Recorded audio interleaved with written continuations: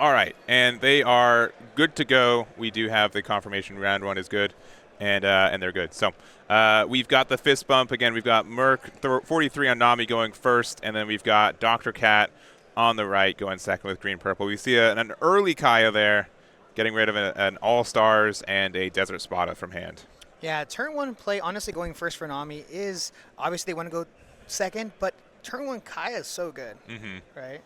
And we see the sugar coming down, being able to rest that Kaya, and that is going to do a ton of work in this matchup. Next time they play a Kaya or any sort of blocker, the immediate rest is very important. Yeah. Yeah, so that helps with the blockers and stuff, showing off to read it. I'm going to bring up the card, too, because I know it's an older one as well.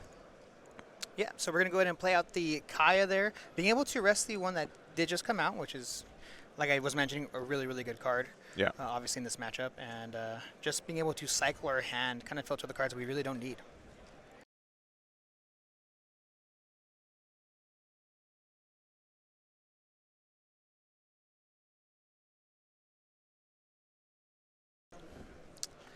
And so it looks like still on... No, I think we just got like one extra Dawn or something. Okay. Yeah. So back down to 2 Dawn. And so what, did we attacked into the sugar, so got rid of it, but you know, that sugar is really good if there's only like one Kaya, so we can attack into it so they can't bounce it back to hand. But yeah, at this point, 2 Kayas is pretty strong. Yeah, 2 Kayas is pretty strong, and I think at this point we possibly might be swinging into Kaya. Yeah, but we can still bounce the one that we played back to hand. The Snake Dance has been, when I first saw it, I thought it was like a bit of an unassuming card for the deck, like just the 4K kind of stuff. Like Overheats existed for a long time, but this card is clearly way better for this deck. Yeah, Snake Dance having the combination in between Marguerite plus Kaya. There's so many different combinations you can do that really gets you a lot of extra mileage with this card in particular. Yeah. And so playing out yet another Kaya that we did see earlier bounce back to our hand, cycling our hand, and really good here. Being able to rest it off that sugar. 5K going into the sugar, and of course it does go down. And then playing out the blocker. Yeah, and you want to kind of sequence like that because sugar could rest the blocker. But the fact that we're able to just get, oh yeah, and that one's still active. But the fact that we are able to play so many cards proactively, right? Sometimes you have matches where you are not able to, you need to keep as much Dawn up as possible. But in this matchup where I think Dofi's going to have a bit of a slow start, making it so you do have ways to use your Dawn and proactively get rid of cards in your deck is going to be pretty tough for our Dofi player.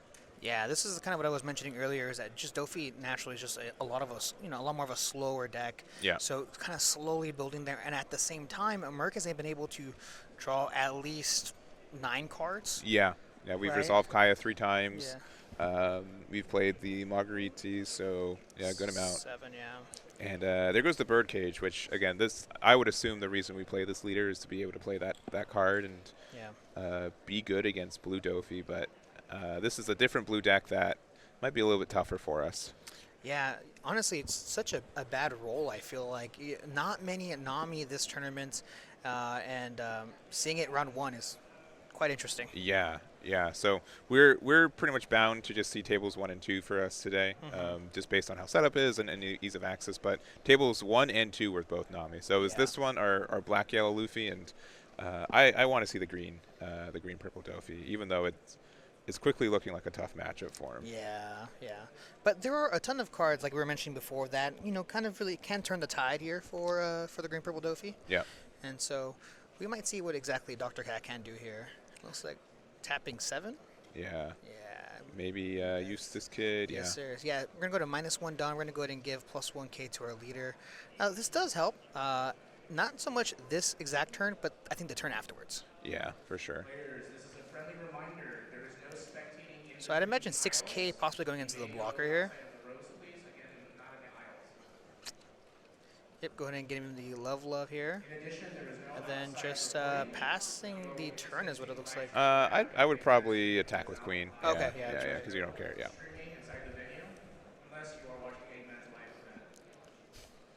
All right.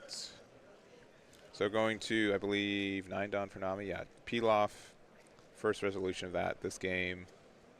Attention, one Now there is a player card that is I've seen green requested purple to round. Dofi run. If you do not have We'll the see if bullet, it comes up. I think it could be pretty impactful. It's called Douglas Bullet.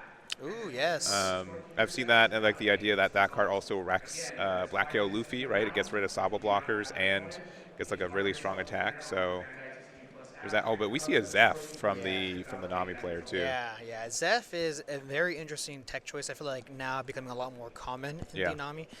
Just putting a little bit of fear in your opponent, saying like, I can attack at any moment, and if it does connect, I believe you mill 7 cards, 6 to 7 cards. Yeah, you mill 7 cards. Yeah, And that is a lot of cards. but you already bounced the Kaya back to hand, so Yeah. I think more Nami players are choosing these more proactive cards. I'd say like a field where there's so much blue Dofi, that's a little bit dangerous to find room for that. So cause I just know, I think we mentioned, I know a lot of Nami players are like, I don't know if this is the format for this deck. I think Dofi's going to be a hard matchup, and likely the most present leader in the field today. And they're right, they're facing Dofi round 1, but again, it's the green-purple one. Yeah. We were able to take a look at Dr. Cat's hand just a little bit from the camera here, and he's got a particular card that is fantastic in this matchup that we did mention before. He does, yeah, I do. Yeah. But we were a little bit aggressive on our Dawn minusing. I think if we knew that we had that card, I wouldn't have used the Eustace Kid last turn. I would have just played it out. Right. But that does help. It's just we have to get there. Yeah. And I feel like at some point you're a little tempted not to even attack. You know? And I do think like Nami is a bit of a skill in that, like knowing what numbers to attack, when to attack. If they pass a turn with so much Dawn up, you just don't attack them unless you Right. have like a real good attack, because then they're going to just use all that Dawn for things like this. This is a Gavel and a 2K and get out of it. And I'm going to guess Merc is probably halfway through their deck by now, right? Yeah. I mean, Merc has definitely gone through a good amount of his deck already. And that's thanks to the Zeph as well, being able to bounce another way to bounce that Kaya, like you mentioned before, and having 4 Dawn active, choosing not to attach or swing with the leader. So. All right, looking at Dawn, we got the full 10. Again, Zeph can be pretty scary, but I assume we have some really good defensive cards. But it looks like we're attaching 5. Yeah, this is 11K swing? I believe it's 11K. So we're going to start with the... it's been so long. That resets a... It resets a character on the board. Yeah. And, quite a few really cards that we haven't really seen in No, some time yeah, now, right? yeah. Dofi was relevant about a year ago, Yeah. and then stopped being relevant pretty soon Right. afterwards. Right, But we ended with the newer EB01 card. It is the off-white, so being able to use that to look for a Doflamingo card is great. Maybe next time we might not swing with Queen, with the idea that we might need that blocker for Zeph. Sure. But I think we're going to be playing 9 Dawn here real quick. Yeah. The issue with Zeph here is that it's a constant threat on the board. At any point, if needed, I can swing. Yeah. So it looks like we're gonna go ahead and swing 8K, possibly into the Zeph here. Yeah. The thing is that it's like easier to defend a 6K versus a 5K. Right. But at the same time, if we were talking about constant threats on the board, another constant threat just hit it. So we do have the Secret Rare Zoro from OP06. That is a generally great way to win in the Nami matchups, and I'd definitely be terrified to see that across the board right now. Yeah, definitely. I think that now the only issue that Dr. Cat might face here is that you're always on the clock. Yes, yeah. You know, there's 2 different clocks going. There's the game clock, Yeah, yes, and then yeah. there's the Nami clock. And currently, Merc is at least halfway through his deck, like you mentioned before, seeing another Kaya playing that out, and that's huge. And even with the Zoro, can I mill myself out faster than you can actually defeat me? Right? Yeah. And we're using a lot of Dawn here. I'm guessing we might just try to do like a 7K attack with Zeph. At this point, I might just like leave the Dawn open, but we're going to be aggressive with it. We're going to attack 7 into our 6K leader. Yeah, 7 going to 6, very easy. And honestly, it gives a reason for Dr. Cat to use some of these cards that he has that honestly is just kind of dead in his hand. Yeah, I will say like we are allowed to be aggressive without being as fearful of not being defensive, right? We do still get that 2 Dawn a lot of the time, and so that does help. And it looks like we're going to 2K, 1K, and pass it right back. So Right, yeah. now here's the big scary turn. we've got Zoro, we've got 10 Dawn, and just a 5K leader on the other side. Now they do have, I believe, what, 5 Dawn open? Yes, 5 Dawn open. 5 Dawn is quite a lot. I like to count of it like every 2 Dawn is 4K counter, right? Yeah. So obviously Zoro can swing very, very big here. Yeah. Question is, are we at all entertaining the Zeph? Are we going for the Zeph at all? He is tempting, right? He does have quite the target on his back. I mean, we have a blocker though, right? Like if it's the idea that our queen's gonna be there, they're not gonna be able to interact with it very easily. Even if we did defensively, right? But yeah, it looks like we're gonna go 11, which I think is a good number for this. Start off, 11 at the leader. Being able to restand itself is fantastic, and it does connect, of course. Yep. And we see a trigger, possibly. Maybe. Possibly. Yeah. So this could be a copy of like maybe Deathwink or our Snake Dance. Oh, Dragon Twister. We haven't seen Interesting. that card in a very long time. That is an old card for this Being deck. able to bounce the Kaya is huge here. Yeah. And yet we see another 11K swing going into life, which we are going to go ahead and play the Snake Dance, bouncing the other Kaya back to our hand. Of course, that's 4K counter, so we do need another 4K as well. And it looks like we're going to go ahead and that's 11 here. And then there's 2 more to get out of that. And we're going to go ahead and actually just rearrange our top 3 and then choosing a top of the bottom.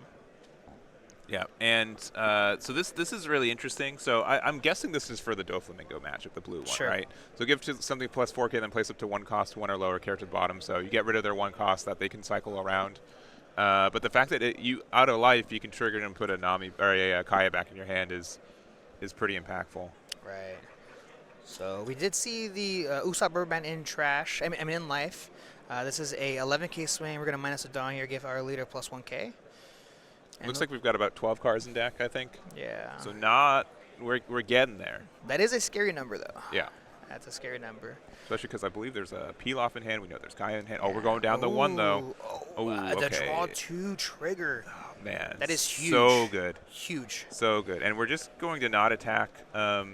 I think we could have attacked, what, like a 7, 7, and then still keep 2 Dawn open with leader. But right. with that Zeph, I respect keeping the queen blocker active. Yeah. So starts with the Kaya. And you saw the second. We saw another Kaya going Yeah, to we hand. sure did. That is huge. There's Pilaf in hand, too, I believe. Yeah, we're going to go ahead and see. Go ahead and trash those 2 out of hand. And yet we see another Kaya drawing 2. And we see the All-Stars, which is a fantastic and easy pitch out of hand. Yeah. And looks like we have like 5 cards left in deck. Yeah. And Looks like we have like 3 cards left in deck. Yeah, looking like 3 3 cards left in deck now. And honestly, we can't just keep the counter, but we have another Kaya. Oh, okay. Yeah, Yeah, we got like 1 card left in deck. Yeah. Yeah, and all we really need is some sort of trigger that will. I think we have smoke. I mean, we're passing off. We know from this point. All we need is 1 event card that lets us draw 1 card, right? Yeah. And I think it's unfortunate because we were delayed on playing that Zoro turn because we already used the Dawn -1 of the Eustace Kid. Yeah, that's true. That was huge. If we didn't do that, I think being able to play Zoro turn earlier would have been a big play. But there's the rubber band getting the last one off, and there we go. Yeah. Technically, and we had another draw too in our life. Oh no! Brutal. Yeah, you hate to see it if you're Dr. Cap, but big congratulations to Merc43 making it out with Nami round 1. A very not typical matchup, right? Yeah, definitely not something. And even so, like different builds than what I'm used to for both. Obviously, I'm a little bit more accustomed to Nami currently, but there's some cool tech cards from there. Yeah. And then I'm sure Dr. Cat's going to have some better matchups. This is not a matchup I would expect from him to see round 1. Right. And definitely just a little bit unfortunate on that side. Yeah, so. definitely. Or should I say 11 cost Jack? So yeah, it's a big deal for sure. Yeah, I think that's definitely one of the more impactful cards from the star decks that we get for this matchup in general. I don't think generally Rob Lucci didn't really get anything for it. Maybe like Hina, but like generally I don't think their deck's changing with any of the new cards specifically, but maybe the builds with what they expect to meta to look like, right? And you know what's really great about Bonney is that it's one of those other decks that you can kind of build it any way you want. Mm-hmm. You know, a lot of people choose to play the Supernova build, straight Supernova, and other people like to play the Don Quixote family Searcher as well. So we're going to go ahead and see exactly which version Kuma is playing today. And if you had a preference on one of those two, which one would you say, Supernova or the mix of the both? I've been liking. I play bad builds. I fully admit, right? I mean, what's new? But what I've been liking is I think 8-drop Dofi or Rosinante has been really good. Sure. The fact that it can play Carrot now as well, like just the fact that the amount of 5 drops we can play is fantastic. And specifically in this matchup where you could play like the 5-cost Supernova Luffy, and then it can protect the other thing. So if I was to lean in one, I think like you could definitely build this deck to really kind of turbo out off the 8-drop Rosinante and really get a wide board. Sure. That can maybe like equal. Just make it hard for them to play a Moria or something. So. Right. But most people I've been seeing have been playing the double package. But I think more than not, people are leaning towards Dofi of the two if they choose. Yeah. I mean, just having another searchable 2K as well as finding the 10 cost, as well as the 8 cost Rosinante like you mentioned earlier, I think is really important. Yeah. So, and I think another really, really big card, more important than the rest, is actually 2 cost Rosinante. Yeah. Finding that card when you need it is extremely crucial, especially when you drop the 8 cost kid. And it looks like they're getting started here as well. We've got to get a reverse mirror on our left player. We got a lefty Lucci. Yeah. We want to make sure that we keep the area clean and it isn't a mess before we're done with the event. All right, and just setting up, and they're doing some quick announcements for the round. But yeah, we'll see who goes first. I think going second for Bonney really helps the matchup a lot. Yeah. And it makes it winnable. And if Lucci goes second, it's really uphill out the gate. Yeah. You have 30 minutes. You may begin. All right, let me adapt the camera or the thing. It is a 30-minute round. Yeah. So this is the start of the game here. And we're going to see who goes first, and it's actually Rob Lucci. That's huge. But honestly, to be frank, Rob Lucci going first isn't that terrible. We have 7 cost. We have the 7 cost character. Yeah, Jack. Jack, Yep. fantastic card. So You're seeing testing that, me. Seeing that on curve, is huge. Yeah.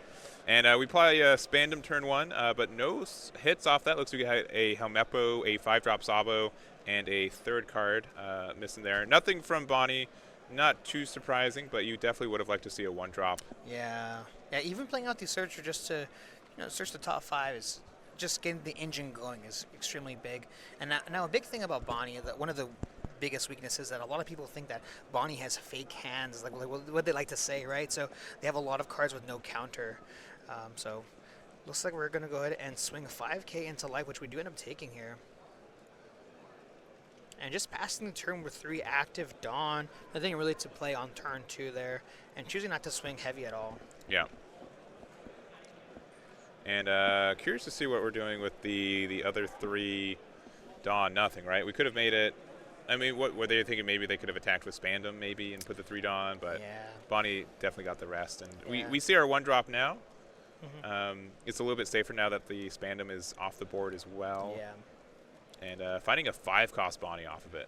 Yeah, very interesting enough, that's a card that a lot of people are cutting from their list. I feel less and less people playing that card. Sometimes it's a 1 of, maybe even a 2 of, but seeing it is honestly quite surprising. And then playing the 2nd Bonney, I think, is extremely safe as well. Yeah. They can really only get rid of 1 unless they commit to a 4-cost Lucci play or something of that sort. So.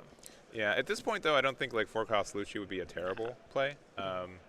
Generally, you have now bigger bodies to remove your higher cost cards, so I wouldn't be too surprised if that came down next turn. Yeah. Honestly, I also wouldn't be surprised either if we saw a 5-cost Kaku. Yeah. That's a card that a lot of people are kind of starting to lean toward because of the Dofi match. Being able to remove a 3-cost character is huge. Yeah. All right, cost -1. Looks like we got rid of a 0-cost and a Moria. Attacking into life, we might see that Lucci that we were talking about earlier here. And yes, playing a Lucci here to go ahead and KO both of these Bonnies. Yeah, so unfortunate there. You do have to get 3 cards out of your trash, which is a little expensive at times, but there it is. Yeah. Yeah, going for the 2-for-1 special there. And just passing the turn. We're at 6 Dawn now. We did mention Bonney does love to go second, so very beneficial for Kuma here. All right, so we can play a Basil wouldn't be terrible for us, though we wouldn't be able to have a Dawn open for a leader effect. Cavendish is generally an okay card here too, but that gets removed a little bit easier in this matchup. We know we have Bonney, which would prevent them from playing Jack next turn, which might be good. Sure. Yeah. Yeah. Bonney play wouldn't be terrible. I do like that. Unfortunately with the Hawkins here, Yeah. I do like it, but all we really need to do is swing with Our board, right? our board, right? Which is only currently one character. Yeah, but we wouldn't be able to get the reduction we'd need with 7 Dawn, right?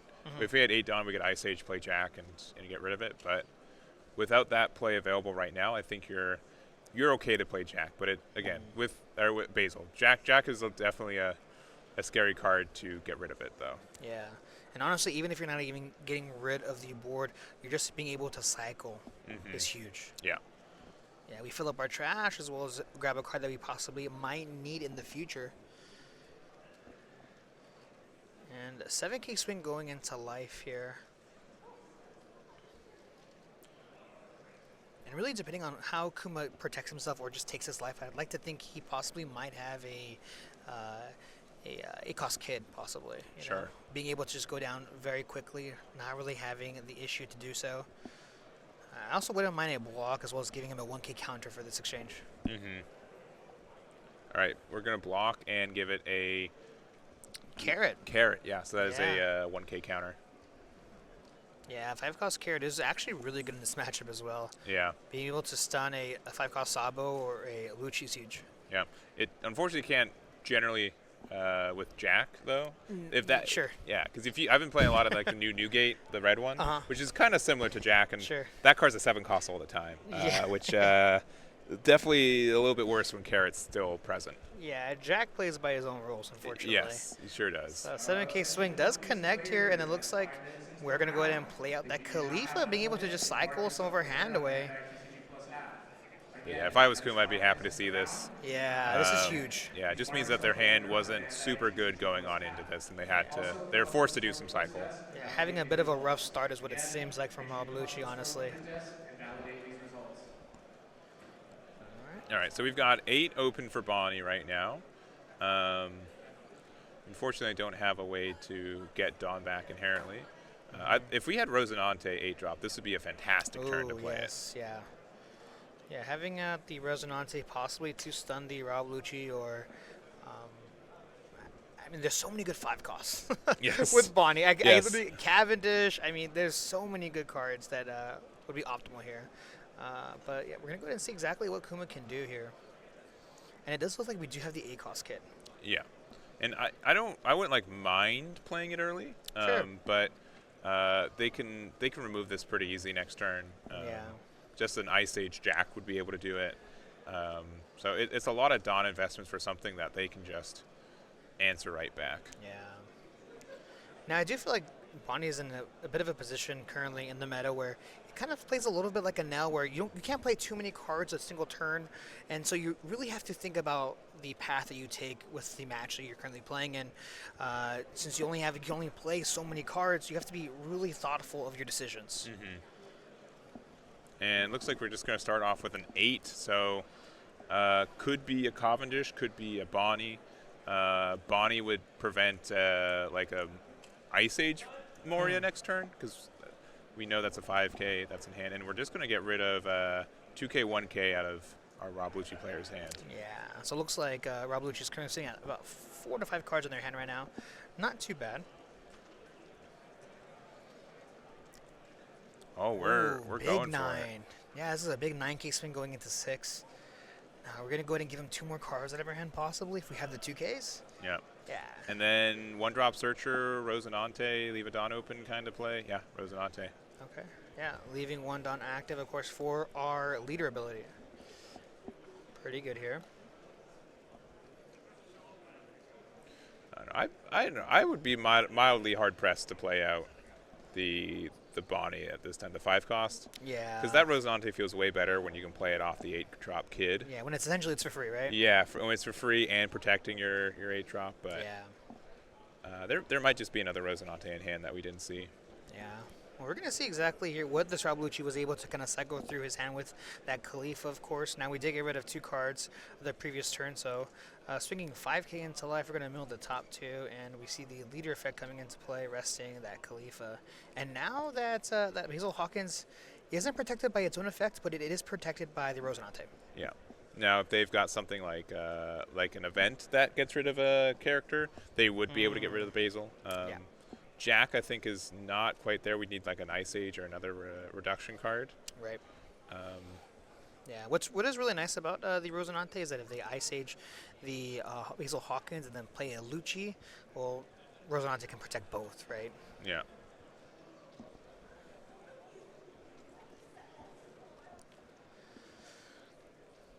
Yeah, thinking about this. Yeah, this Basil is very protected though. Like you'd have to try to KO it like 3 different times. Yeah. And swinging base 5k is honestly pretty telling here. And we see the Kaku, like I did mention before, really good card here. We're gonna have to bottom deck, I believe, 2 cards from our trash. Yeah, and Kaku's an older card for the archetype. Came out in OP03. Wasn't really seeing a lot of play up until the set, but the fact that it's able to get rid of a 3 cost, which means you get rid of a 4 cost when you're playing against Doflamingo, that can be really helpful for that matchup. You're right, yeah. It would definitely be huge. You swing 5k into lead, you pop really essentially any character on the board with Kaku. Yeah. So, but seeing a little bit of play here in this Bonney matchup as well. Yeah. And Rebecca, did you see what was added from the Rebecca? I did not. It was I was too busy talking about my boy Kaku. I couldn't. Yeah. Yeah, I would assume either a 2K or perhaps like if there was a Jack in there. Jack would be, I think, a mildly good add because it's a 7 cost in trash, so it can get picked up by Rebecca. Yeah, I think it was actually possibly a Sabo. Okay, Sabo's a good pick. Sabo's too, good. Yeah. Sabo is good. Yeah. Something playing against Bonney, which is always so frightening, is the hand size. Yeah. Bonnie's hand size is always...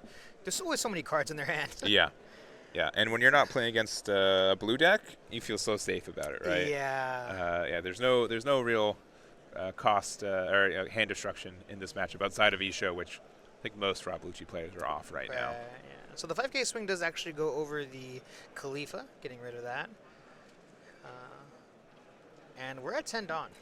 Yeah, now, 10 is a lot. 10 is a lot.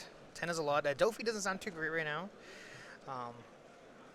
But Shanks. Oh, Shanks. Shanks is good. Unfortunately, not being able to KO anything. Yeah, I'm curious why we did it that sequencing. Yeah. Maybe, and honestly, like, why not just attack with Basil at this point too, right? Like, what are you so afraid of? Possibly going down to 0? Yeah. Well, actually, no, because then we'd have protection from our leader still. Yeah, right. Like we could go down to Yeah. 1, but like if we needed to, but I mean, it's very possible that Kuma had a plan and then eventually was like, you know what, this probably isn't the best. sure. I need to kind of pivot more towards Shanks. Let's play a big body. And even though they have a crazy amount of reduction that Lucci does have, he has to work a little harder for it, right? Sorry, I couldn't hear you. He's reduced it by 6. What do you say? Do you say something? And drew 2 cards in the drew 2 process, cards, right? Yeah. No. Yeah, and cycled cards. Yeah. It's probably fine. Yeah. This is fine. This is fine. It cost him 2 Dawn. All right. It wasn't for free. That's true. That is true. 2 Dawn can be a lot of Dawn. Yeah. So we're gonna go ahead and see exactly. Might see a wow. We just do not like playing our high cost cards. Okay, we're gonna go ahead and rest the Kaku is what it looks like. Prevent another attack coming through, and then this is a 9k swing. We could block save with Basil, but I think we just take it. I mean, at this point, I'd be mildly safe to play out my useless kid if we have it. So we'll see. Okay, block. Okay. 0 cost. Yep. 0 cost. Yeah, with another 0 cost. Wow. And that's always a little frightening too, getting rid of 2 0 costs. But seeing the Rob Lucci come down to KO the Shanks is good. Yeah. Obviously establishing another 6k body on the board. And now 10 cost Dofu, if we have it, doesn't seem that terrible. Unfortunately, not having a Dawn active, not having an Arouge or possibly a Cavendish on the board is pretty big. Yeah, that's what I find pretty tricky in this matchup occasionally is that Bonney just has a really hard time leaving Dawn open at the end of turns compared to other matchups with your Rouge or Cavendish can stay around a little bit longer. This matchup, they just say hi momentarily and then leave. Right, yeah. Yeah, hopefully we have, I believe we have an ACOS kit in our hand. Hopefully we have the Rosinante to go along with it. That would be pretty big here, especially with another blocker like Basil Hawkins on the board. Yeah. But we see a couple, it looks like we see 2 5-cost Bonnies in our hand possibly. So starting things off with the 5K swing, going into life. It does connect here, dropping down to 3. Yeah, we have such a high life total, we're not super afraid. There is the 10-cost Dofi, so we are able to get the stun on both the leader and the Kaku, and we're going to pass back. Right, yeah. Now this is pretty big if we want to swing with our Lucci. Of course, we have to make it into a 7K. If not, it's just a free block with Basil Hawkins. Yeah. So I do like him standing it still straight. Yeah, and the fact that, I mean, we saw 2 Tempest Kicks be used last turn, right? So Dofi is likely going to stay around this time, but we could, I don't know. There's so much removal potential for Rob Lucci still. Yeah, I mean, we haven't seen an Ice Age just yet. No, and it looks like we're going to start with a 7K, so we're going to block and 1K, likely. Giving him another carrot, actually. So tapping 1 Dawn to see that Ice Age currently sitting at a 5-cost character, unable to swing into life with Lucci, giving another -1, but we do see the 8-cost Gecko Mora here.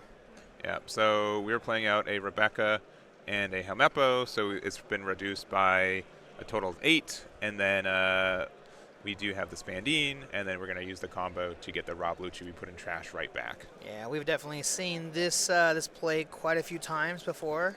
Yeah, definitely, I think the strongest consistent play that we've seen of Moria, 8-drop in this format right now. Yeah. Very difficult to interact with, and you know, you can still do it on an empty board, but even if you're at a full board, you generally do not care for it. So, yeah, we got a bottom deck 3. There they are. Yeah. Now, I will feel pretty safe dropping the 8-cost kit at this moment. I mean, we've gotten rid of an Ice Age. We've gotten rid of a Gecko Moria. Yeah. 2, you know. It's likely getting there, right? The issue is that, man, Ken has such a good board, right? 2 Rebeccas, 2 6Ks, a 9K. There's a lot going on over there. Yeah, it is. I mean, this is just Rob Lucci, right? This is exactly what Rob Lucci does. This is nothing new. We haven't seen any sort of, special tech come out to, this is just the playbook. It is. It really is. And, I mean, if we had, like, another 10-drop Dofi, I wouldn't dislike it, but it looks like we're searching with Baby 5. Yeah. What would we be looking for? Another 10-drop. Okay. That's not too bad for next turn. Right. Now, we are facing 2 6K bodies as well as a 9K on the board. Yeah. And we only have 8 Dawns, so this is getting a little scary here. Yeah, it's definitely getting a little spooky. Yeah. 7 at sure Kaku, since that one's harder to recur. Yeah. It's an easy Rebecca block. Yeah, choosing not to dump a 2K out of our hand. I mean, we need more room on that board. The second the Gecko is going to go nuts. You know, when we have to think about guys, we need more room on the board. You can take a Rebecca, but that's fine. Yes. We're at an interesting position here.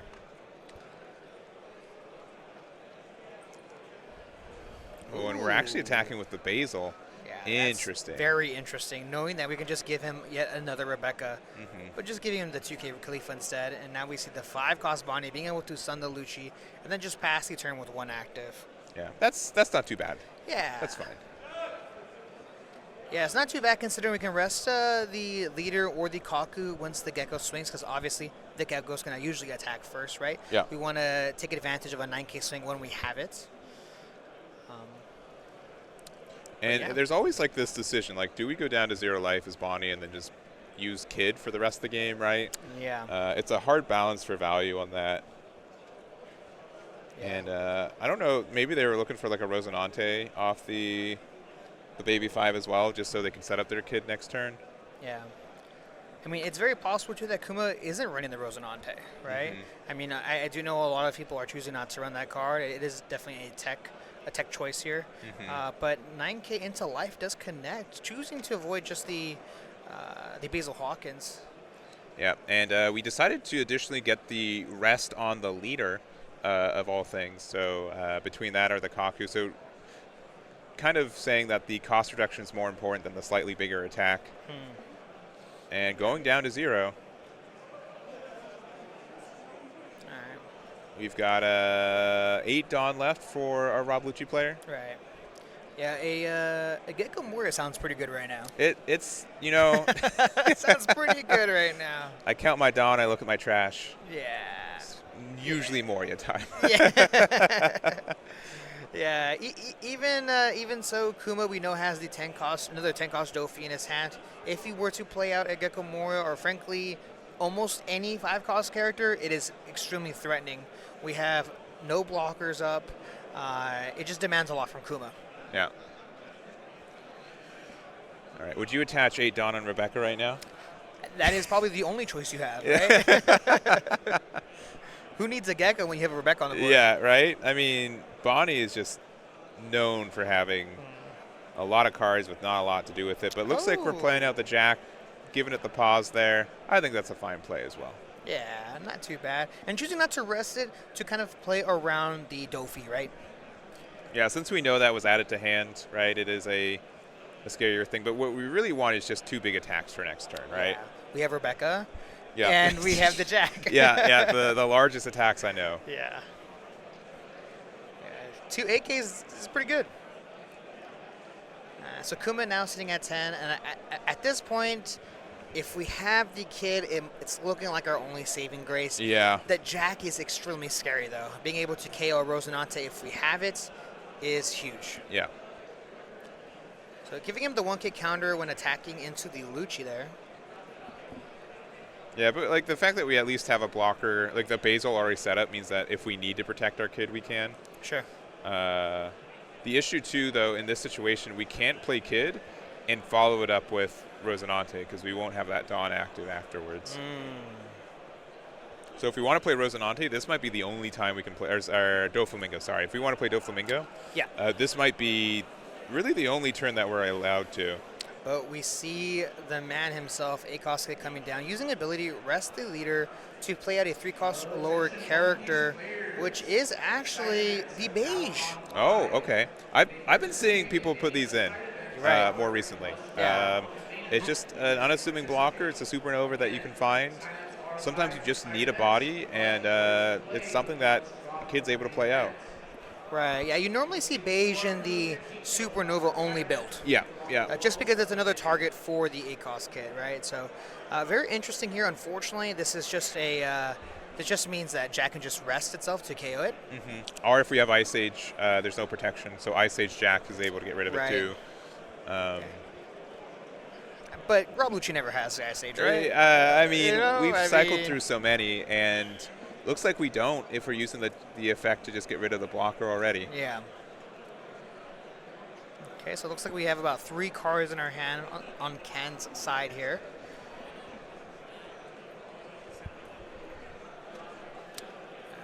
All right, Big 10. Big 10.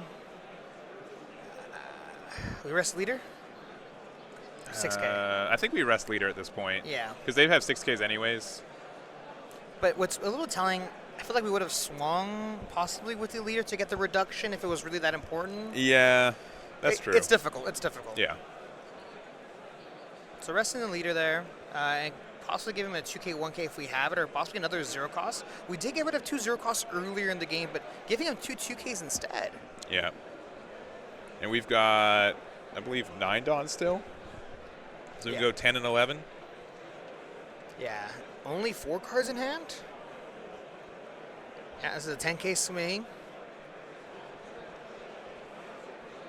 Ooh. All right. Yeah, and then this Big 11. 11K. Do we have it? I don't think we do. Oh, we don't have it.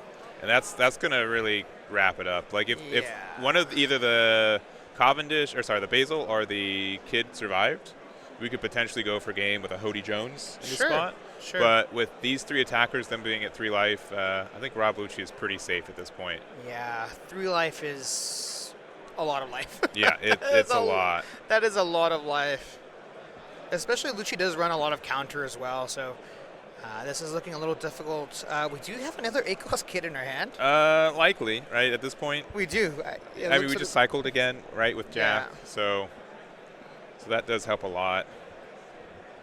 Yeah, I can't think of a way we'd be able to get out of this at this point. Yeah. We need to be able to rush and also prevent the Rebecca. I mean, we could play out a 10 cost of the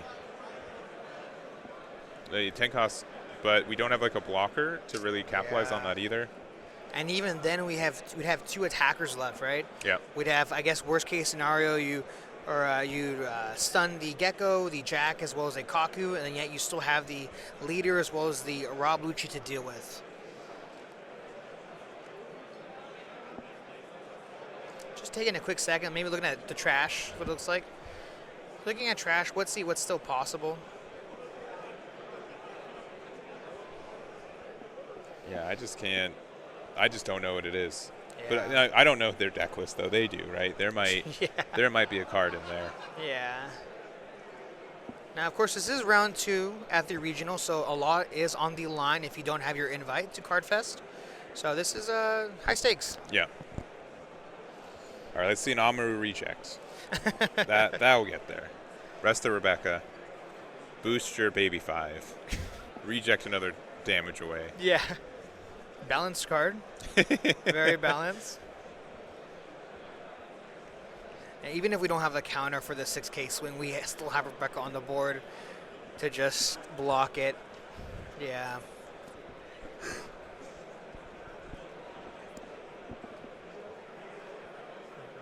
Now, do you think there was any point in this match where Kuma wishes he would have seen something in particular? It seems, based off us having like partial hand knowledge, it seemed like there might have been like an earlier turn where they could have played 8-drop, or I would have liked to see Bonney hit the board a little earlier, the 5 cost, and stun a Dawn to prevent like a really good 8-drop play. And like the Shanks play was like a little bit awkward. Like if the body stayed on board, it was fantastic, but Lucci continually having the removal for that really dictated this matchup. Yeah. So we've got another Basil. We're going to rest the Jack. Big 10K going in, get the block. Yeah, 16 or 19? No, 19, 15K. Yeah, 15K. 15K. And that seals it. That seals it. So that's it for this round. We have Rob Lucci beating Bonney, which I think is expected based on the matchups, but I do still think it's like not unwinnable for Bonney either. No, I definitely don't think so. I definitely think a lot of it is kind of the cards that you're able to see, as well as some of the tech choices. Like you mentioned before, we have cards like Acos Resonante to help, and particularly with this matchup. Yeah. That would have been extremely huge. I know there was an 8-Dawn turn that was a little weird at some points, a little awkward. So yeah, definitely could have gone either way. All right, so this is a definitely a newer leader on the scene in the sense that Smoker did get some starter deck support as well, and it's been one of my favorite leaders into here. And then on the other side, a leader that I think I incorrectly didn't think was going to be super relevant this week, and I think I'm going to be pretty wrong about that. Yeah. I think Enel right now currently sits at a really great position in this meta. I guess. Yeah, I mean. It's really good right now. I think the thing you're probably most scared of is probably playing a Nami, which going into this event, we probably didn't think we were going to see too many. I didn't, but going into the event. We were quickly wrong on round 1 on that assumption too. Yeah. So, but Smoker is one of the first black leaders in this game, and it kind of shows its age a little bit, but it has this effect of Dawn ×1. Activate main once per turn. You get to choose up to one of your opponent's cards, and it gets -1 cost. And then also, if they have a cost 0, then you're able to get a +1K. So it's like Katakuri, where you can become a 7K leader offensively, but it's a little bit tricky to get there consistently. But the new starter deck that came out last week definitely has helped a lot of consistency for this deck, and given it new cards like the new Tashigi. Yeah, I think Smoker is probably a deck that a lot of people at the very beginning didn't think would be too hot, but actually a lot more people are kind of gravitating toward this leader. And honestly, just the ability of giving a -1 with 1 Dawn attached to it whenever you want, whether or not you get the plus extra 1K, is a whole different thing, right? Yeah. So And I did have like a little community tournament running up to this, right? 64 players, and Smoker ended up going 6-0 in that one in particular. So it's definitely one that's been on my radar. I would be really tempted to play it in this event too. I think there is a percentage of like people just not recognizing the extent of what this deck can do as much right now. You get a little bit of the new deck, the unfamiliarity on the other side, and I think it does have like a better matchup into like black yellow compared to like what Rob Lucci does. correct, yeah. Yeah, Tashigi is extremely powerful in that matchup. Being able to just move a card to your trash, to your opponent's trash, is really huge, right? Yeah, and not I needing think to KO. yes, and I think Isho is more common in Smoker decks too, which is really good for the black yellow matchup too. And but we've got the Enel matchup though, conversely. So what are your thoughts on this matchup in particular though? I think essentially with this matchup, I think anything that Enel's going to be able to put on the board Here, is one going to second. be able to KO. If you wish to participate, please make sure you have your ID ready, your Bandai ID ready for registration. Again, all participants in the side events, please make sure you have your Bandai ID ready for registration. Just making sure that the life is actually organized correctly. Now, obviously, that is huge, of course, in any matchup, especially one with such big stakes, especially for table one, right? So just go ahead and get that fixed. Eggman coming into the rescue there. We love to see it. But yeah, I think with this matchup in particular, Enel being able to play out one body a turn and Smoker being able to just kind of KO essentially anything. The issue with Smoker compared to Lucci is that Lucci's able to remove two bodies a turn. That's something it's really well known for. And Smoker, unfortunately, is unable to do that. But in this matchup, being able to remove one body a turn is actually kind of good enough. Yeah, yeah, and I something. I did have to step away just to make sure that the setup was correct. But one thing that I think Lucci runs more often, Smoker doesn't, is the 8-cost Jack, right? Yeah. Or 7-cost Jack, 8K, which outside of Raigo, you don't really have a good removal option for that NL. You can't use Katakuri to get rid of it. And we see the Neko. Yeah, this is actually a card that you don't really see too often in most Enel lists, just because that card is usually quite aggressive, and Enel is usually very defensive, right? Yeah, yeah. And so I could see like the reasoning for a more aggressive card, being able to get cards out of life for free, 3 or less life is nice. The fact that this can attack active cards with 2 Dawn underneath it is not too bad of a cost, but we're going to be able to get some really good value here. Yeah, dropping the Hina to give minus the total amount of cost, right? -5 cost, and then playing out the Brook to just go ahead and KO it is really good. Oh, swinging into life. It's a 5K swing going into life here, really good. On top of the fact that Smoker was able to get, I believe, the +1K if he did activate that ability. Yes, which we did do that as well. So. And it doesn't check if it's currently on the board when attacking. It's just when you activate the card. Correct, yeah. So you're able to kind of KO something as long as you did it when activate main. That did happen, and you still get the +1K. Yeah. Yeah, that's huge. And so the Hina as well has been kind of an oldie but a goodie. It's kind of rotated out of the foundation of like Lucci decks don't run this card. Like Moria would sometimes play it, but that leader hasn't been played as much anymore.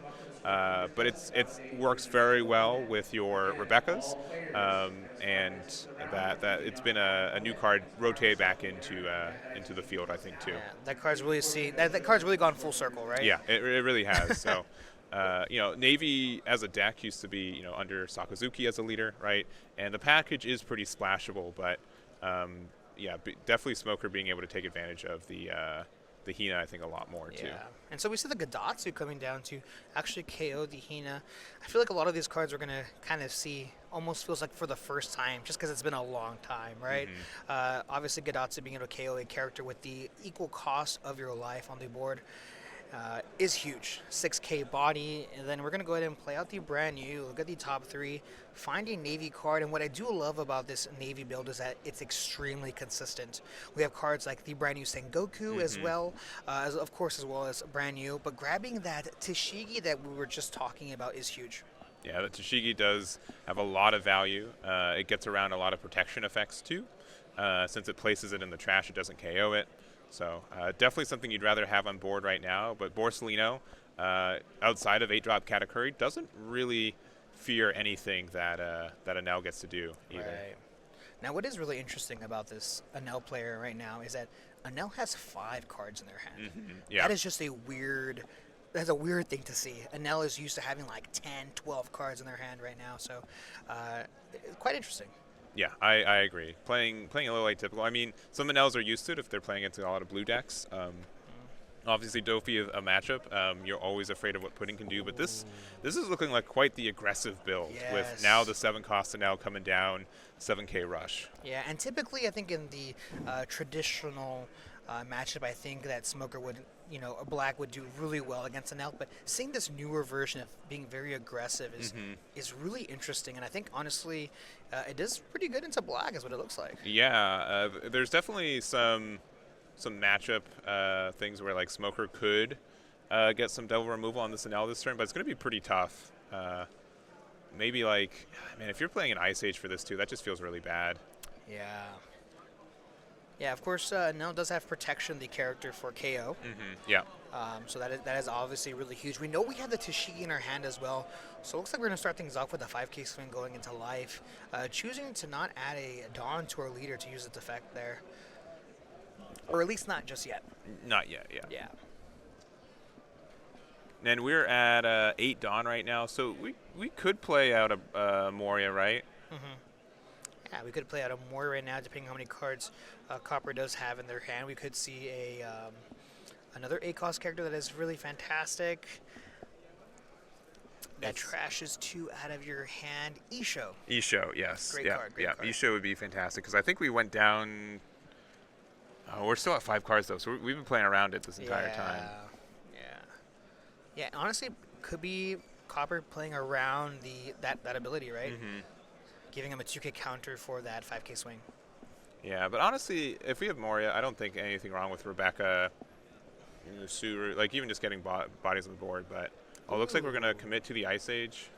Yeah, it looks like we're going to reduce possibly the 7 cost now to go ahead and play out the Gecko Moria, and it looks like it's going to go ahead and be that Gedatsu. Yeah. So Rebecca, you could play Suru if you want like the additional minus, but sure, why not? Why not? And then actually, you might want to do this to put brand new into your trash instead of the Suru, so you can cycle back the brand new a little bit later. Right. Yep. Grabbing the Rook off of the trash, being able to play it off to KO the Gedatsu is so much value. It's a lot of value, yeah. Yeah, and then just passing the turn, we have our Borsalino that is still active, and that card is essentially unremovable in this matchup. Yeah. Other than 1 card. Yeah, Katakuri, which again, if you're doing 8-drop Katakuri to get rid of my Borsalino, I'll be okay with that. Yeah, you got him. He's gone. I'll let you do it. Yeah, and we do see it actually in our hand as well. Yeah, but it's even that Moria is sitting right there too, right? I mean, Borsalino, Yeah, I definitely agree with you. But we have a couple options, right? So. Yeah. And Enel's definitely a deck like you do have to have the matchup knowledge, right? Sure. There's some like tricky +1s that aren't always like super that aren't super cognizant at the beginning, right? Seeing like, oh, if I leave them at 1, then they can heal and get some advantage. So, but if they're at 2 life, they're technically at 3 life, which feels just so tough to do all in 1 turn. Yeah, so playing out the Yamato to actually KO the Rebecca. Now, it does KO a character on the board with the equal amounts of life to cost. Yeah, so we have 3 life and 2 life, so a 5 or less. Yeah. Obviously, Borsalino is protected, and then attacking 6 into the Brook, and likely taking the 7 to the Noggin. Yeah. Yeah, Wasa's already dropping down to 2 life, and just passing the turn. And the board is quite frightening, honestly. Seeing a 9-cost Yamato as well as a 7-cost Enel that is essentially irremovable. And we get kind of to the state now where we both just try to play the biggest bodies that we can. I don't think, I mean, I wouldn't be upset about just attacking 9 into the Enel and see what happens. Sure. I doubt we can play a Jack. I mean, Jack? I guess Jack and Ice Age can get rid of the Yamato, right? Right. With leader effect as well. Yeah. All right. Well, perhaps I'm right. Yeah. Yeah, Ice Age onto the Yamato. Seeing that Tashigi, actually. Oh, Tashigi as Yeah, well, yes, which fantastic card. we knew was there too. Yeah, a 5-cost character, giving a -4 onto the Yamato, attaching a 1 Dawn to our leader.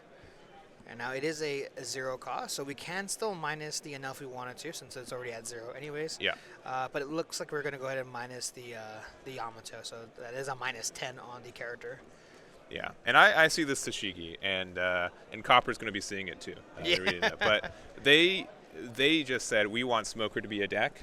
Yeah. Have this card. Yep. It's a 5/6. It's a 1K. Yeah. It's got removal. It makes your leader a 7K. Like Yeah. it does everything. On top of the fact that it's activate main, which is the move to trash. Yep. Right. Yep.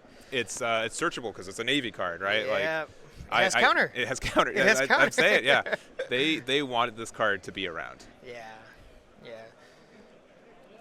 I think a big thing that people have been really talking about is let's make a couple of the other black decks a lot more relevant in this meta, not just Lucci. And Tashigi is, gives some power to Smoker. Yeah, it does. So it's definitely something that can help like the black-yellow matchup. The fact that you can like Ice Age Tashigi a Gecko Mori away, even if it's protected by Sabo, is really big. yeah. And it looks like we're doing 9K into the 7-cost Enel, so they can either try to counter it, they could let it go, they could try to save it, but knowing that the Smoker attack's going in is good, and it looks like 5K swing. Yeah, so we could go 5 here, and then 5 with Borsalino, maybe? Yeah. See, it's really interesting because normally you don't really want to do this, just because once we swing with our leader. If it connects, we get a free cycle. That's usually, the consensus of it. But 7K swing going into life, it does connect here. And I don't see maybe a 10-cost ace.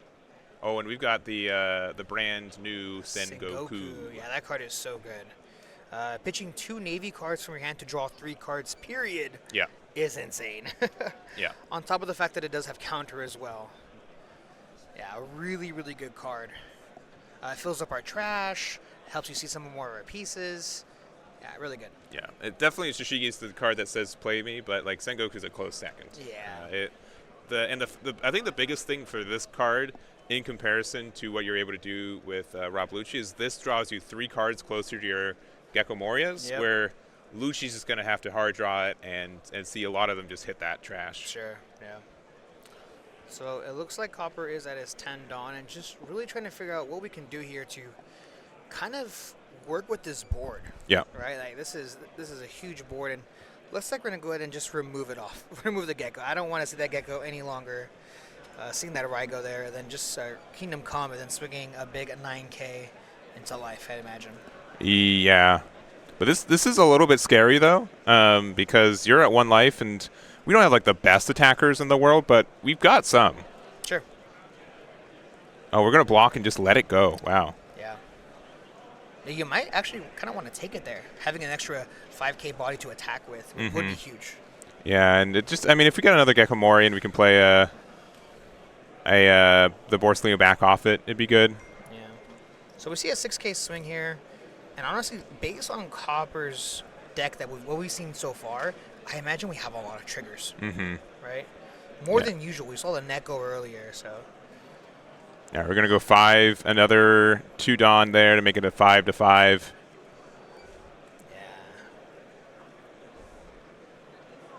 Yeah.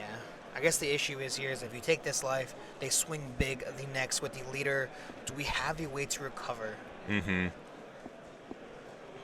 Yeah, and this is kind of how you have to play, and you have to make them just face these like really awkward number swings where you still have to demand a card out of their hand once or twice every turn, and if you're able to do that and set up your own board at the same time, it's they get a lot of value. But I am so surprised they let the Borsalino go.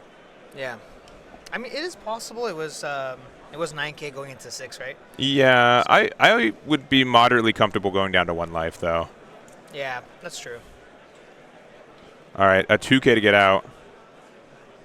Oh, 5K. Oh, 5. Okay. And do we have a trigger? No. No. So we're going to recover 1. Of course, this is the leader ability. We're going to pitch 1 card. Oh, I think it's a 0-cost event. And they decided just to not use the extra for it. Oh. Okay, and this is okay. I don't want to say a mistake, but what I will say, ironically, it's not a mistake because you got the 0 cost out of their last life when it didn't matter. If you can't do that 1 extra damage, don't give the Enel player the free cycle. Yeah. I would say that Enel was not very popular for the last 2 or 3 months. Sure. If compared to where it was in like OP05, OP06, and so some people have are playing against Enel for kind of the first wave for it. Do not give them that free cycle if you don't have to. Right. That can be pretty. That can be really telling. Now, I would say though, is it ever bad to play Gecko Moria?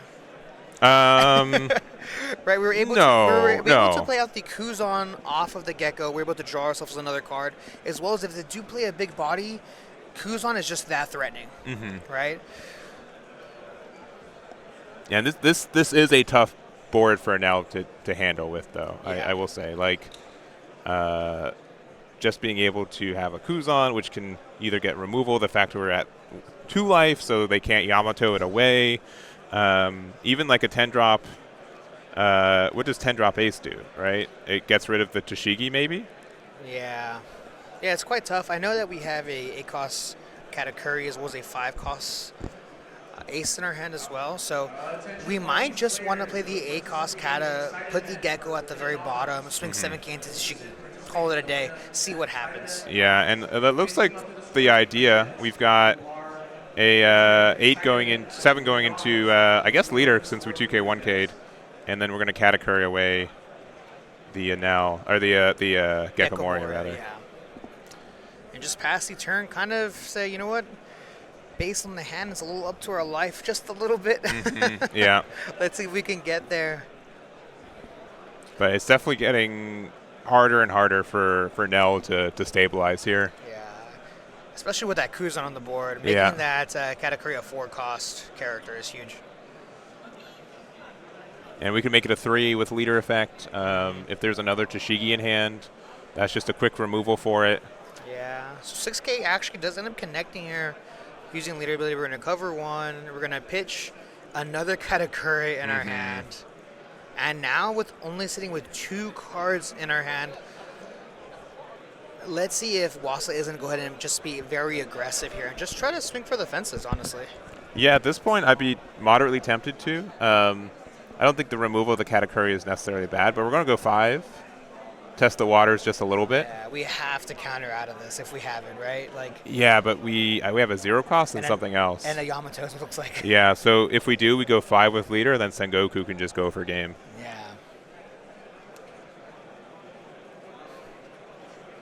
I think at this point we just take our life, see what it is. Oh, it is a 0 cost wow, event. Sure it is. A 0 cost event card. That's insane. Okay, so we're going to use its ability here. We're going to activate trigger, recover 1 and pitch 1 card from my hand, which is going to be that Yamato.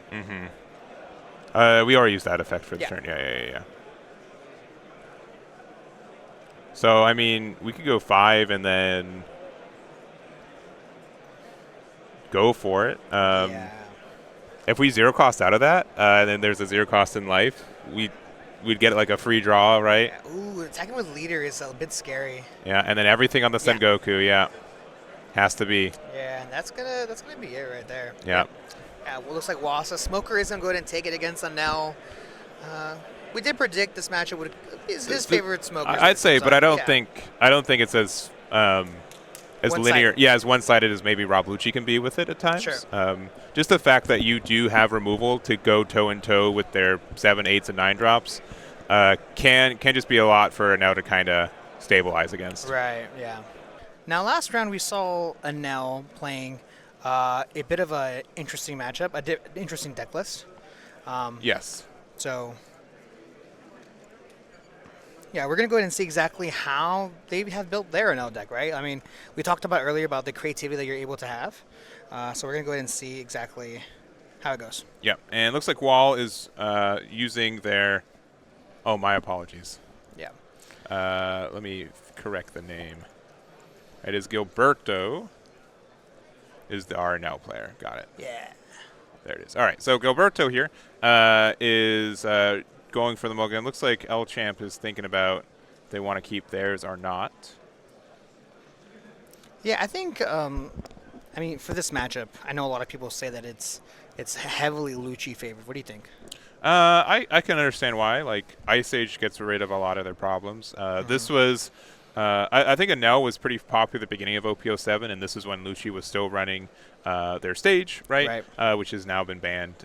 But in my mind, like, oh, maybe that means that it's a little bit trickier to get rid of these cards from Enel. Did we put down 4 life or 5? Oh, there's 5. Okay. Yeah. For a second, the life 2 and 3 were Blends a little bit with the lighting, right? I saw Enel on the screen. Okay, that's the 4 life one.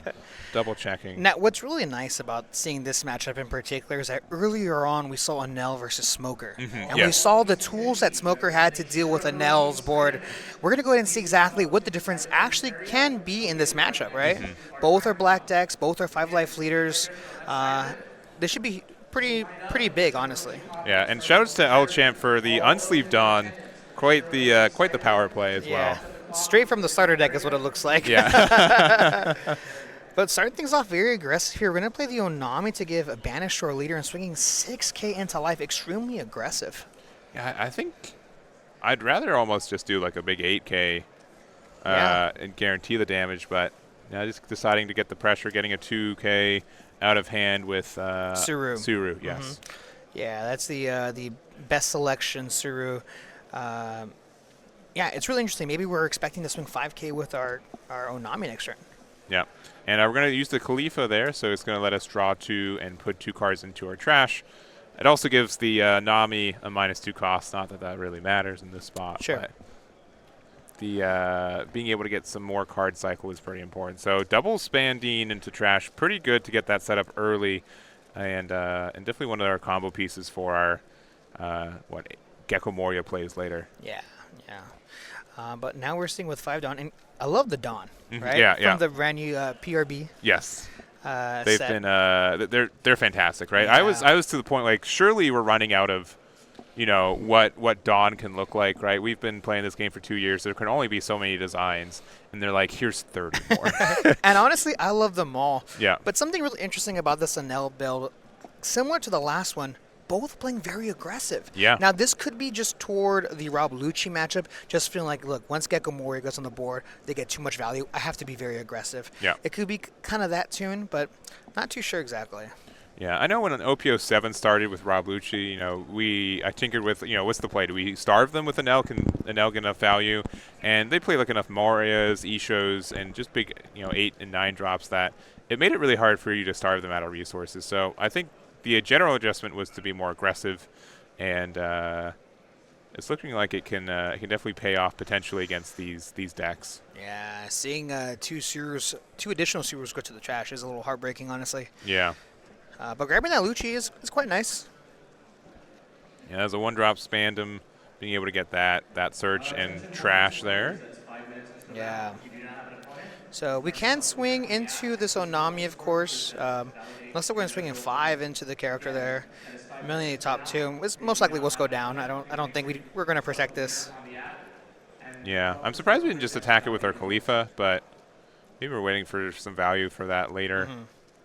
And then 5 Dawn left open. Yeah, it looks like Champ's actually playing on probably starving Enel is what it looks like. Yeah, perhaps. Yeah. Maybe playing out a Sabo here.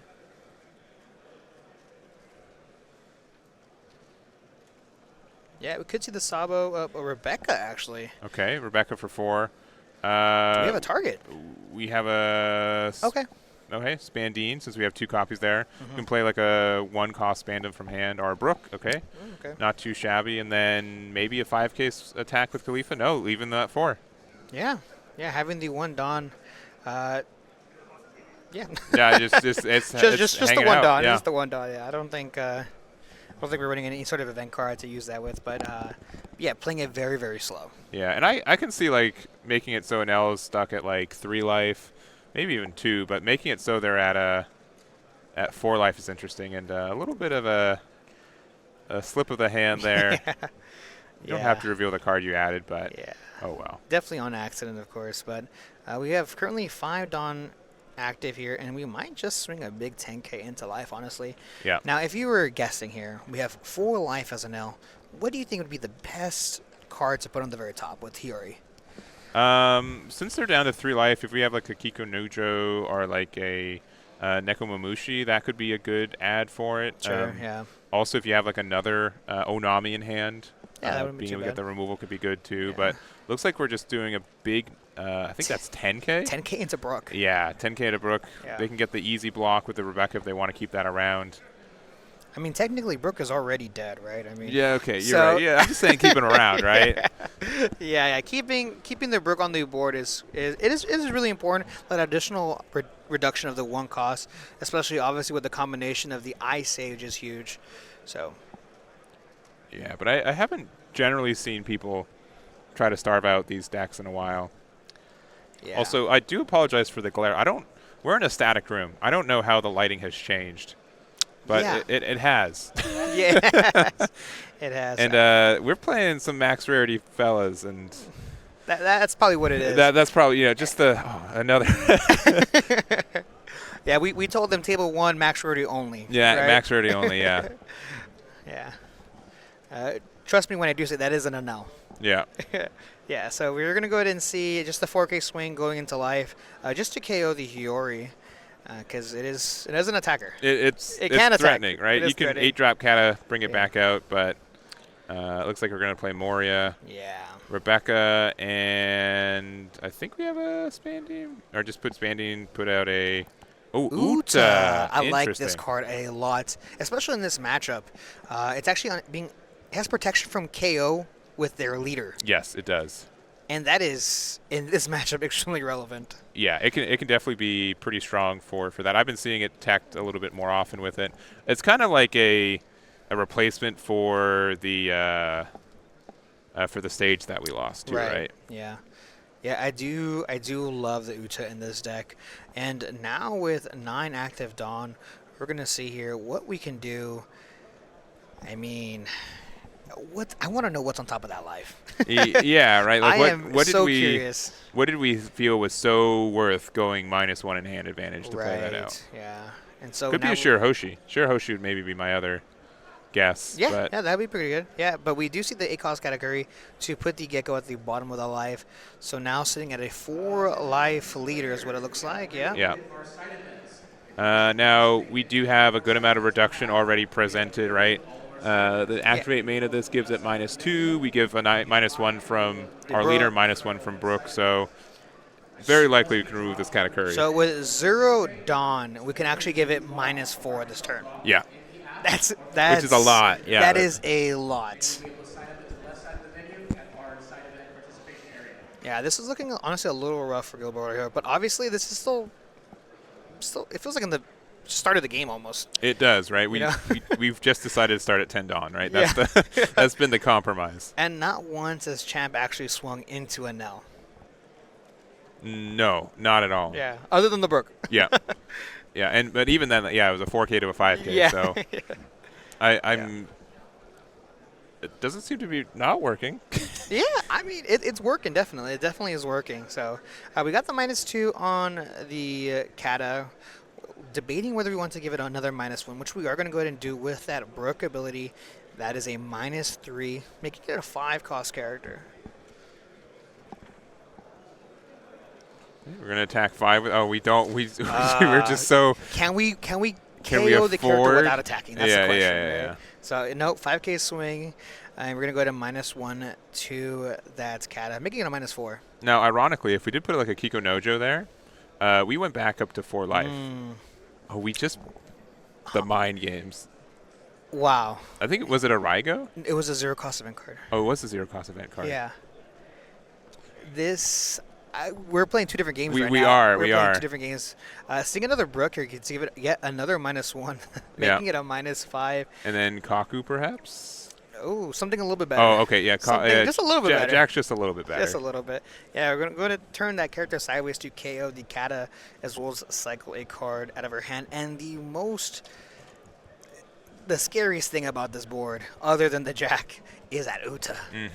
Uta being able to kind of just stay there, honestly, not having an additional way to get rid of it, is quite scary. So it looks like we're going to go ahead and tap 1 for the Flambe, grabbing the bottom of our life. drawing a card off the top, and it looks like we have still 9 active Dawn here.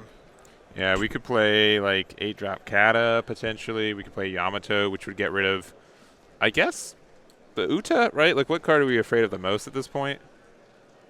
Honestly, it's all scary. Yeah. The Brooks are terrifying, so is the Uta, and the Jack, don't get me started, right? So, 5K swing, I imagine this is into the Brook. Yeah.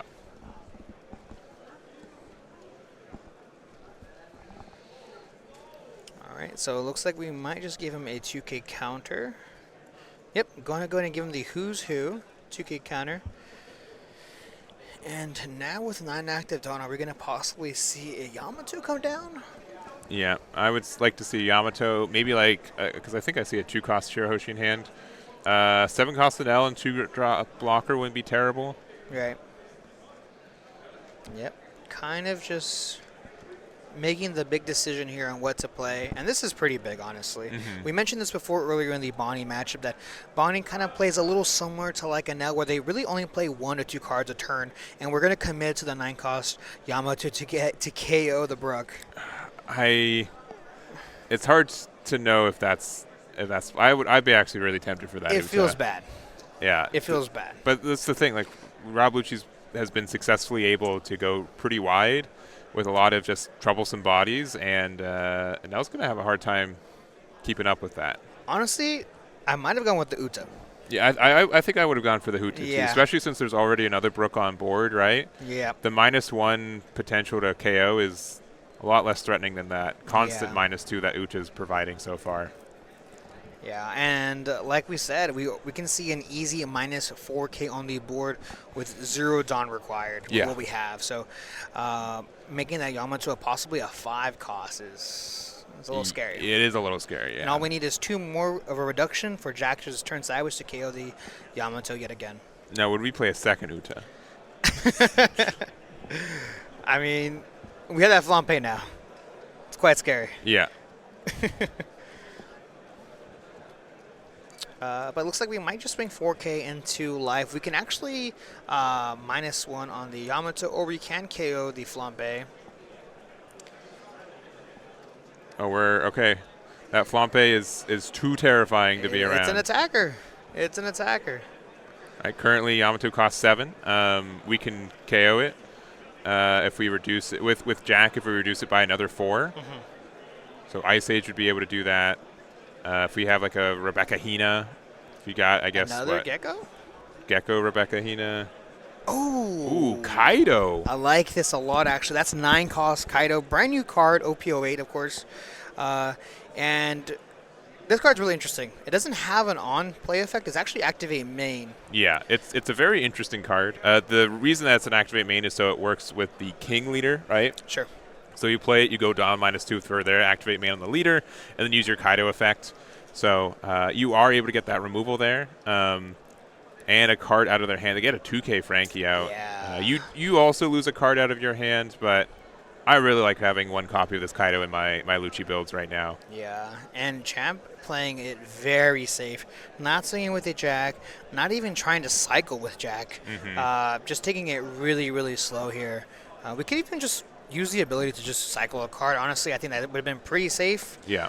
Even if you wanted to swing a big 15K into the Jack, I guess you got it. But choosing not to do so, we're swinging 6K into the Brook here. We don't have a blocker up, so we're going to have to possibly give him 2 cards if we want this to survive. Or we can just let it go. I think Brook's done enough work for us, right? Brook's been a good body so far, being able to get a good removal. We're playing another Yamato, get rid of the Uta, finally. Yeah.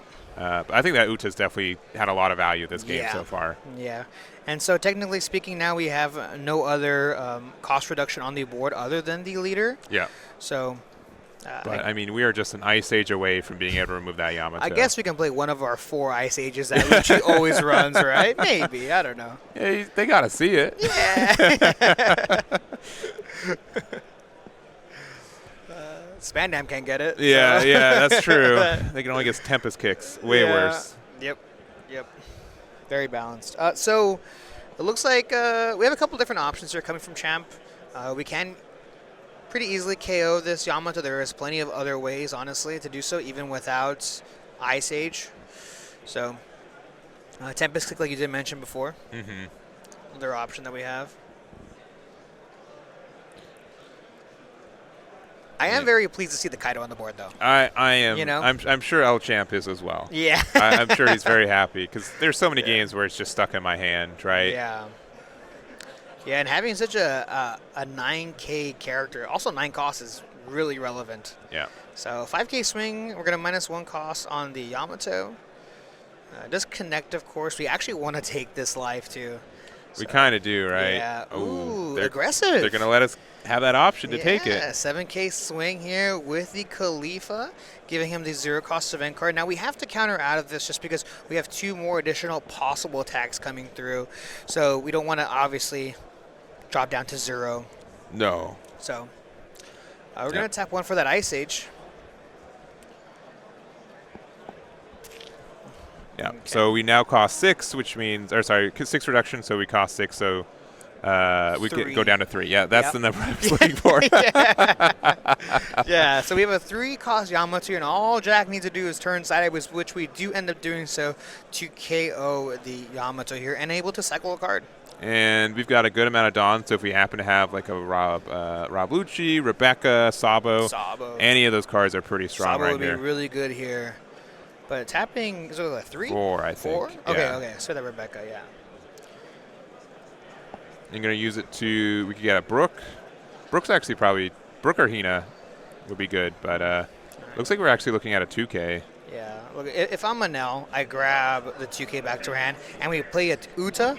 I scoop right then and there. You got it, all right? You show me the Uta, all right? Yeah.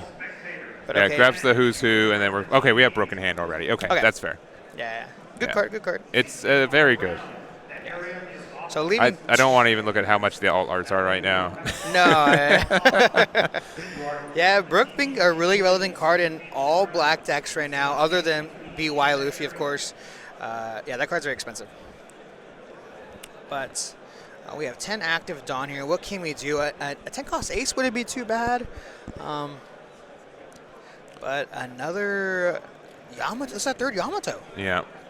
So KOing the Brook there, swinging 6K into the Khalifa.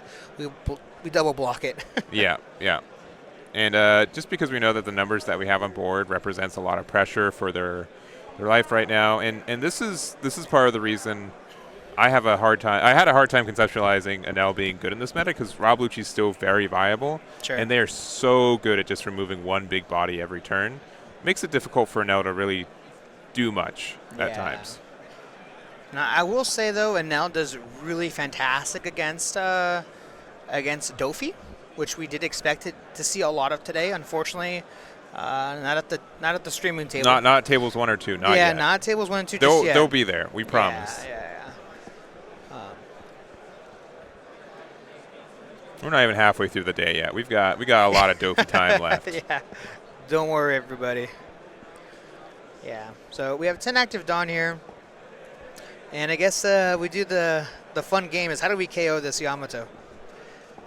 Well, the question is, can we probably now? Because we've used a lot of reduction so far. Lucci's been a little bit counter-starved themselves because they still have 4 cards in their life and not like a really good way to capitalize on it. So looks like we're just deciding on what's our best play, and it seems like it is just play Khalifa, the 7K, and the leader. Yeah, and honestly, it looks like Champ only has about 4 cards in our hand right now. So this does actually connect here, dropping to 1 and seeing the beige. Yeah. Opting to prioritize the -1 reduction versus the taking the life, and we see the 0 cost event card. Now this is huge. This is pretty big. With the combination of our leader ability, we're going to actually be able to recover 2 life. Yeah. That's big. That is pretty impactful. I mean, we could attack Jack, put them down to 1, but at this point, you might just have to stop. Yeah. So now we can reduce it further by 1.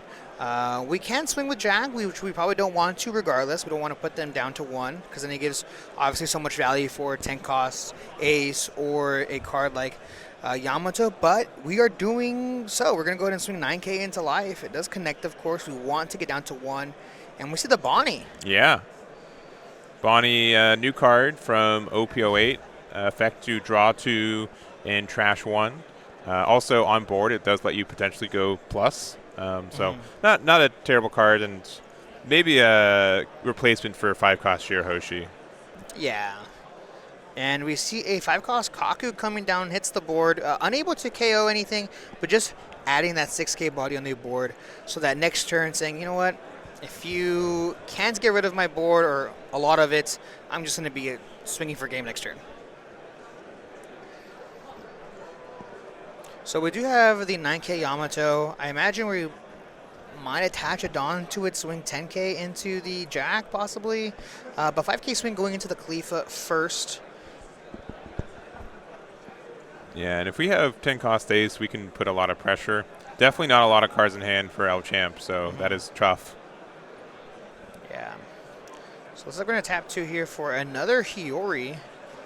It's a 0-cost event card. Yeah, putting it right back. It's That's a 0 insane. cost. So double 0-cost event card in the last life is kind of crazy. Raigo, Ooh. the Kaido, and then we have 11k on the Jack. 11k. This is a lot of pressure. That's a lot of pressure. All right, 2k. 2k. All right, yeah. Yep. All right, so now with the turn passing, we have 3 cards in our hand now, and this Yamato is still up. Now, based on the way Champ has been playing, I imagine we just try to KO or remove the Yamato off the board. Do you think he could possibly go for game here? Well, we have knowledge. Gilberto has knowledge, right? I would say likely removing the board is probably the biggest priority. Well, attaching 1 to our Kaku swinging 7k into life says otherwise. All right, another 0 cost, so being able to get rid of a Frankie and a beige out of hand, so we do get 2 additional life back. Now, this does make sure that we do not lose this turn, of course. Unfortunately, we do lose 2 2Ks out of hand. We do, yeah. That's a lot of cards.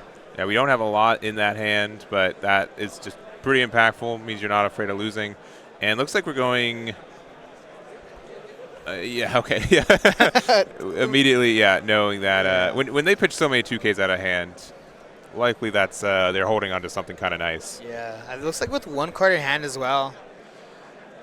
Oh, okay. We got the Spandine. So this will let us play out a Rob Lucci, which would let us get rid of the Hiyori again. Most people only play that card off Rebecca, but you could still just play it for 3 and still play a 4-cost. Yeah. From your trash. Yeah, that's actually something you really don't see ever. And getting rid of the Hiyori is relevant. Yeah. I mean, Hiyori can't attack. It can. It can. There's no restrictions on that Hiyori. Exactly. And then choosing not to swing with the Jack here, just kind of keep it standing and just pass the turn. We are back at 10 Dawn, and now we have 2 cards in our hand. Depending on the hand, we might just swing really big, but we're going to go ahead and swing 6k into the Lucci. Yeah, six is pretty big. I don't know who you're talking to. Yeah. It's a big number. Do we have a 4th Yamato? No, that's huge. Yeah, and we're thinking about either the Kaku or Lucci. Kaku's probably the better target just because we can. Yeah, I definitely think Kaku is important. Getting the Lucci not back in trash is pretty relevant, honestly. Yeah. And yeah, you still can bring back the Kaku, but you definitely won't be playing it for free. Yeah, and so like again, this is a turn that Lucci can go for game. Looks like we're gonna start with a big 5, taking it immediately. 5 is good. I would go 7 with the guy. Okay. 7k into lead. 7 is also good here. Do we have a trigger? No trigger here. Using the effect, we're going to go ahead and pitch a card. 7 costs Enel. Likely go 9 with Jack.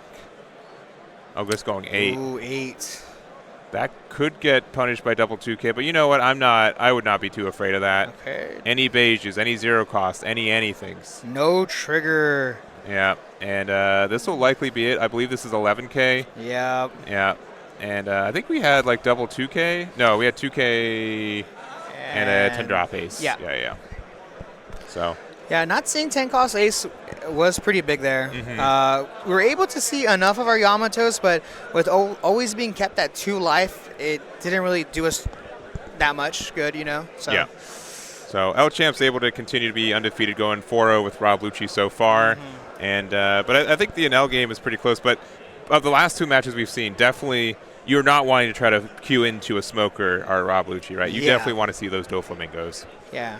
And obviously, I think Black Halo Luffy was in contention as one of the best decks in this format. I think between it and Rob Lucci before, this was pretty clear that those are doing very well. Dofi's got a lot of new support that's made it a very big contender into this format. And going into this weekend, I've had a lot of people tell me that, you know, this is a matchup that Dofi is feeling maybe favorable with. But as we kind of get to there today, I think people are saying it's kind of evenish, or if not even, in maybe Black Halo Luffy's favor. So any thoughts about this one before we jump on into it? Yeah, I do think a lot of people here, depending on the Dofi player, I feel a lot of them are saying, you know what, I run Pudding, I run Gravity Blade, I win this matchup. Yeah. At the same time, I have a ton of people that are BY players that say, last life, play Hiyori, take my last life. I play, I go up to a 9K leader, have an extra life. Perfume doesn't do really anything to me. Pudding, I can just play my 2 costs early on to kind of avoid the large hand size.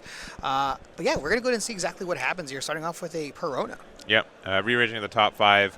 And I would say for these decks in general, Black Hero Luffy is definitely something that can adapt to everything that exists in this format, including like recognizing, hey, I can play the Sabo early. If they get rid of this card, it goes back to my hand, right?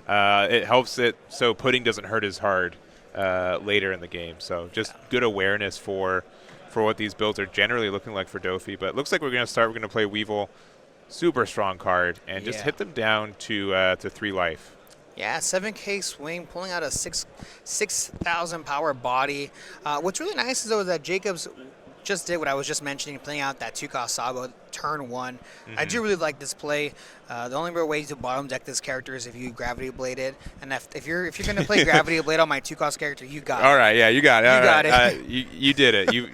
You can go for it. Yeah, worst case scenario, they can play 4-cost Saw to bounce the Perona as well as the Sabo back to your hand. But even then, it just goes back to my hand, right? Yeah. So I do really like this. Now this is turn 2, obviously, for BY. We got 4 Dawn open, and it's a little scary. Yeah, I would say generally best play is Kuzan here. It looks like we've got either a Hiyori or a 3-drop Emporio.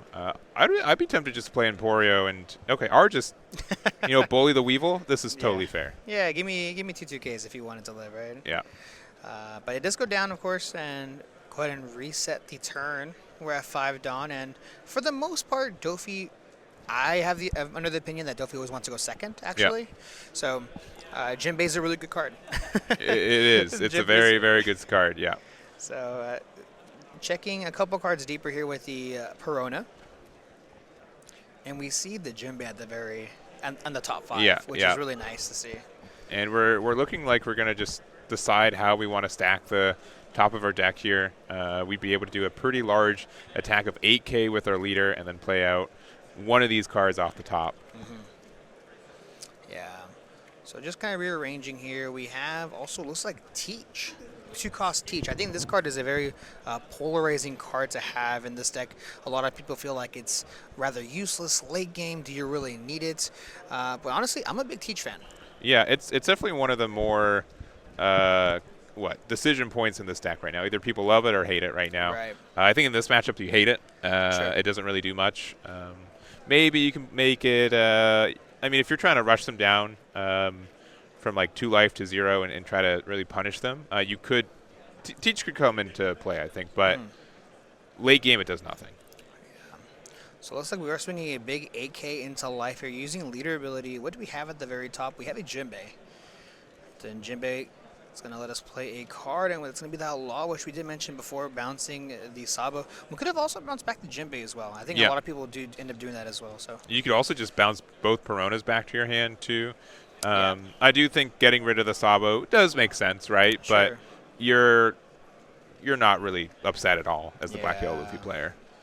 So I guess in this situation, you're a little fearful of putting for the following turn. You take this life, you play one card, and you're not really able to dump many cards from your hand after the fact, right? So Yeah. it's a little scary. Also, something important to note, next turn, Gravity Blade is live if Dofi has it. And that becomes impactful if your board is wide enough to, be able to use 7 Dawn for it and still pressure. I'm not sure if just, the potential of Jinbei Law really puts the fear into it. Yeah. Looks like we're going to go and swing 7K into the Jinbei, trying to relieve a little bit of that pressure, which Dofi is so good at doing. Yeah. No, I'm kind of happy to see this if I'm the Dofi player because it means that they're not playing either 5-cost Rocket Luffy or 5-cost Starter Deck Luffy. Both cards would be pretty good on the curve here. No Sabo either, so their best play is what? Just another Kuzan, maybe playing 2 more 2-drops. Nothing too scary. Sure. Yeah. Yeah. And then Kuzan just actually feeds into the pudding play as well, so both are very possible. And the Jinbei does go down. And we have 2 Kid Sabos. Now, we mentioned earlier that playing a Gravity Blade for Sabo seems not the best, but 2?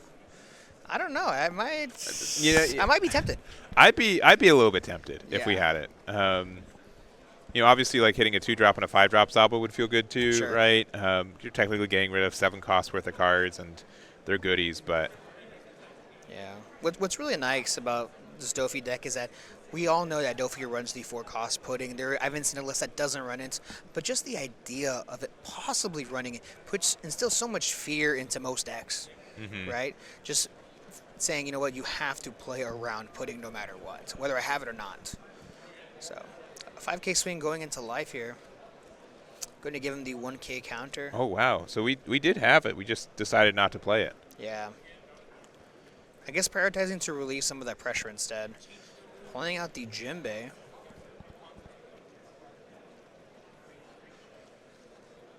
We have a lot of good choices in our hand. We always do, right? We have a lot of good choices. When they've just decided to make half a dozen good 4-cost 7 Warlord cards, yeah, you always have good choices. Wow, and he actually just drew his 2nd Gravity Blade, is what it looks like. Yeah.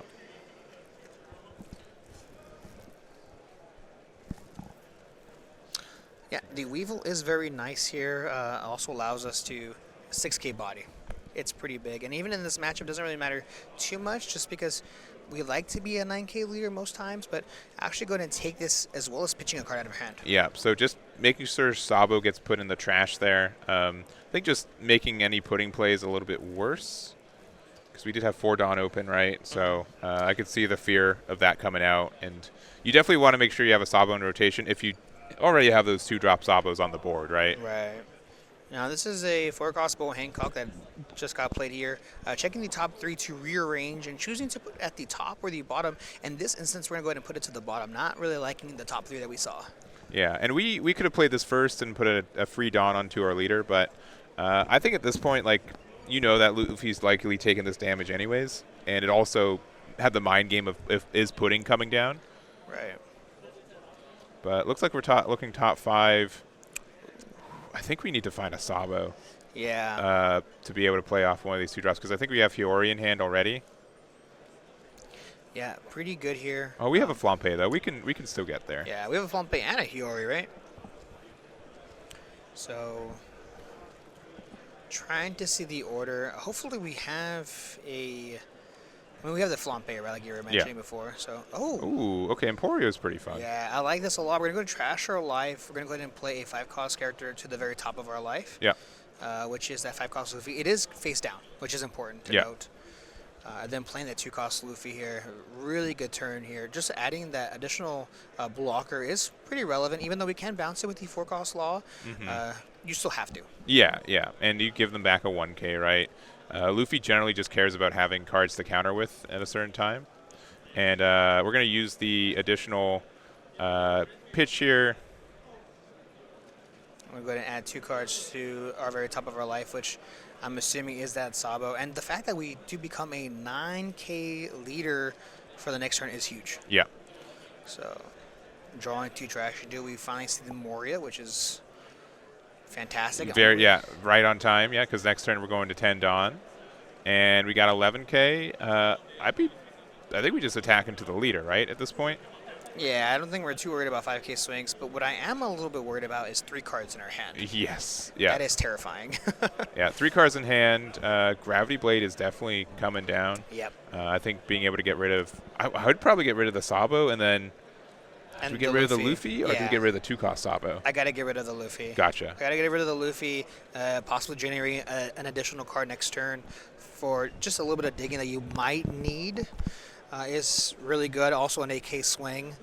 At a certain point, you just kind of just take away all of the drive from black yellow and say you don't have that many bodies on the board. You still have an ace at your life. Good luck trying to get rid of it as well. So, yeah, we see the Gravity Blade here, getting rid of the Sabo as well as the Luffy, going straight to the bottom. And with 3 active Dawn, we're gonna go. I'm sorry, 2 active Dawn. We're gonna tap 1 here for possibly, it looks like a Buggy, but no, a Sengoku. Yeah, a little bit better here. And ironically, so we were talking about how good of a card Teach could be. If we had Teach out right now, we'd be able to definitely provide some more damage potential at the cost of a card in hand. But the Sengoku there, being able to search and find out another card, and they've got the Perona as well. Yeah, so choosing to kind of keep that ace on the very top, saying, you know what, I don't think you probably have Kid Ace in your hand. So for the most part, it's going to sit there, and if you want to get rid of it, you're going to have to play a 2-Kid counter. Yeah, you do, right? And it just kind of goes, you remove it terribly, right? Like you go like minus in hand advantage. Right. This is a really tough spot that you have to find 2-drop ace, which again I don't think we've seen so far. So Gecko Moria is not a fantastic play. And we'll have to see what is there. Yeah, this is a very tough position that Jacobs is currently in right now. We have to kind of hope to see we see a lot of our pieces. One of them being a baby ace, for starters at least. Yeah. Now we could play it and play out like a Hiyori just to get it out of life. And we already have a 2-drop Sabo, but I don't think we have a 5-cost Sabo to pair with. So. Yeah, playing out the Gecko. Do we have the Kid Ace? We don't, but it looks like we're going to grab the Flambe. Now, because we bottom deck this card, we're unable to draw an extra card. Yeah, correct. So yeah. That is a bit unfortunate here, but we're going to catch 2 Dawn to our leader. And what's really nice is that we still have a 5-cost Sabo and Trash, which we did send out earlier, right? So I think so. I'd have to double check. All right. Yeah. So it's just being like, yes, obviously. Yeah. Actually, really? Wait, hold on. Yeah, hold see? on, Wait hold a on. minute. I saw it. Wait a minute. Who's the better black yellow player? You're right, I don't know. you're right. I fold. So it looks like just grabbing the Luffy. We're going to use the effect here to KO the blocker, Boa Hancock. Draw ourselves an extra card because we do need the cards. Yeah.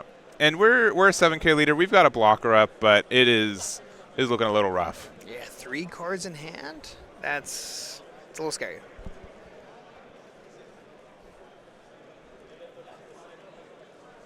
All right, no trigger there. Yeah, and currently 3 life to 1, and we've got a 5-cost Luffy in life. The playmat's shifted a little bit since we've started, so I'll try to adjust that in between rounds. Yeah. So, I mean, fortunately for us, we still have the Ivankov on the board, so it is a blocker. If you don't have the Law, it's, it is still a blocker. It can take one of those hits pretty easily. We do have a 6,000 power character on the board, which will be huge for us. Yep, that does help. Yeah. I don't know, just attaching 1 Dawn and pressuring, right? Like, if we're able to establish, 5 7K swings this turn, I think we get there, right? And I think we can, right? And if we don't even get there, I mean, the hand's gone. Yeah, hand's gone, board's gone. Yeah, 7K swing, playing out Another another one. Weevil to draw another card. It's a 7K swing, giving him a 2K counter. This is tough.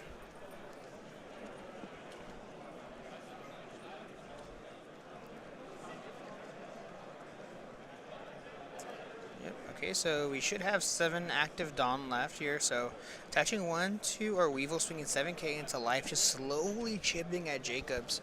And yeah. Yeah, it's getting a little rough. Pretty scary, yeah. Yeah, okay, so we're going to go ahead and block with that Ivankov here. With 6 active Dawn, we can swing 8-8. We do. Okay, swinging 7K. Yeah, we got to count out of this, yeah. Yeah. We got 9 Dawn left, so we can't lose this turn now. I mean, Sabo can swing. All dead cards, right? Yeah, All dead yeah. cards, right? Perona can attack into Flampe. There you go. Yeah, all right. And then what, 9 to leader? Yeah, 9 to leader. You can't counter out of it. That means that the character would go to the bottom of the deck, and with no life, 2 cards in hand for the next turn, it's looking scary. It is looking scary. If you find like a 2-drop Sabo, you could, or a 2-drop Ace, you could potentially go for game that way. It's pretty tough, but you can go, I think, 7, 7, 9, 9, something like that to go for game. Yep. So, yeah, big swing goes to the bottom here. And then just passing the turn with no Dawn active. Jacobs has 2 cards in his hand, and we're at 10 active Dawn. And we're going to see what he drew into. Let's see what he got. We try. Yeah, we're going to try. Again, if you wish to participate, you need to be able to be dropped from the main event in order to enter. Yeah, I guess no matter what, we can still put 2 cards to our life if we have them in our trash, right? Yeah. I'm not even sure if we have 2 5-cost characters in trash anymore. Yeah, they've been bottom decked pretty mercilessly. Oh, yeah, all right. 7, 7. Oh, into Law? Yeah, with a ton of cards in our hand. We're looking at like 6 2Ks is what it look like. Yeah, no, it's looking pretty rough for our Black Yellow Luffy player. 2K, 1K. Attaching 2 Dawn to our leader here. Possibly swinging 10K into this. Okay, 10K into 6.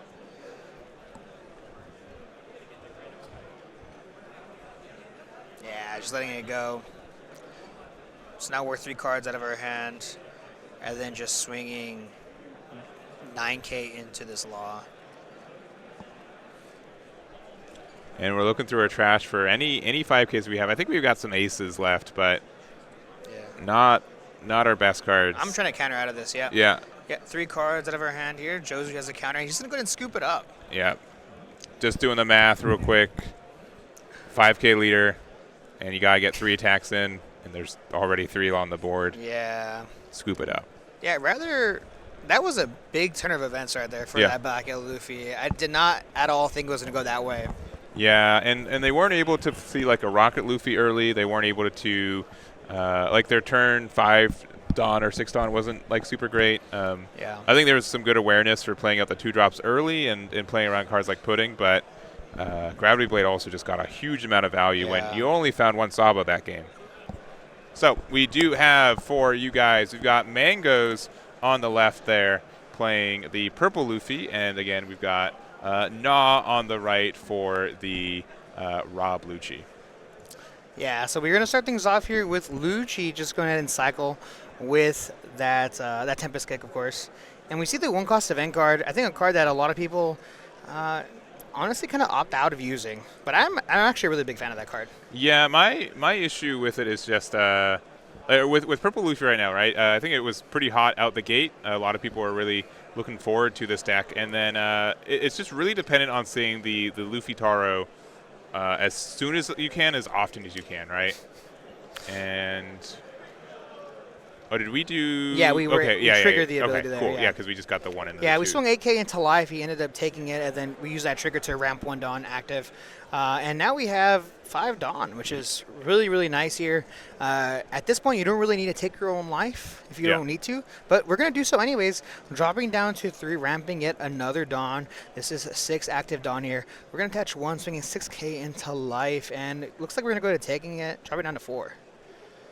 Yep, and then for 5, we're going to play the Sangoro there. This is a new card from the the Star deck. I think it's 18? I think it's 18. Yeah. One of the new Star decks. Yeah. I believe it is 18. Yeah, and this card is incredibly good.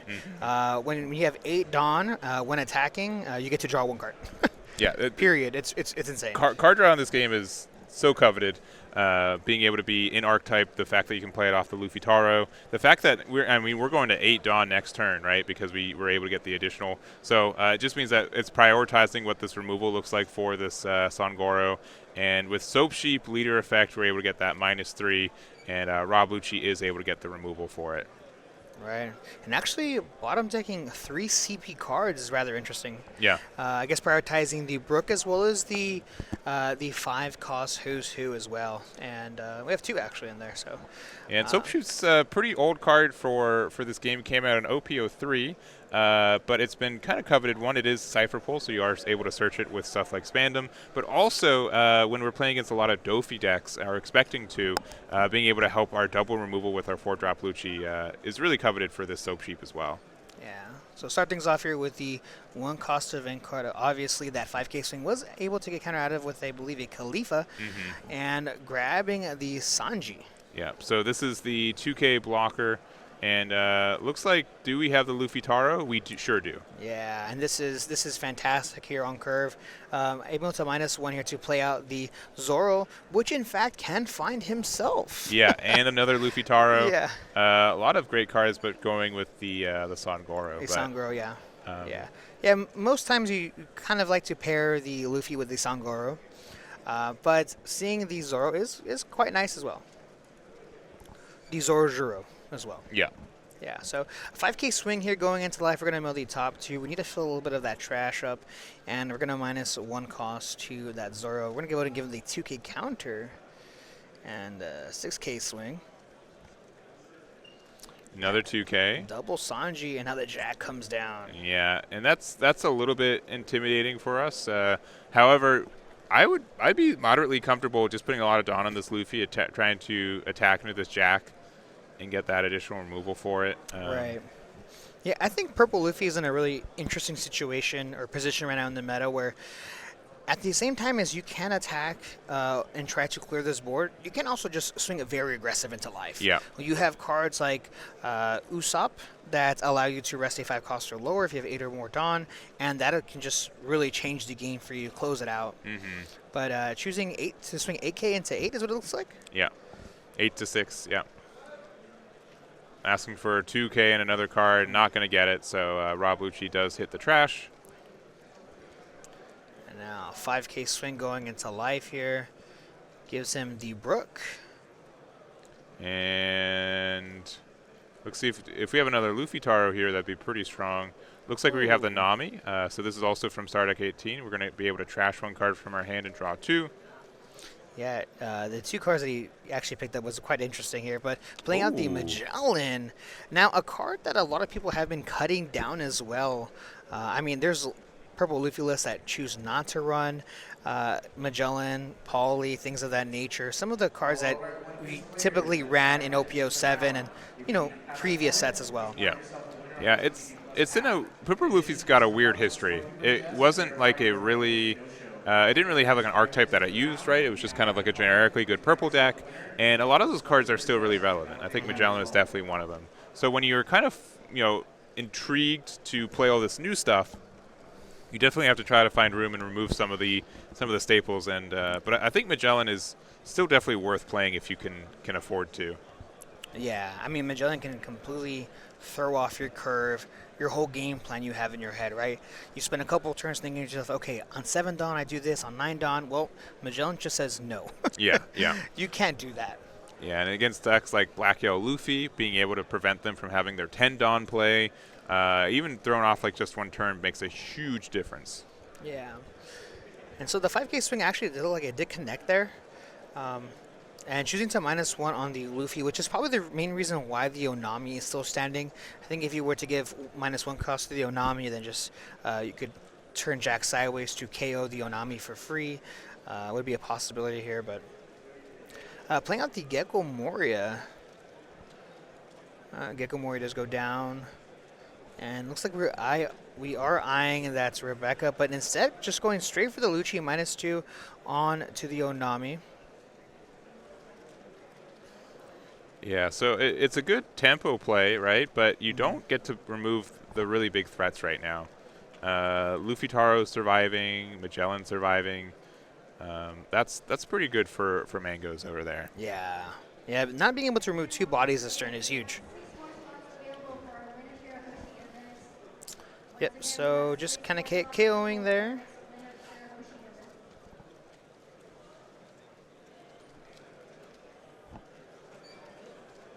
And yeah, big 8.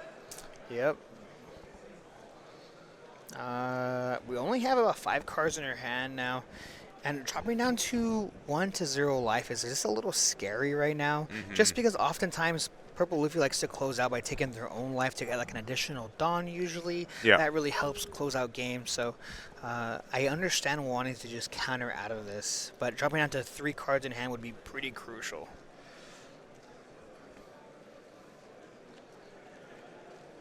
Yeah, see, now currently looking at Rob Lucci's board, now I think I just want to go full steam ahead to life. I do. I don't think we have the time currently to do anything else other than that. So Yeah. Good card to drop right now. Kaido being able to put pressure, get rid of the Rob Lucci to prevent damage as much. We also got to be worried. Like, these big attackers on board are pretty scary. And, yeah, respecting them going 10 into the Jack here. Asking for a 2K, 1K once again. yeah, we have cycled through a lot of 2Ks out of our hand, so very possible that Lucci just doesn't have it. But based on the way he's kind of holding his cards, I kind of feel like he might have it. So Yeah.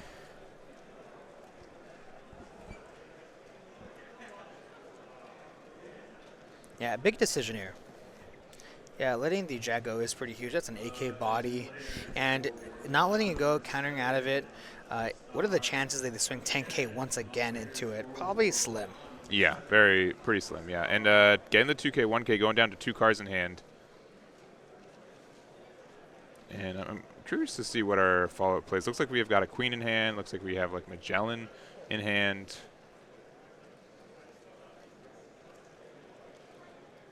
Yep. So 8 Dawn up.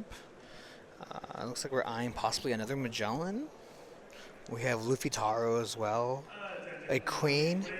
Yeah, only issue with Luffy Taro is that, like, you just feel like you're dead on board, right? You just, it's going to be hard to mitigate all this damage. Maybe you have like 9-drop Linlin to play it out, and also bottom life the Lucci. You'd be good, but looks like we're just going straight 8. They got a 1K. Yeah, I think it's a 9K. 9K going to 8. Another 2K counter. Yeah, because I think we want to try to play the Queen, and we He do have has another it. 2K. Brutal. Yeah, 5K swing. This will for sure connect here. He probably needs the cards, right? Yeah. So yeah, going to grab our life there. Then just playing out the Queen. So -1 Dawn, draw 2 cards, and then trash 1, of course. Yeah. Ooh. I think I'm seeing a lot of non-counter. Oh, never mind. It's a Sanji. I thought it was a Poly for a second. But still a very precarious situation for Mangoes. And even like a Suru cost reduction, Jack effect to get rid of the Queen, you're already feeling pretty scared. Yeah. Yeah, if we have an Ice Age, Tempest Kick. we could just go for game here, honestly. Yeah. Yeah, and with three life as well, I'd feel pretty comfortable if I was Lucci right now.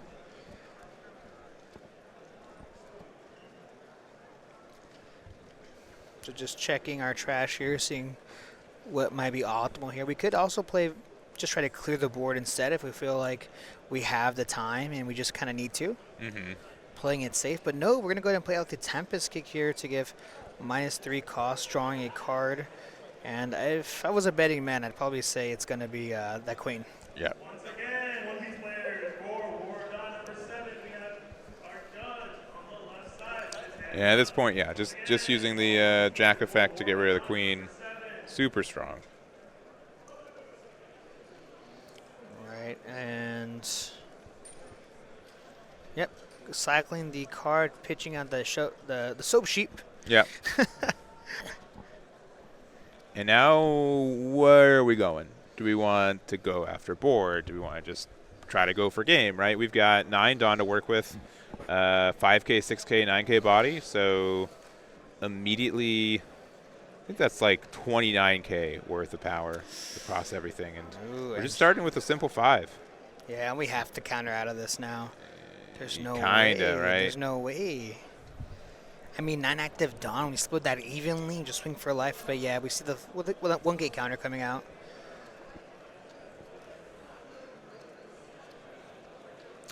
Yep, Ice Age, reducing the cost of the Luffy. Currently cost 1. Do we have a Brook? Do we have a... We have something a bit better. Yeah.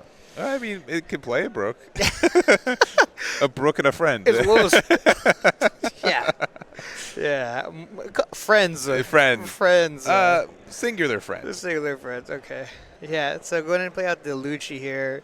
Do we have a 2-cost character that we could actually play as well? Looks like not. And Lucci's at what, 3 life? Yeah. Yeah, this is pretty tough. Yeah. 6K swing. Honestly, I wouldn't mind going into the Magellan here. Yeah. And yes, it goes down, minusing the 2, which doesn't matter anymore. We're already at 10. Yeah, we're going to 10 next turn anyways. 10 there. And passing back. This is looking pretty tough for Mangoes. And honestly, I'm not sure exactly where we went wrong. Maybe if we were able to do like 2 Luffy Taros back to back, it would have been a little bit different. But yeah. And honestly, this is something that we've seen in the past with Sakazuki before. Sakazuki, the now band leader, used to be able to remove 2 cards off the board at a time, and that's something that Purple Luffy used to love doing it in 05, and we see just the same thing happening now. We're able to go extremely wide. We even found a Magellan or 2, but at the end, it just really didn't matter. Just being able to control the board that efficiently with cards like Lucci as well as Moria, and now Jack. So actually going 7K into the 6 costs, or the 6,000 power Lucci. yeah. Playing a blocker for 4. Maybe like a Nami blocker for 4. Oh, Zora, okay. Okay. There's a Kaido. We'll get a 2K Usohachi, but yeah, it's looking a little rough. 4 cards in hand. Maybe I think we just I think Yeah. if we attach no Dawn Just and swing attack 5K. with everything, yeah, I Yeah. think we're in a good spot still. Add 1, -1 to the blocker, force the block, right? Yeah. 9K swing. This is going to take 3 cards out of our hand, leaving us with 1. Yeah. Yeah. 7, yeah, good number. And then a casual 18. 18, and yes, Rob Lucci takes it once again. Yeah. Lucci's been on quite the tear. So, Yeah. something I do want to mention, too, is that sometimes when you get these new formats, you've got these other decks that are super viable for it. But the difference of, like, making sure you have the 50 cards that are the best 50 for you, having the mechanics and knowledge for a newer deck, sometimes you need, like, a week or 2 just to, kickstart it, right? And when that kind of happens, definitely decks like Luffy right now, Black Yellow, or Rob Lucci, since they're more or less perfected, right? You know how those look like. You know how to play those decks.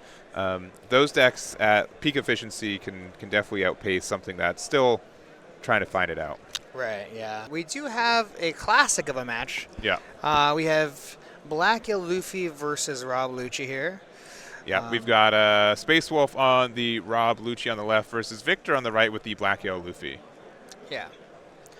And this is definitely going to be a fun one. I know this is, we've seen this matchup quite a lot, but it's always interesting to see what the tech choices that Rob Lucci does have in their deck to kind of counter out of it. On top of the fact that BY has also taken has added a couple different tech choices as well. I know a lot of people are playing the Nami, the black character Nami, that is quite popular, that on a Dawn you get to draw 1 card, an extra card, so that's kind of nice, as well as Ivankov. So we can see here exactly what we can find.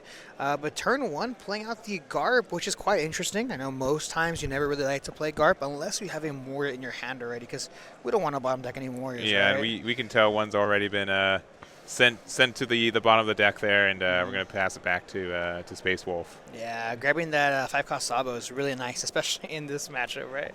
Yeah, and I would say, so this is generally pretty tough for Rob Lucci. I would say if we wanted to win this matchup, the best way for Lucci to have that is, 1, we go second. I think that's almost a mandatory requirement at this point, right? Second thing we need to do is we need to make sure that we establish a good amount of, like, 5-6 bodies, and make sure to make it so they don't have any ways to go down from 4 life down to 2 or 1. And then we just try to play out as many 8-9s as we can, or like Jacks and Gecko Morias. If we're able to get that, make it so they're not getting their value, and kind of have to spend a lot of value to go down to 0 life. Rob Lucci can win this matchup. Yeah. But yeah. it's definitely a lot of pieces have to fall into place. Yeah, that, and on top of the fact of exactly what does Black Yellow see. Interesting enough, we were going to see a double 5K swing going into life, but Victor choosing to swing with leader instead of character first, and you see the punish, right? Not swinging with the guard first made it so that the trigger Ice Age actually was able to KO it, which is it's quite huge, honestly. Yeah, and I think the idea is that also those Ice Ages don't really do much a lot in this matchup, right? You generally, every time Gecko Mori is played, it's with Sabo, so there's protection. There's a Sabo right now, which you really can't touch right now. Yeah, normally with a Rob Lucci in this matchup, I'd like to see turn 2 on even curve. I'd like to see a Khalifa coming down, kind of cycling the cards, possibly looking for Jax, Gecko Warriors, things of that nature. So and possibly Space Wolf not seeing that card, or maybe wanting to just prioritize keeping the 2K in hand. So yeah. Also, I know this is a big weekend for this card game. Not only is it 8.5, but it's also we've got 2 other events going on, and I do know the online event just finished. So we have Jackson who won that with Dofi. So even though it's a deck that might not be undefeated right now for us potentially, going 9-0, maybe 10-0. I don't know if it's a 5-12 or 10-24 offhand, but going undefeated in with that deck, day one of it being upgraded is quite the impression. Yeah, I mean, actually, I know a lot of people had the conversation of maybe Dofi isn't really that good, but clearly Jackson is proving us wrong here. I don't know. Jax is good, right? So like that's a known quantity, right? That's a known variable there for it. But looks like we're just really deciding on what's our best play now that the Sabo started. I've played this matchup where I just play Sabo every turn from 5 down onwards, and my Lucci player against me just like looks at me like, what am I supposed to do? What am I supposed to do? And man, having to play Rebecca with no additional cards, just that feels pretty rough. Yeah. I guess Space Wolf really trying to slow down this game as much as possible. You're still at 4 life, so unfortunately, even if you were to Hiyori plus Rocket Luffy or 5-cost Luffy, you wouldn't be able to remove it. So just having that free block is quite relevant. Yeah, and we're going to be using our 1-cost event to find the 5-cost Luffy, which I would likely play it and use its effect on this turn, yeah? Yeah, obviously a really good card, finding your pieces, just so that you make sure that, just in case Sabo isn't enough. Yes. Yeah. So here, playing another 5-cost Sabo, kind of taking a page out of your book, right? It's, I won't say I wrote the book. I'm just saying I've read the book. Yeah. So, Sabo's fantastic in this match. It is so polarizing for Rob Lucci to see the KO protection present continuously, and especially when they're the manga ones that Victor has bravely sleeved up for this event. Yeah, as well as the serial 5-cost Luffy. Yeah, the serial one, right? That is a serial one. 100%, yes. Yeah. Funny enough, Victor did tell me right before this, you guys are about to see a max rarity BY Luffy deck. And I said, I'm very excited to see this. Yeah. So 6K swing going into life. These are blockers, but yes, they still can attack. So 6K swing does actually get out of it with the Kaku. They're just passing the turn. Now, choosing to keep the Rebecca alive, actually giving him the 2K. And Space Wolf is going to go ahead and swing a 5K into the Sabo, just so that we don't take another life, right? That's fair. Mill 2. Yeah, I don't mind that play at all. And do we see a Gecko Mori coming down? Yeah, but have we set up our Rebecca's still on the board. I would have blocked with that immediately if I knew Gecko was coming down next turn, but looks like it's going to be a Kaku and a Spandam, being able to use the effect to look top 3, finding no cards. Looks like a Suru, I think double Suru and a 5-cost Sabo hitting the trash. Right, yeah. Now, I think at this point we're just prioritizing a 9K body. Yeah. We know that at the end of this game we're going to start facing a 9K leader, and if we do so, 9 going even with 9 is really important. Yeah. So grabbing looks like 4 down, and it looks like Victor has quite a few cards in his hand, looking like 6 or 7 in hand. Honestly, a little low for BY here, just because he wasn't able to grab our life. But we do grab our first life, taking the bottom, which is a Garb, to put something at the very top. I imagine this might be the 5-cost Luffy that we did see earlier. Yeah. And yeah, paying 2 for the Kid cost Luffy. The Kid Luffy there playing out the 5-cost Luffy. And I think Would you use the ability here? Um, It's a little scary. it's a little bit scary, but little like scary. not entirely. I think I likely would.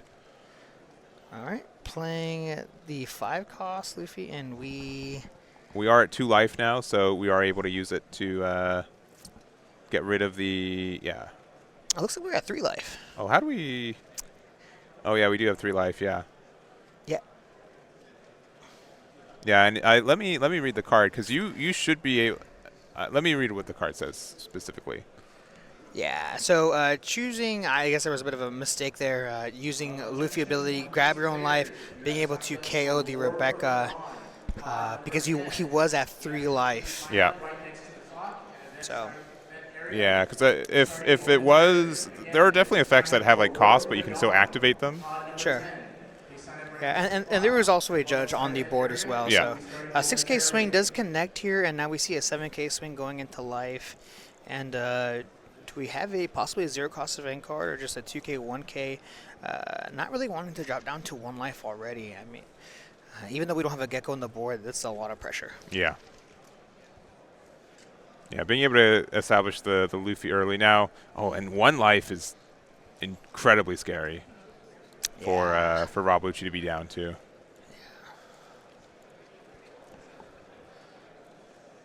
Yep. Okay, so finally going up to 10 Dawn. And we do have the Gecko on board. And, I mean, the Kaku is a little relevant, I guess. Not currently, since that leader is 7K. Yeah. But I imagine we're going to try to clean up this board just a little bit. Yeah, and if we have a way to get rid of the Luffy, that would be nice. It'd still be like an Ice Age and like an additional cost, right? Yeah. Because there's no protection. Sabos were paid previous turns. Being able to clean up the Sabos themselves, I think, is good. And I guess we'll just see what kind of happens. Yeah. I mean, this is Lucci, so we have quite a few, but a lot of possibilities we can do, as well as a pretty healthy trash as well. Not too bad. It looks like we've got about 8 cards in there. Yeah. Attaching 1 to leader, swinging 6K into Sabo, milling the top 2. Ooh, another Moria and a Tempest kick. Tempest, 2 cards you don't want to see trash. You could definitely see those cards being played right now and get a lot of value. Yeah. We do still have 9 Dawn active here, so looks like we're going to go ahead and tap 1 is what it looks like to play out the Spandam. Now, did we give the -1 to anything? Doesn't seem like it. Yeah, I would likely have said it would have gone to the black or the 5 cost Luffy, but no indication for that on our side.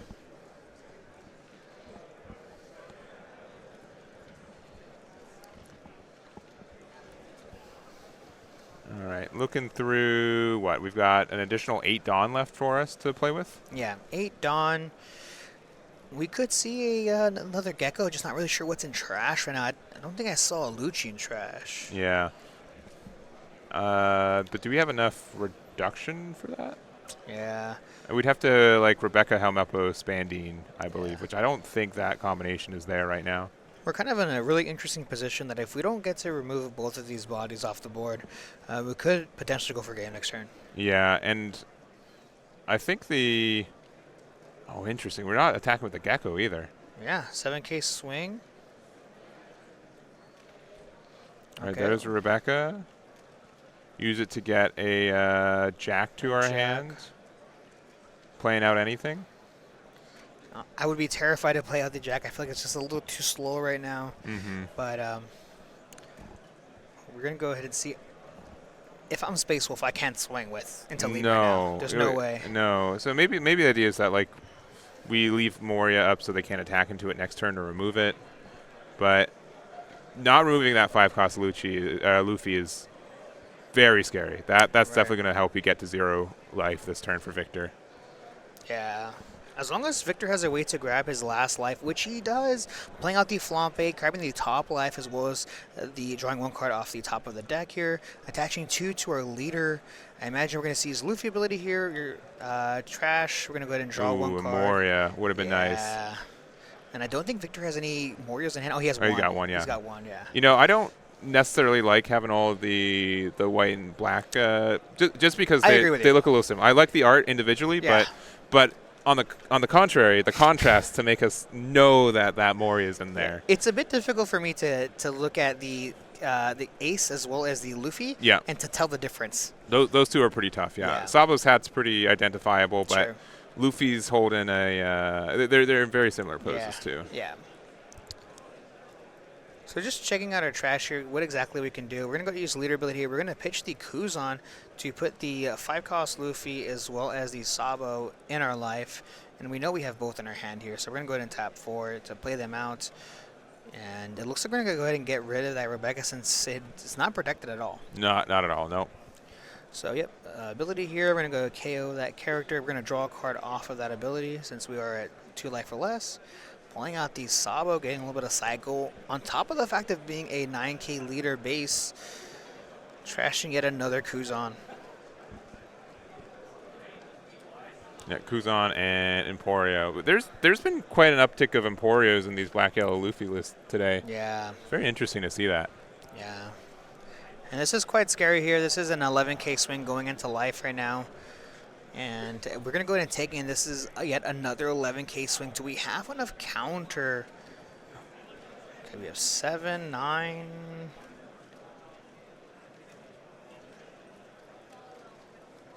Oh, it's going to be on the 1Ks. Oh, 5 cards to get out of that attack.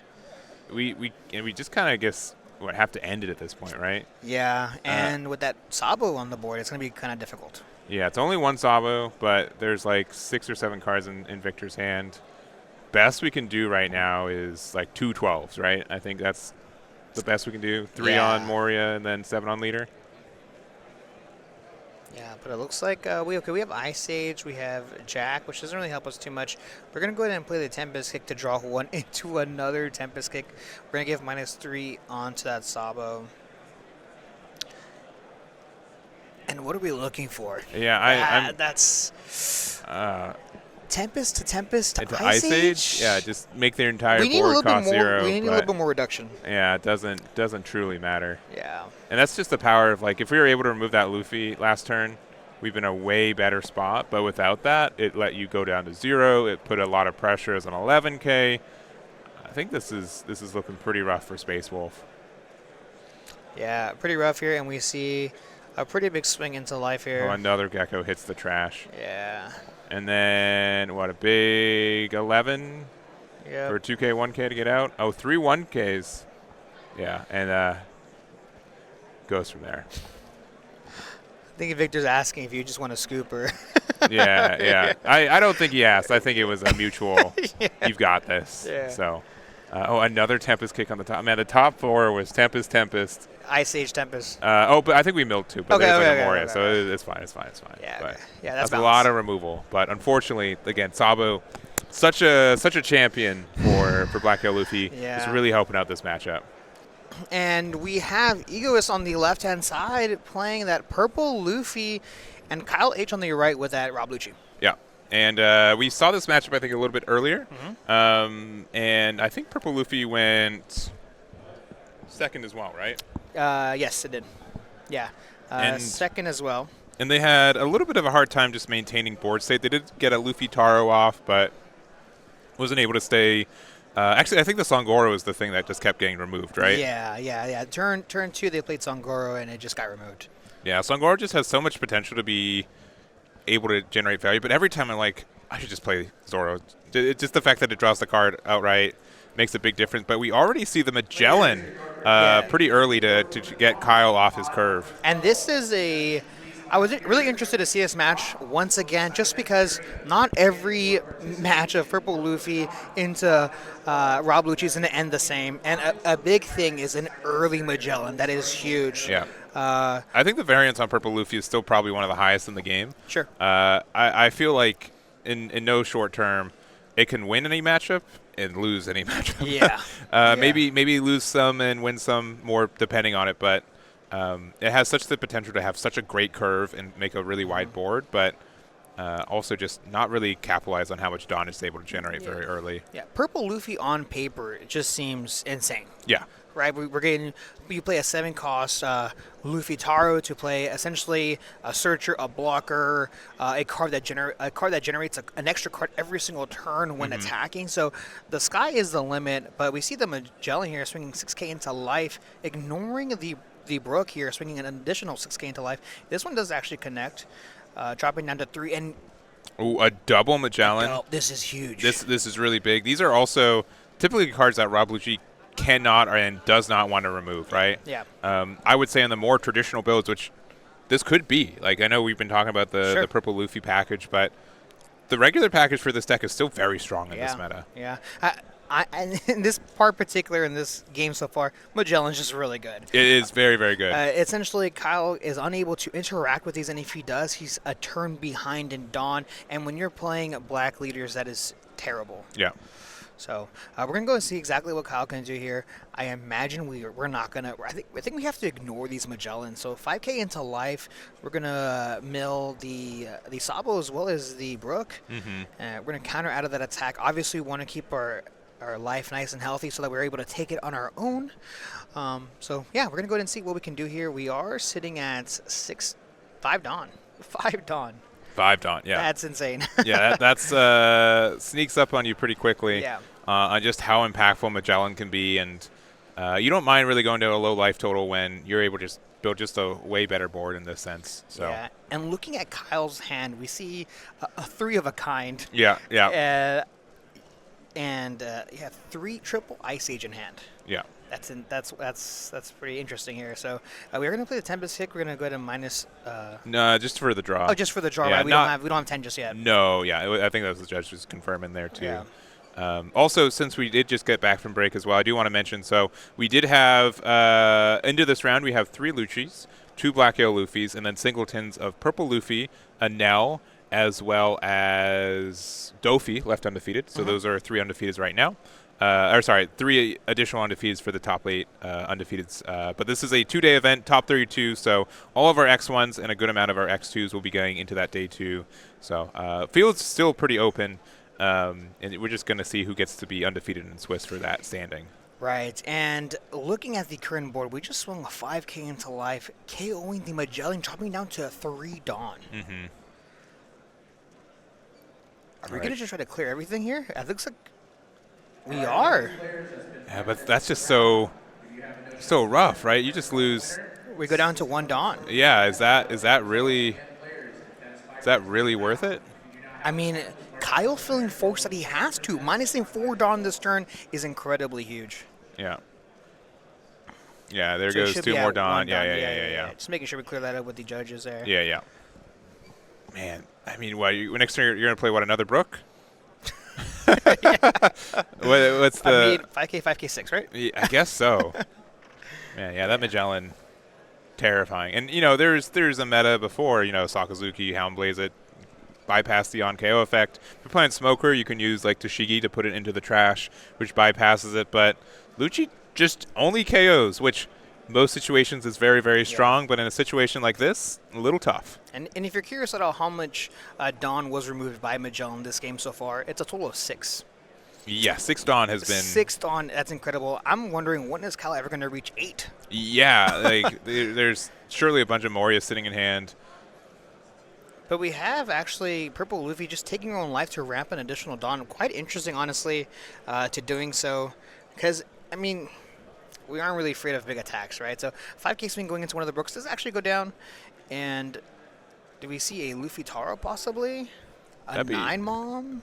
Yeah, 9 Mom would be, nice. Yeah. Pretty good here. I don't... Do you even put Brook into their life? I don't know. This is a real question. I think so. Okay. Because you have the time. Yeah, right. I mean, you're at 1... Okay, guess not. But 1 Dawn. Well, now 3. I mean... So we have double Ice Age in hand as well as Tempest Kick. We can actually remove this Big Mom. We could, yeah. With the Brook.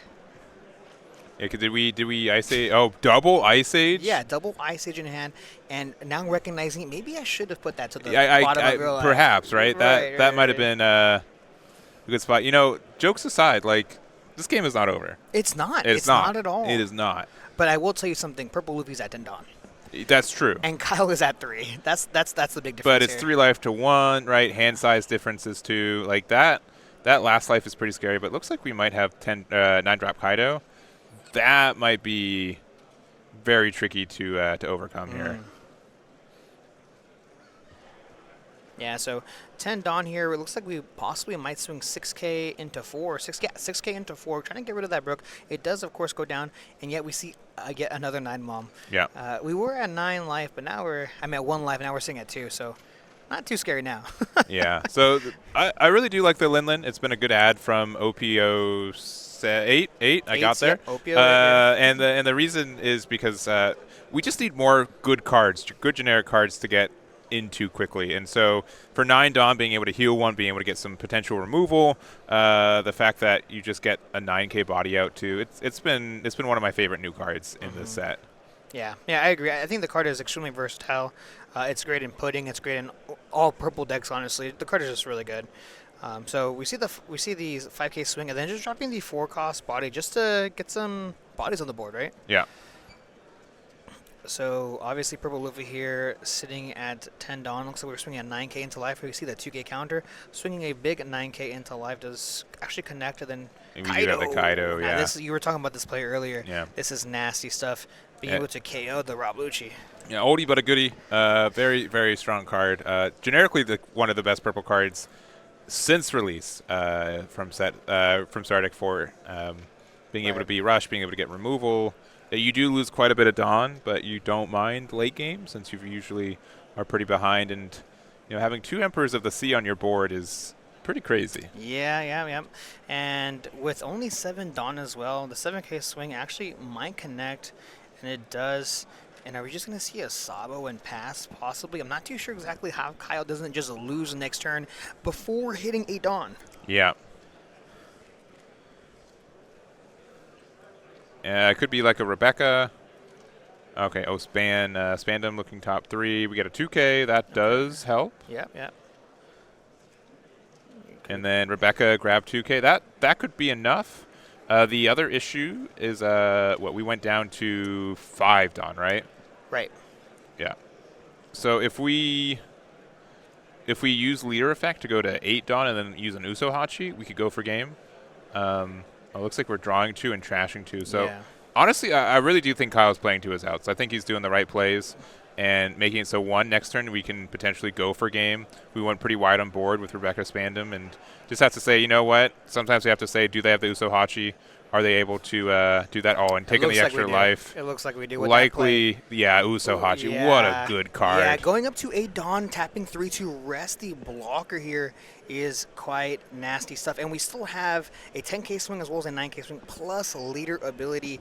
And 9K swing here, this is going to require 3 cards out of our hand now. We do know that Kyle has quite a few cards in his hand. If he can actually prevent this from not losing this turn, he could possibly win. Yeah, it's really egoist is just that I have to win this turn.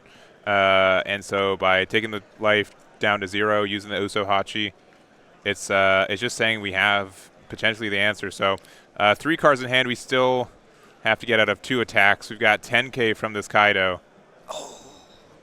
Yeah. And then we got 11 and not quite there. Ooh. Bunch of Morios and Jacks obviously stuck in hand from not having the Dawn to play them, and that's a wrap. Yeah, and honestly, a closer game than I actually thought. All right, we are here. Table number 1. We got JCM versus Egoist, who we saw at the end of last round as well.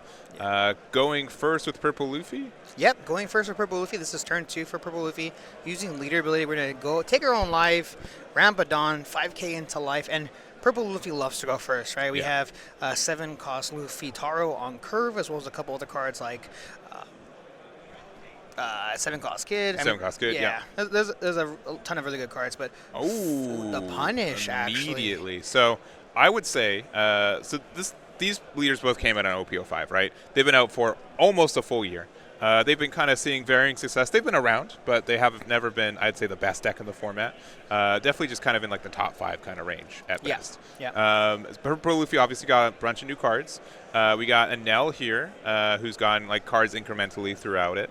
And I think the biggest thing about this is that the traditional package that Luffy plays, I think, dunks on Enel. And the fact like Magellan is such a good card in every if you're playing against Enel specifically, that if you're able to see it consistently, Enel is just not going to be able to get their healing or their board really set up. Right, and then and also too, back when we had cards like Paulie, to just go on our following turn to go 2 5-cost characters back-to-back drop is Yeah. quite insane in this matchup. You know, too much pressure to for Enel to deal with, but we do see a 5K swing, and if you caught it earlier, we saw the Onami giving banish to Enel, swinging 7K into life, and the EOS actually countered out of it. So, Oh, and here's the Magellan. we've Just seen him immediately. before on this stream.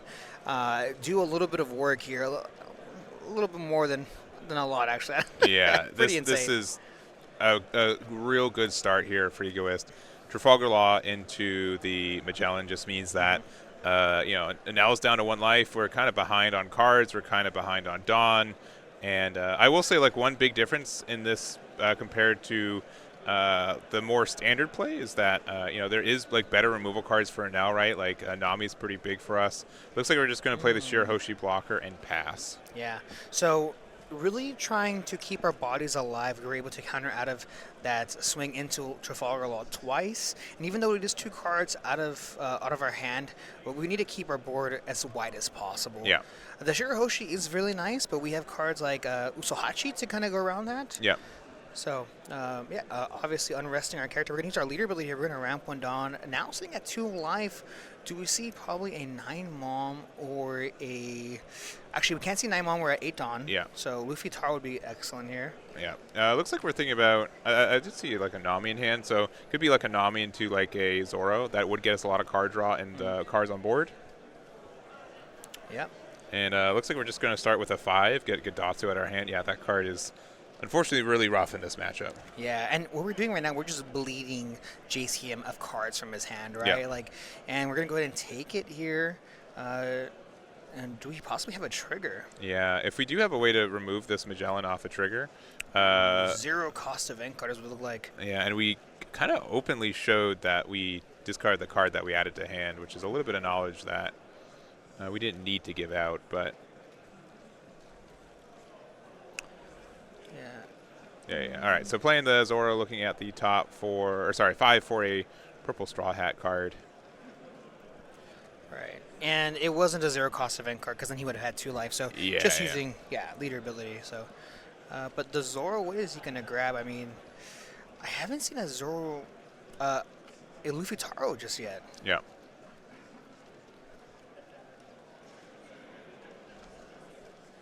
Yeah. We're gonna go ahead and see here. Quite a few choices, especially with this new version, of course, for Purple Luffy. Sangoro is an option, but we're going to actually get the Frankie. Now, this Frankie does have Rush. It conditionally does, yeah. But Yes. yeah, you can do that. Yeah. And so that was the Zoro, and then we do have the Nami being able to be kind of like a tiny queen blocker. Very strong for this deck. You have to discard first, but you still are appreciating the +1 in card advantage. And we're passing it back to JCM. But this is quite the start for Purple Luffy, and it's going to be really difficult for JCM to kind of stabilize here. Yeah, so we know that we can't really interact with the Magellan. That's just a thing that we know, other than the 8-cost category, which we are not at 8 yet. Yeah. So really, it honestly all kind of depends. We might just swing heavy into the Law. Just we see the most likely the block from the Onami. So 5K swing going into this Law. We see the 1K counter, 2K counter actually, and now a 5K swing into Law once again. Yeah, and getting these, you get these 2Ks out, and it does look like we have like the Nami here. So Ooh, yeah. getting rid of a card with trigger, so it looks like a 0-cost event. Get rid of the Zoro, sure, but Pass the turn. still pretty tough to be Yeah. in this spot. Brand new card coming out of OP08. Really, really good card as well. Yeah, yeah, That card is insanely good. Also has a trigger. yeah. One that Enel desperately needed. Like the removal potential for this card is great. I think it's honestly like one of the more balanced yellow cards that exist. I think it's just like a good ad for a lot of builds, but you still have to kind of build into it. It's still like a -1 in hand advantage. The trigger is good, but you still have to like lose the card. So it's I like how the card exists. I think it's a good card. Yeah, I agree. Yeah, very good card. Taking a look at a couple possibles, we are finally at 10 Dawn. The unfortunate part is we don't have too many cards in our hand. We've been doing such a great job at defending our board, and in doing so, we just don't have that many cards, right? So 5K swing most likely into life here. Yeah, and looking at it, taking it, and oh man, That's a pretty good card to have yeah. if we're able to stabilize a little bit. A little bit, but man, they're just at so little, life themselves that it just doesn't work out. Yeah, 6K into life. We have the counter out of it. It's just going to cost a lot. Yeah. Now, one thing is that Magellan only gets the on KO effect if it's during your own turn. So if it happens during during your opponent's turn. So if there's something in life that is able to get rid of the Magellan, like another Onami, you will be able to get rid of it and not lose the Dawn, which is really important. Now, I was going to say we we've could got also. the Kaido. Yeah. That is rough. Really good. Really good. Really rough. Yeah, getting rid of that Onami is huge and swinging a big into life. And we do have the Katakuri in our hand. Yeah. That will allow us to heal the Onami back into our life, which is fantastic because then we can use that ability, like you were mentioning earlier, to possibly KO the Magellan, but the pressure. Yeah, the pressure is Immense. immense, very present, but not over in my mind. Looks like we're No. going 6 into the law. Yeah. 6 into law. JCM is now just playing, can I stabilize? And if I stabilize, can I just kind of come back from this position? You don't have that many cards in your hand in general. Yeah, so. and one is the 10 cost ace, which you'd love to play right now, but being off your Dawn curve has just really screwed this up. And this is the second game we've seen from Egoist, and I think I can all but confirm they're not playing the new package, right? I don't think so. They're playing the Usohachi because that card's good, and that's about it. They're Yeah, playing I the don't standard package. I haven't seen one single Luffy Taro in his hand. No. And maybe they do, and they're just getting your choice of lucky or unlucky. But it seems to be working out with how these Magellans have been working so far. It's also a thing, too, that this meta is so brand new that maybe Egoist has found out maybe you just don't need it. Yeah. So using the ability here, we're going to end up KOing the blocker law, since that is our only target. Yeah. We're going to use leader ability here. We're going to decide to pitch which card and then recover one. And we still have 2 attackers left. So I imagine this can be a 9K then plus a 10K swing. So we're going to start things off with a big swing here with the Kaido. It's going to be, this. Oh, beige, still a good card, believe it or not. This is possible. We can come back from this. I really do think so. Even with so many cards, we're going to go ahead and drop the Zoro searching top 5. And there used to be a time when you used to play against a yellow player and you see the last life as beige and you would just, it would just get to you. But now the tables have turned a little bit. We have bigger fish to fry like Akos, Gecko Moria, right? Yeah. So grabbing the Sangoro here, 1K counter in hand, of course. And we are facing that now an ace, being able to recover 1. This is AK swing going into 6. This is going to require 2 cards out of our hand, which at this point I think it's worth it. Yeah, but then ace is just going to get rid of it too, huh? Yeah, and we just have to rely on 2 bodies, right? Yeah, and another beige, another 0 cost event would be able to, I think, stabilize for JCM. So Yeah. it 0 definitely could be cost. either player's game. Yeah, I mean, it's apparent we need to swing with the Zoro. Right now, it's anybody's game. Yes. I think it's obviously been in Purple Luffy's favor, I think, from the Magellan drop, but there's still a chance for Enel here. Yeah, and I think Egoist here just doing the math. Like, what's the math here? If there's nothing in your life that's gonna KO me to just win, I'm swinging 9K. Possibly into life. I don't think there's any world where we go for the characters. So 9K going into life, checking his trash to see what's possible, what's in there. Yeah. I think we've seen a good amount of 0 cost events. I think we've seen 1 or 2 beiges, right? If we play Amaru can also help you out quite a bit. A last life. Do we have a trigger? No, we do not. No, getting rid of a 1K, healing 1. We're gonna go 10 here. 10K is huge. Trigger? No trigger. Effect here. We're going to take our own life, ramp 1 extra Dawn, and this should be 12K? I think it's pretty close. We got double 0 cost event, so we can get to 11K, but not quite there. Heartbreaking. And honestly, incredibly close. Like Incredibly close. Egoist, even though he was in the driver's seat this entire game, they won by 1K, right? 1K. One or 2K, Yeah. like just narrowly getting out. You can tell his hands are a little shaky. That was a fast game. Incredible. That was very, very fast. Both of these players know exactly what to do with their own decks. They know how to play. There's no confusion. They know what to do, and they're just hitting the gas, right? Yeah, this match is honestly this matchup I think is very explosive. I like to say. Yeah, It's- it can definitely go either way. But I think generally, Purple Luffy's in the pilot seat for it. I think it really depends. I feel like there's like a teetering system, right? Where it after X point, if Purple Luffy doesn't win, they just lose. Yeah, That's how I like to see it. yeah. We'll go back to us while he texts, I suppose. just in case. The camera loves me. Yeah, you know. Yeah. No other reason. No other reason. Yeah. They should know that they are seen on camera. But, Yeah. I'll respect the privacy on that one. Yeah. I'm very excited. Last round, 10 rounds. It's been a crazy day. It's been a crazy day, and this is only day one of our 2-day event. We've got top 32 tomorrow. We know likely the 4 players that undefeated last round are going to be in there. So Yeah. definitely Black Yellow Luffy, definitely Lucci, definitely Enel, and definitely Purple Luffy. And I'm really looking forward to seeing the X2s that were the hopefuls to really jump on into. Yeah, hopefully we see a lot of Dofi, things like that nature. A lot of potential on day 2. A lot of potential. A lot of potential. And just again, it's been a big weekend for the card game in general. We've had 2 other events around North America here. We did have the Play TCG online Treasure Cup, which Dofi was able to win that under the guise of Jackson playing that one, right? And then we also had the additional one of the Bonney. the Bonney winning top cut with Quan Lee playing that one. Yes. Yeah.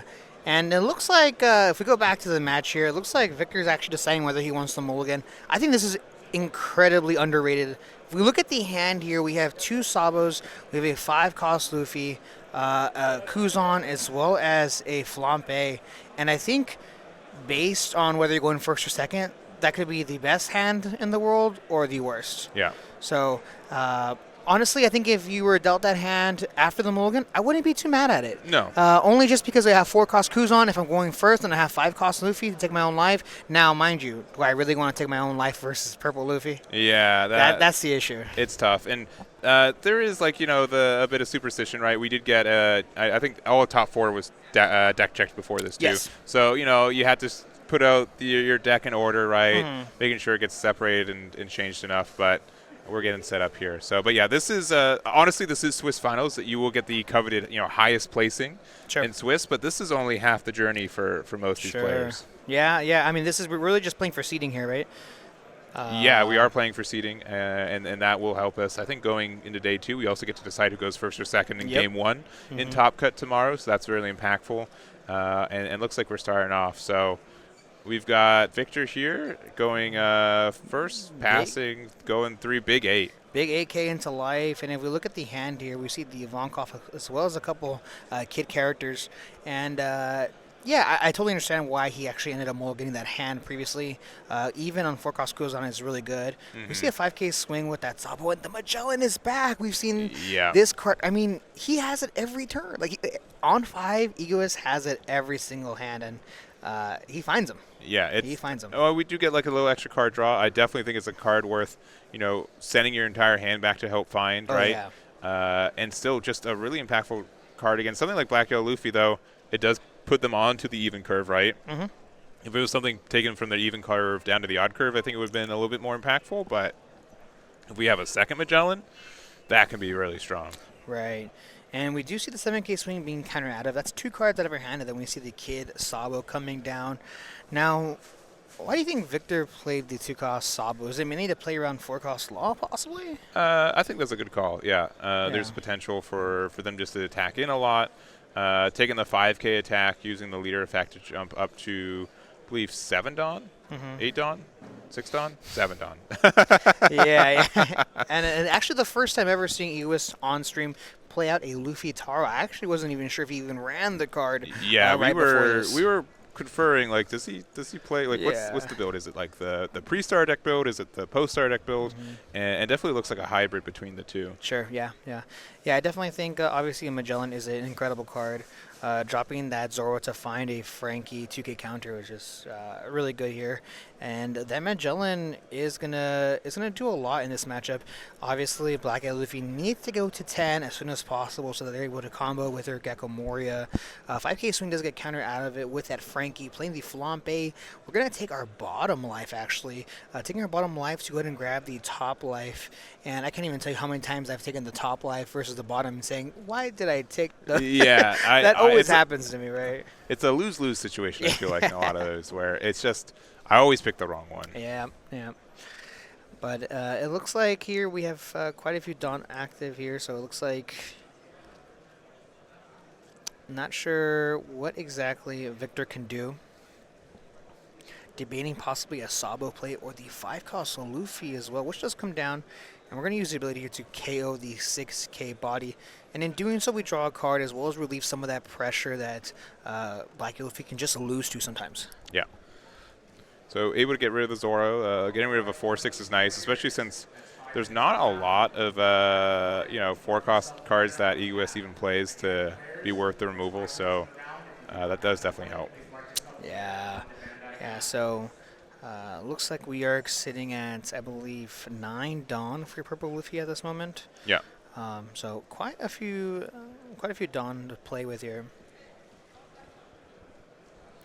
And we're going to use the leader ability here. Again, wow. Now jumping to 9 to grab our own life. Yeah, and he's expecting the 9 cross Linlin for sure, right? Yeah. It's either that or just to KO the Sabo. Yeah, I actually don't mind putting the Luffy, the Sabo on the life here if he does have the Linlin. Yeah, putting it at the bottom of the life, especially since Luffy's effect means you won't get it back, is great. Great for these situations. Yeah, so 5K swing going into life here. We also could just win, right? Like not, not for nothing. We've got 3 attacks. They've got 2 life. Crazier things have happened. Yep. But looks like we're just going to start with a 5 and see if they, respect the amount of pressure that we can exert this turn. This, and looks like we will. There's no way. Yeah.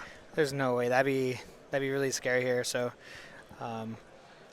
we could drop the 9 mom, and it looks like we just possibly might do so. Yeah, sure will. 9 mom. We're going to -1 Dawn. We're going to pitch a card out of our hand, which is that 9-cost Kaido. Then we're going to go ahead and decide whether we want to put a card from their field to their top or the bottom of their life. And we're going to put the Sabo at the very top. This is really good here. If you play a Flampe, Hiyori, no matter what, it's going to go into the bottom of the deck. Yeah. The only out that you have here is a 5-cost Luffy. Yeah, that's what I was going to say. I likely would have put it at the bottom. Because if you play 5-cost Luffy, you do get to cycle it and get the draw and stuff. But looks like we're just going to attack in and make them just lose Put it to the bottom. Yeah. Yeah. And doing so actually. So, and now we're just going to go ahead and pass, leaving the Luffy Taro active. And I kind of feel like I might have swung. No, actually, it's pretty safe with the Magellan. Yeah, because they don't want to. Yeah, there's no way. Yeah. And now just a kind of just a weird spot for Victor, right? We've got what, 8 Dawn? Yeah. I guess we could technically Magellan for value here.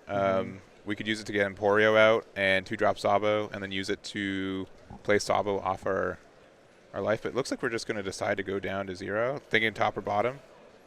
Top. Could be a mistake. Yeah. Of course, drawing a card off the very top. And I think this is what Purple Luffy does the best. It puts you in awkward situations. Yeah. It doesn't always feel terrible, but just awkward. So attaching 2 to our leader, do we have possibly another 2K counter to take our own life, or a 5-cost Luffy? Yeah, I mean, we still got to get 1 life out of there, though. Yeah. Now, he has attached 2 Dawn to his leader as well, so seemingly committing. That's what it looks like to. But it's okay. We do have the Hiyori here tapping 2 Dawn. We're going to take our own life and replace it. That was double Sabo. That was double Sabo. I did notice that, yeah. We got Sabos in this deck. Good card. Including, I think, this is our 3rd copy of the 2-drop so far? Yeah, so this is it's currently a 7K lead. 2 Dawn attached to it, it's a 9K lead. So, there you go. Yep, and resolving the 5-drop now, drawing 2 cards and putting 2 in the trash. Ice Age and the one-cost event. So both are good. You could definitely play the one-cost event right now since we got that extra Dawn. Yeah. The only issue is that in case we don't have any Morias. Yeah. Possibly debating, do I possibly want to bottom deck a couple more, or? Yeah, and I don't immediately see one in hand too, so it's a little intimidating. Yep. So pitching the event search as well as the Sabo. Yeah, going for a big 9K at leader. Life, yeah. And I feel like we might have to take this, but no, we're gonna counter out of it. 3 cards! Wow, 2K, 2K, and 1K with the all art Bond Clay. Yeah. Yeah, the Bond Clay is nice, but we are going to play that one-cost event search. We had 2 in hand, so why not? And do we find a Moria? I'm very curious if he bottom deck it, and I don't think he did. What's the second? Okay, yeah, that's an ace. Gotcha. And 3 Garb. And 3 Garb. No! Not the Garb. Garb's for he's attack an and not for bottom decking. Yeah, he's an attacker. He's an attacker. So, yeah, grabbing that ace. Ace is nice. We're going to use leader ability here to pitch a card out of our hand. Most likely, possibly the Ice Age. I mean, Ice Age is nice, right? It is very strong. It's very nice. We have the Rush. Yeah. Okay. So putting Ace to the top here. Now, Victor could be saying, I don't have kid character Ace. Please attack into it. It could be for sure. You know. It is. I think was a little bit strapped on how many 5 costs were in the trash, right? Sure. So might have just had to do that for the rotation, but I don't know. We mentioned this on an earlier match. It's hard to tell exactly what 2 drops are in hand sometimes when they're all the alt art ones. Right. Yeah.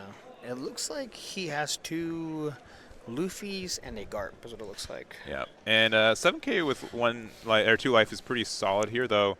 Can we have a 7, 8, and 9K attack left without any additional Dawn investment, right? Luffy leader, we are okay with putting Dawn under. I think there's a Kaido in hand, which though Sabo did play, was played. Just getting a 10K body out is great. Yeah, funny enough here, I think we actually have to pitch the Luffy as much as we don't want to. And it looks like, pitching the Luffy for that. Since we are 7K, it's a 1K counter. And now we see a big 8K going into life. We're going to go ahead and bottom deck the Ace. And we see a 9K going into life. We might just block this, but no, actually choosing to bomb this as well. And we have the Kaido coming down. And then big block with the Sabo, yeah. And just pass, yeah.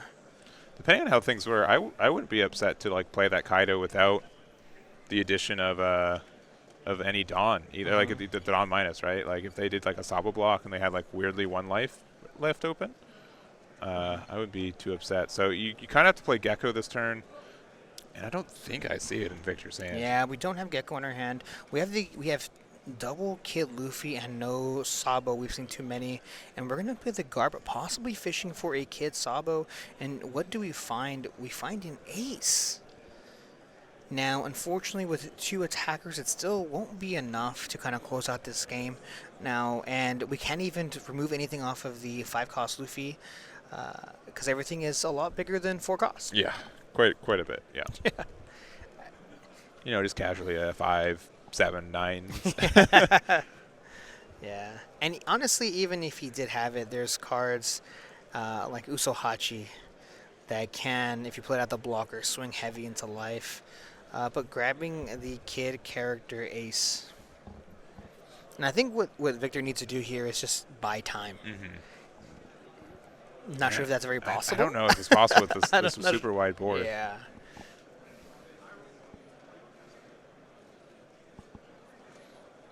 And unfortunately, Garp can attack this turn. You're right. That is a true statement. Big L. Yeah, can't attack this turn. Yeah. So. And actually, using the ability to pitch the kid character Ace, that's quite interesting, honestly. Now we do have that Ice Age, though. Yes, so that would be able to use to get rid of.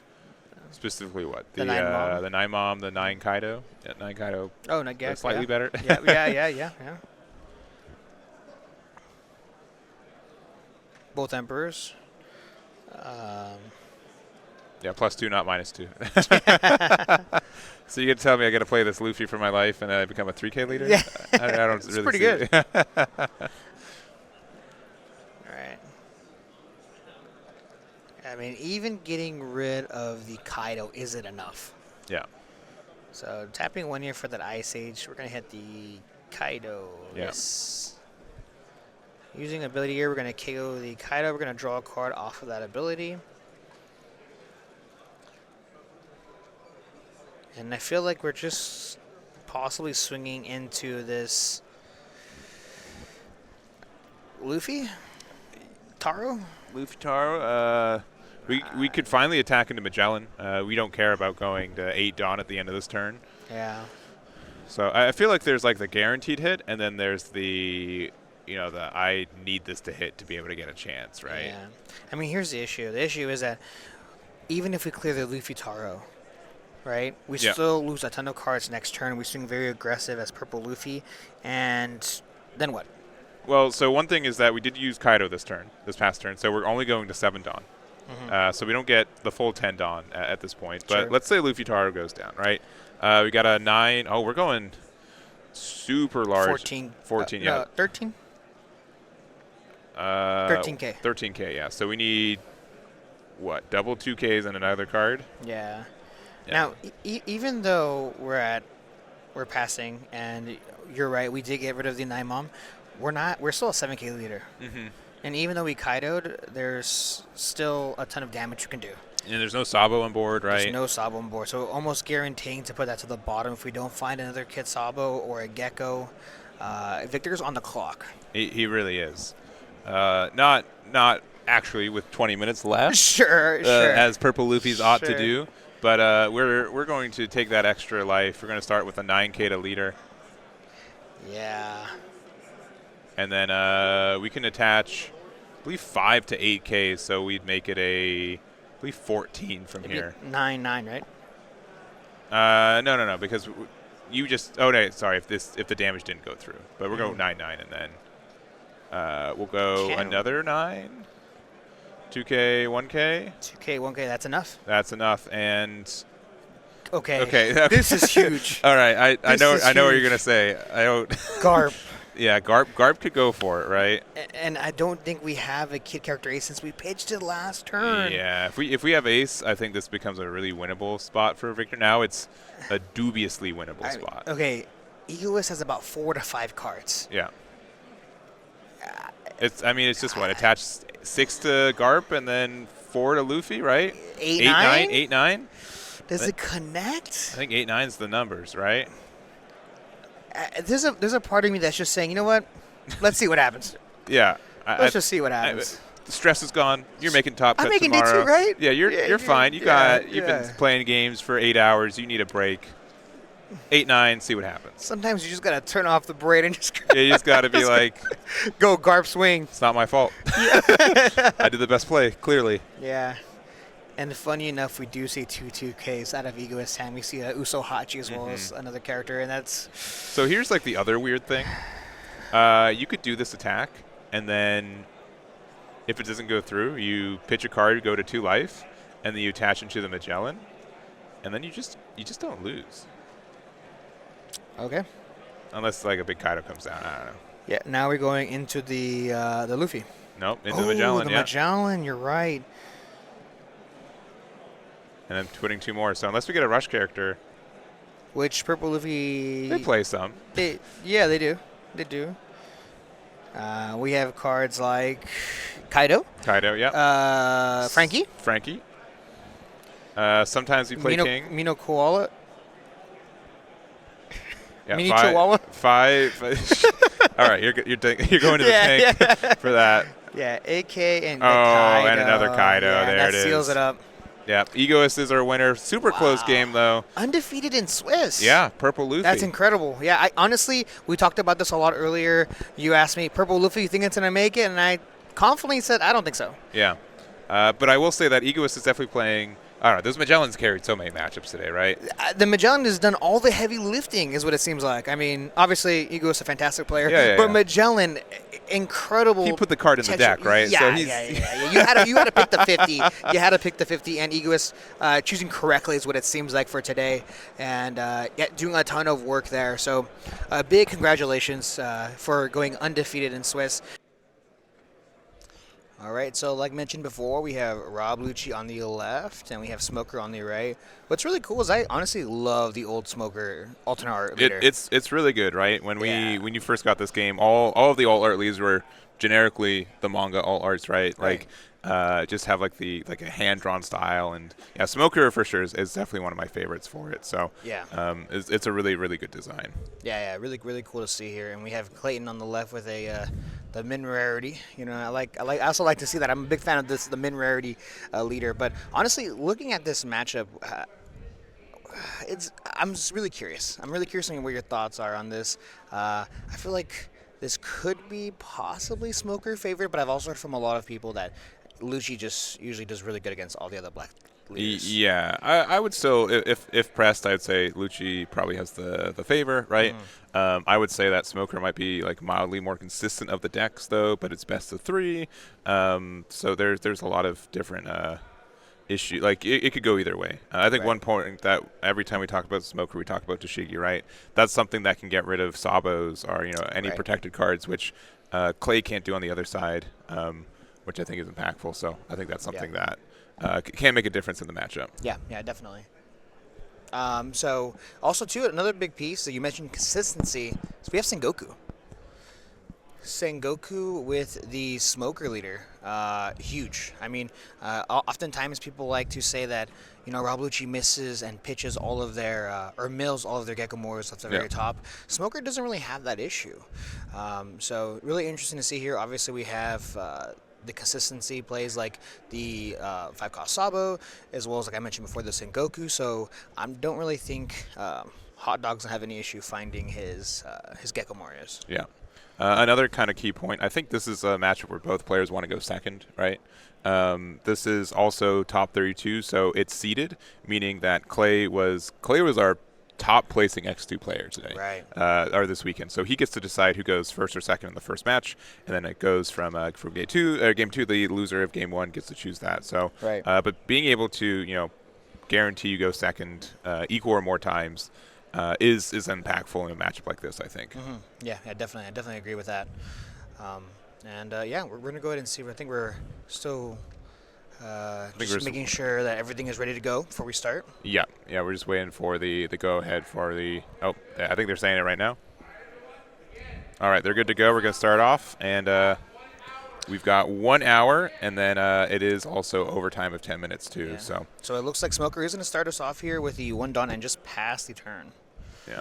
Now something, Smoker's been around for a long time, right? And when it first released in OP02, you had like Kuzan and Borsellino, which are fantastic cards, but all your good cards were pretty much on even curve, almost exclusively. And so it's definitely been a good transition since then, where Smoker does have some good plays on odd curves, right? Brook's been, arguably the best 3-drop in the game for black right now.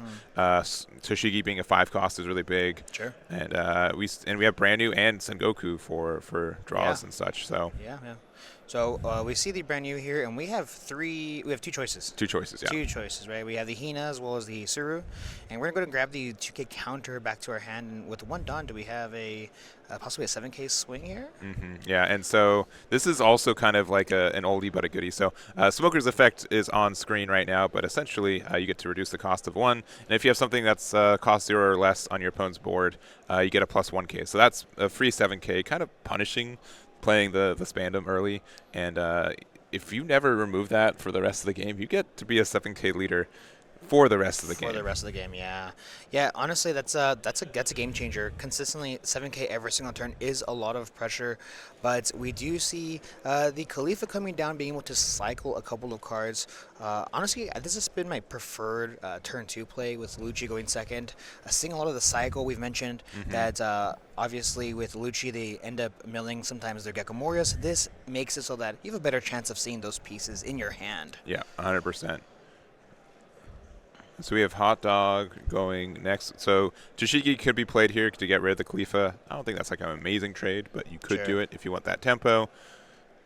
Yeah, we could also just attach a leader to our a Don to our leader. Yes, yeah. And then with four Don, we can play something else. But I mean, 7K leader wouldn't be too bad. But it looks like we might just swing 5K into lead here. We see the 1K counter, and for the 5 cost, we see the Sabo. Ooh, yeah.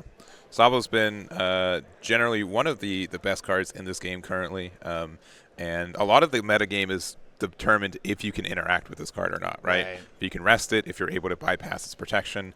It's been definitely a game changer for making decks relevant. Yeah, definitely. Sabo has been a very big key piece in a lot of decks lately. And rightfully so. Rightfully so. The card is amazing. Yeah. Giving protection, 1K counter, blocker, cycle. Yeah, like it has it all. Yeah, you bring out the checklist and it just starts ticking all the boxes, right? What's the worst thing about him? It's a 5 cost, I guess. I guess sometimes. Yeah. Man, if it was a 4 cost, Yeah. even if it was like a 4 cost 5K, like obviously it wouldn't work within the Black Ale Luffy deck, but. Sure. Oh, Moria would have a heyday. Yeah. Interesting enough, we saw the pitch of the Kobe. 3-cost Kobe. Now, I do think this card is fantastic in most matchups, especially the Dofi. But in this particular matchup, I'm not sure if we'll get too much mileage with that card. Yeah. And something's nice about this Kobe and some new tech since Smoker has come back from being irrelevant is that Rebecca can grab that and play it from your trash. So you do have this like nice play where you can play Helmeppo, Rebecca, and Rebecca gets Kobe. Obviously you gotta go -1 in hand, but it's still a generally good trade. Yeah, generally just having that option, right? Yeah. Having that possibility of, do I need to, can I get rid of something really quickly if I need it? But 6K swing, we're going to mill the Khalifa as well as the Rebecca. And we can give him a 2K counter. We can also just block here and then give him a 1K. Yeah, we're at 4 life. Block 2K wouldn't be too bad. Going down to 3 is not too bad. You can, whatever you kind of need. So back to Hot Dog, 7 Dawn here. Generally for Rob Lucci, this could be your first a Jack play. But Smoker generally doesn't play that card. I think they try to play Isho and other just kind of Navy targets. Yeah, I'm actually a big fan of the fact that Smoker just doesn't run a lot of the same cards that Lucci does. It's a nice twist to a lot of these black decks. And we see one of them here. We have Tashigi. Yeah. And Tashigi is going to be very good right now. It's very, very good. Very good. Technically, you could still run this in Rob Lucci, right? Sure. You really shouldn't. But I'm not going to tell you what you can't do, right? You still would get the reduction for it. You'd still get the activate main on play to get rid of a 0 cost. So it could show up sometimes, but just interesting card. Yeah, and we see a huge shift in momentum here. We're able to remove the Sabo off the Dashigi ability since it's not King or anything, just moving something into the trash, and then swinging 7K into life was huge. So Clay's already down to 2, and that pressure, and something you'll notice for sure between like a good player and a great player is great players will know when to attack with their blockers, right? There's definitely people who start out the game, they're like, oh, this says blocker, I should never attack with it, I should always have it up for blocking. But once you realize the value of having like a 6K attack like this, it's really nice. Yeah, definitely agree here. And we see the man, we've seen this card so much today. Tempest Kick, yeah. Yeah, incredible card. Being able to give a -3 to that Tashigi is huge. Also, as well as drawing a card. So we're gonna see exactly what Clay can do here. Another Tempest Kick. We've seen this before. Yeah. Nothing follow-ups a good Tempest Kick like another one. You got 2 legs, both legs are kicking, right? Yeah. So we see a 5K swing making that Tashigi a -4 cost. So as it stands, we have a 1 cost Tashigi as well as a 2 cost Sabo. I mean, if I was maybe we might see a Lucci coming down. I'm not too sure. Yeah, right. We look at you look at how many Stons left, right? 4 is left. Yeah. Rob Lucci costs 4, right? That's a good chance. Right. So this is a 6K swing, most likely going into life here. And something that's interesting in like this Black Mirror match is sometimes you, even if it's not like your best trade, you need to kind of like identify like they didn't play Sabo last turn. This is a turn that I can KO stuff. If I don't use my cost reductions and KO cards now, they might be useless next turn, right? Right, You have to right. respect that all the time. Yeah. So as predicted, the Lucci does come down. We're going to go ahead and bottom deck 3 cards, being able to remove the Tashigi as well as the Sabo. Very nice here. Yeah, it's the game has changed. I mean, Yeah. this is exactly what Black likes to do, right? Remove the board, build the board, remove the board, and we just go back and forth here. So we're going to see exactly what Smoker can do for the retaliation here. Mm-hmm. Yeah, the Rob Lucci is still a good card. Obviously, in a meta where Dofi is present, you can, with leader effect and Soap Sheep, you can get rid of 2 4 costs with Rob Lucci for 5 costs, right? So that's really good value, and definitely helps when the card's so searchable in this deck too. Right, yeah. Yeah, we're going to see here exactly. I know Smoker is sitting at 9 Dawn. We have quite a few plays that we can do. We also know that the majority of Smoker lists are running cards like Isho. Isho's a fantastic card in this meta. I know it's can get a little scary going up against a deck like Dofi, just because they're so aggressive. You might not have the time to do so, but in this matchup, it's a little different. All right, looking at their Dawn, we've got 9 right now. So nothing. Moria's never the worst card to play at any given time, right? Yeah. Isho could be played potentially if we have more than 6 in hand, which there are. And it looks like we're just going to go a big 4 to try to pressure their Khalifa. Yeah, I do honestly really like this play. It's either you give me a card or you save a 4K. Yeah. At the same point, too, if you're trying to play an 8-drop Moria, that extra Dawn on your leader, make it a 7K attack for the pressure, would also be kind of impactful. Yeah. That's true. Here's Clay just taking his time a little bit just to think about this. Now, this is day 2, top cut. I mean, this is the first round. You definitely don't want to go out. Obviously, it's best of 3, so even if whoever loses here, they do have a second chance. So we're going to let it go. Yeah. Not too surprising, but Yeah. all right. Thinking about the rest of our Dawn again, we've got 8 open right now.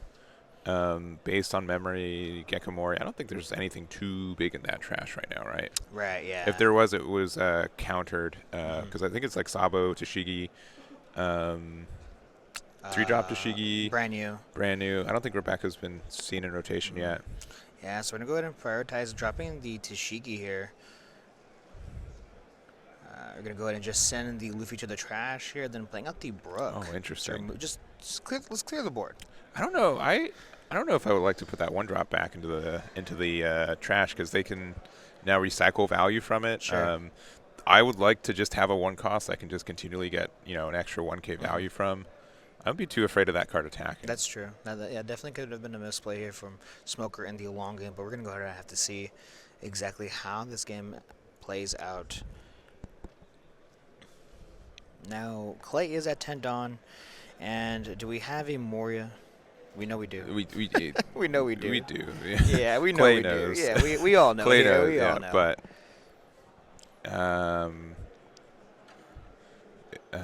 if there is, what's the best play with it with the current setup, right?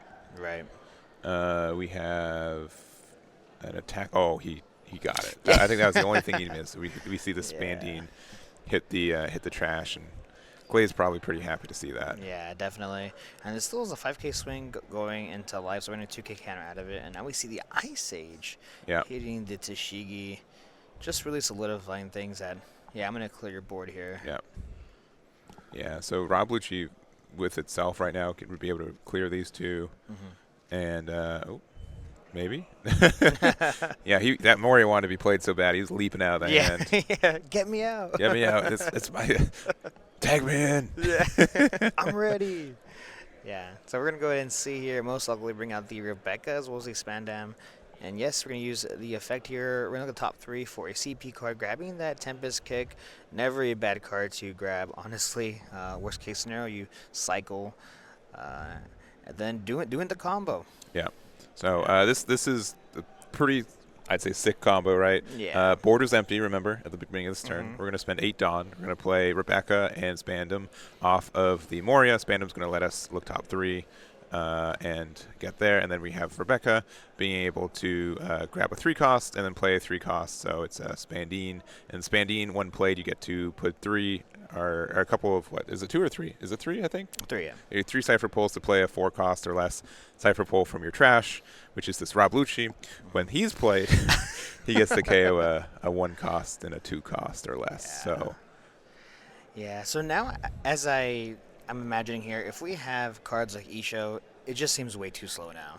The board is extremely developed. I think one thing that Smoker probably has to do here is most likely play their own Lucci. I'm sorry, their own Gecko Moria. But the question is that we don't run Lucci. Yeah, I would say like the determiner in this mirror match is that this play that we just see from Clay is probably the strongest consistent play of Gecko Moria in the game right now. Yeah. It's something that Smoker can't hope to keep up with. And I think if you want to do well in this matchup, you do kind of have to hope that they don't see their Moria, which they don't have any hard searchers for, Sure. or they miss a piece of this combo. But the fact that you mill so much out of your deck, and it's really easy for Rob Lucci to set it up.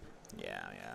But I do love these plays coming from Clay early on, choosing to play the Sabo, choosing to play the Khalifa, making sure that we do see our pieces, because there are a ton of Lucci players that do end up just milling their Morias and never pulling out those key pieces that allow them to draw extra cards.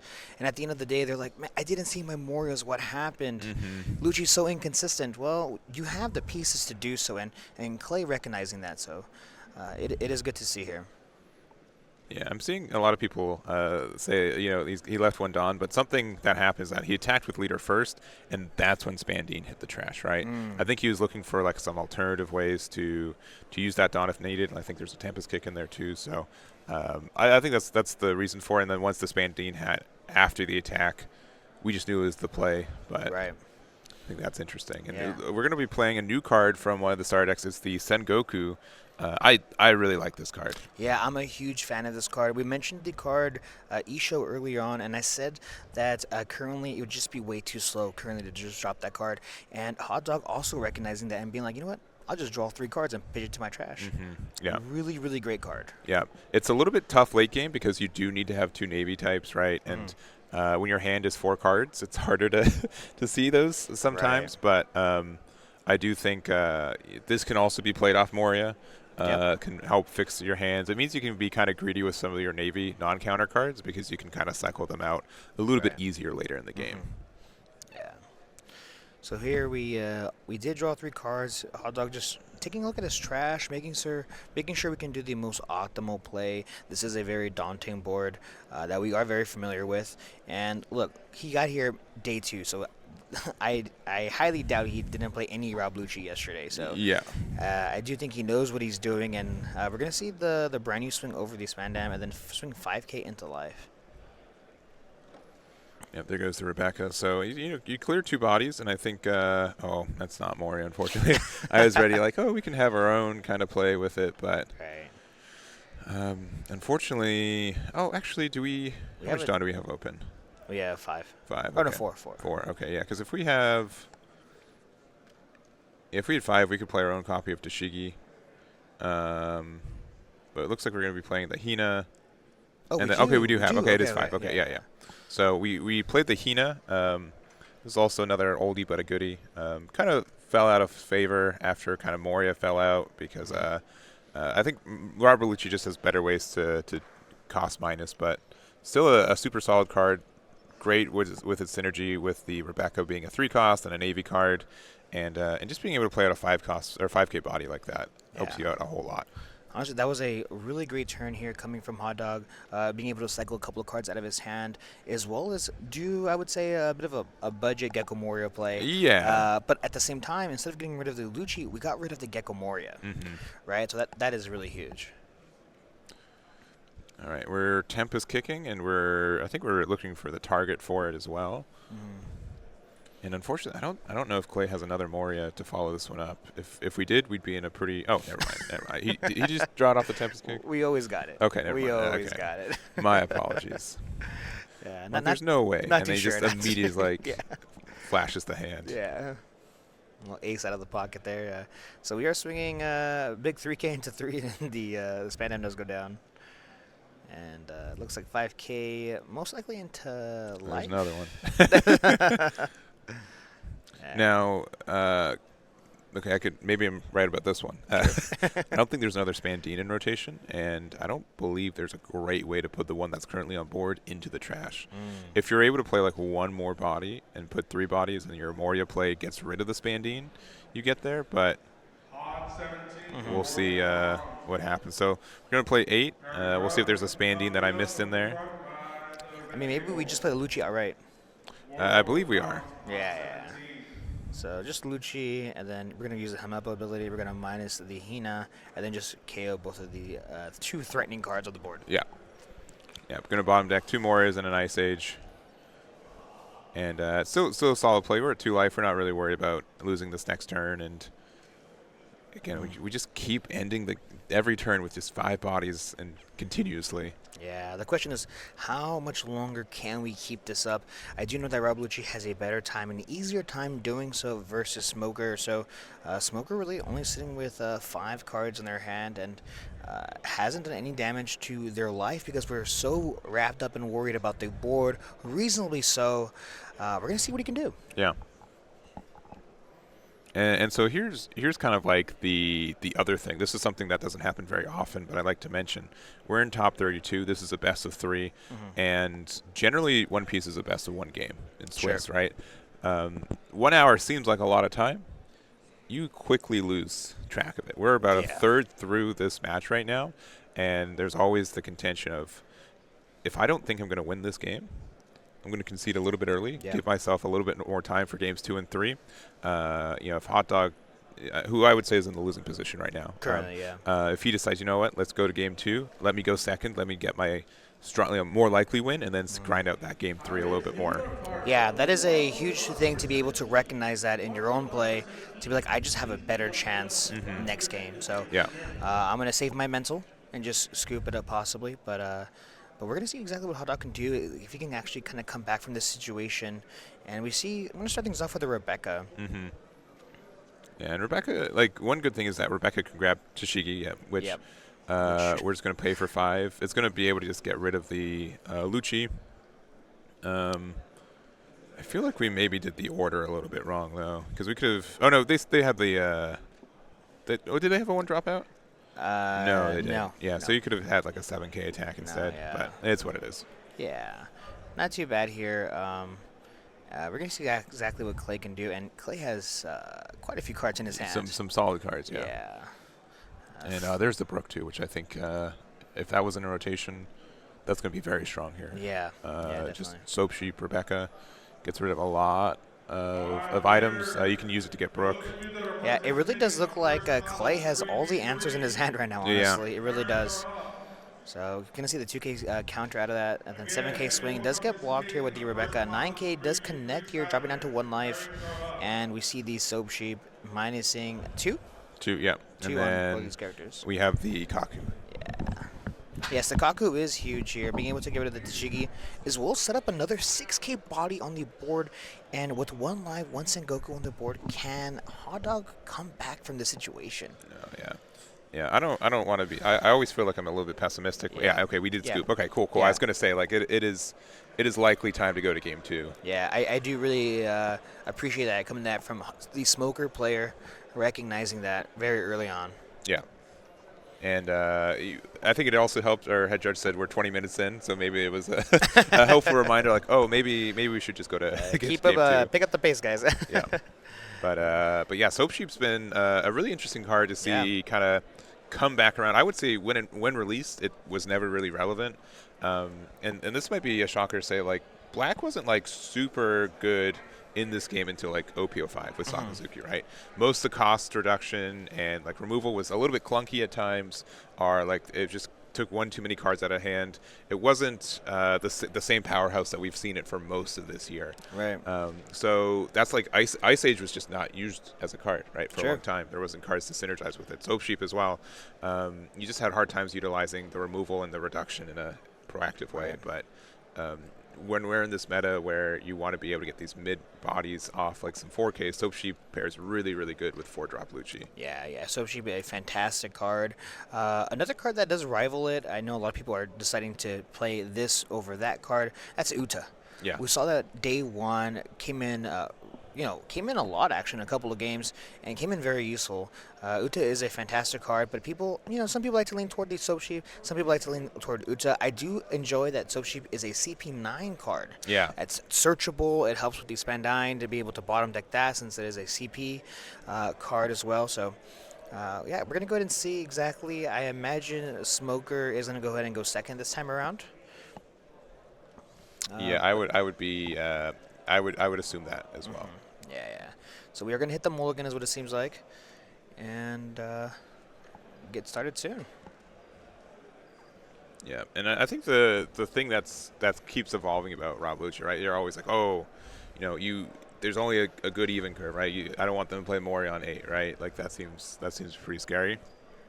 Your odd curve for Rob Lucci is still pretty good, right? Yeah. It's Bandom, Brook, Sabo, Jack. Like there's so many good cards that you have access to. I think Smoker, same way. You can still use Sengoku, Brook, Tashigi, but then 7's kind of like so we don't talk about 7. But there's just like a lot of flexibility in a lot of your plays right now. Yeah, definitely. I do think going odd, Rob Lucci definitely has the better odd curve. Yeah. Jack is just an insanely good card. And in this matchup too, very difficult for Smoker to remove. Yeah. Funny enough, earlier you mentioned that Ice Age wasn't really used early on in the game. Yeah. It's so interesting to me remembering the days when people were like, Black needs a lot of support. Yeah, it does. Yeah. The Black leaders need so much support. Smoker's not really good. And people here weren't we sold are. on Great Eruption. Right, yeah. They're like, it's infinite value, I guess. Like, it's free value, but like, is one Dawn worth cost reduction too? And now it's like, yeah, definitely, because we've got all these great cards to pair with it. And now people don't even know what a white beer leader is. No. So here we are going to start things off here. Smoker going second as predicted. Do we have a turn 1 play? Possibly we have a Sengoku as well as a brand new. Really good. Yeah, Smoker having like 2 starters, right, in Sengoku and brand new right now does help consistency and hopes he gets some early tempo. And dropping the Sengoku here, we're going to go ahead and pitch the brand new as well as Tashigi to draw 3 cards. Yeah. 3's a lot of cards. 3 is a lot of cards. I don't even care if I'd have to like discard 3 cards. Like cycling 3 in this game is immensely good. The worst case scenario here, you end up pitching 2 2Ks or a Searcher and a 2K like we just saw, and in fact you can just grab those back off of cards like Gecko Moria as well as Rebecca, so really nice to see here. Now this 5K swing did end up connecting here into Smoker, so Smoker dropping down to 4 life, and now it's Smoker's turn right back. That Brook 2 is nice early off in play. It's been such a good card. It's been really interesting to see just how realized a lot of the EBO1 cards have been. Oh yeah. Brook on release was like, this is cute, right? There's some like cute little things you get to do it, and now it's been like your deck is immensely worse if you don't own a copy of this card, right?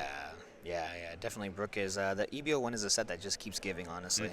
So deciding our turn 2 play here. Another card that we haven't really seen from Smoker too often is the 4-cost Kuzan. Yeah, definitely. They're buddies, since release, right? They've always gone hand in hand, and not being able to see it on curve, even with the additional draw 3, seems pretty rough. You definitely are more kind of tempo oriented than Lucci, and having to give up your turn 4 for just another brand new feels a little bit slow. Right. So grabbing that 2K counter Suru, and now we're going to swing a big 7K into life, which does connect here, and now just passing the turn. Yep. Got 5 Dawn for Clay.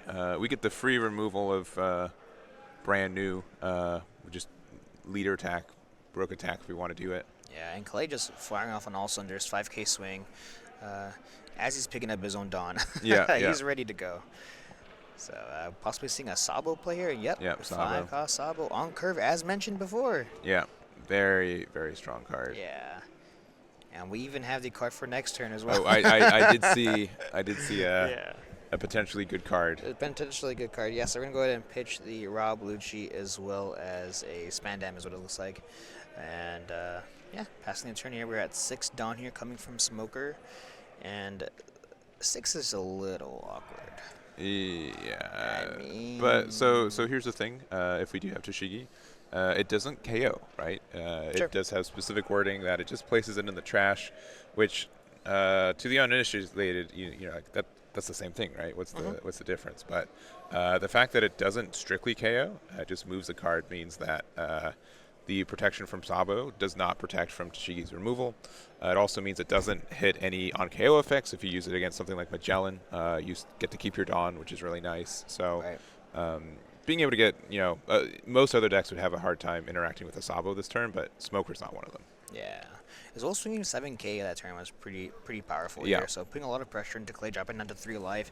This Brook swing minusing 1 to the to Toshigi, then the 5k swing coming from leader also gives it another -1. Pretty nice here. And so we're going to see here exactly if Smoker wants to counter out of this 5k swing. He has quite a few cards in his hand, but I do know that he also runs cards like Kobe and things like that, so keeping a nice, healthy hand is very important, so that when we play those cards that end up pitching from our hand, we have to make sure that our hand is not completely depleted. Yes, yeah. So the 7-cost Jack is able to get rid of that Toshigi and then just pass in the turn. And for most black decks, seeing a Jack is a really bad sign, just because it's very difficult to get rid of. And even the only deck that has an ease axis is generally red, right? Most removal in this game is cost base. The fact that it's going to be an 11k on my turn, it's just rough for that removal. It's been very tough for blue to do anything but red rocket. Yellow doesn't really have an answer to it outside of Rygo. And like obviously black, you have to do like double Ice Age or something, just that extra cost reduction, which catches up to you. Yeah, 11 cost is huge. I don't think anyone realized 11 cost is a lot. Yeah, maybe could have tuned it down a little bit. Just a little bit, maybe like a +2 cost, yeah, maybe. Like 10 cost, maybe. I don't know. But yeah, we're gonna see exactly if Smoker's gonna go ahead and just probably avoid this Jack, or possibly swing heavy into it as well. Now Rebecca can grab it back from the trash, so that's the worst case scenario. But at that point, we have to worry about Moria. Usually, that's the case. So. And Moria is a little bit easier to remove. Ice Age Toshigi gets rid of it, which is really nice. Yeah, I like to think Jack's the mini boss. It really is, Is the right? mini boss of Gecko Moria. Yeah, sometimes like if I just get to remove the Jack, I'm like, you know what? I got rid of that. I got a mini victory. You know, I didn't beat the big boss, but at least I was on my way. Yeah, and then they slammed 5 bodies on the board. Yeah. And I said, oh, okay. Yeah. Round 2. All right, we're looking at 8 down. We're just going to go 5 into The Brook. Brook, I would say. Yeah. Yeah, because we 2k out. Yeah, that Brook is an issue. The free -1 every single turn, even not even attacking into life with 5k, it's still a nuisance. If anything. Right? Yeah. If you have a 2k, like it helps, you know, defend this Brook very easy. Yeah, so it looks like we have a few different plays here. The hand is very, very big, so it looks like we might swing a big 4K into that Brook, hoping it goes down, trying to get cards out of Clay's hand as well. And do we have a Gecko? We have our own Jack, actually. Oh, okay. Interesting. Yeah, and I really like this play. Being able to get rid of the Brook, and as cycle, well as having Clay pitch 2 cards out of his hand to keep it alive. So that's pretty nice. Yeah. Again, like most builds of Smoker I see don't play the Jack, but it's not a terrible card in any regard, so you can definitely play it. We're going to start with the Tempest Kick, though. Wow. So currently it's -3, but it's also +4, so we're just +1 right now, Yeah. technically. Yeah, so 8 costs. There right it is. here. All right, yeah. So currently an 8 cost, yeah. Yeah. Tempest Kick being able to -3 cost to a character is huge. That's a lot of reduction. Yes, yeah. Alright, so we're going to Ice Age it here. So Clay prioritizing to try to remove this big body off the board. This is a 3-cost character, which we just, Yeah, we just do the thing. Jack on board. 2 Ice Age and Tempest Kick, which is really only Dawn -1, and giving up your Jack attack for the turn. Yeah. Getting that remove was huge. Yeah, Clay's saying, you know what, you can get rid of my Brook, I'll get rid of your Jack. Yeah, a fair trade, I think. Yeah. I did put off a Moria play this turn, though, since we were at 9 Dawn, so we're getting another attack in Ice Age, and Lucci hits the trash. Yeah, this is a 7k swing here, and we're attempting to get out of it, which we are. This is a 3k counter out of hand, and then playing out the Sabo, very strong turn. Very, very strong. Protecting that Jack, not that it necessarily needed it. Right, yeah. And looking through the trash real quick, seeing if there's anything else we needed to set up here. Yeah, just Clay not having too many cards in his hand as well, so only 4 cards out of his hand. That's mainly due to protecting the Brook the following turn, or the last turn. So that is pretty big here. But Smoker finally going up to 10 Dawn since we are at even Dawn. Yeah. So. And Smoker's still sitting about like 7 cards in hand. Yeah, so it's still, the advantage is moderately close, though I would definitely appreciate having a Jack and Sabo on my board.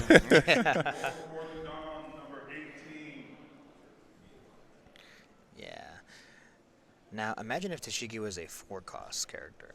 Yeah, it's clear to me that they're like, we can't. They knew we can't give another 4-cost card for this archetype, but looks like we're doing just a quick 7, and then our Moria hits the board, first one for Hot Dog in this match.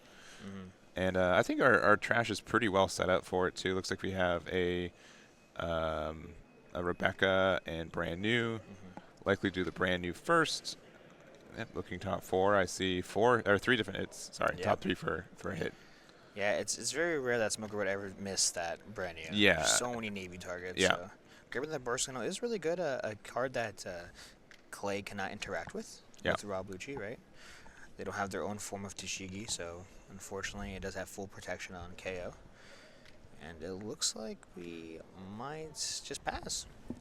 It looks like we're deciding what we need to add. We can add a 2K. We also can add Tashigi back to our hand if we want some removal for next turn.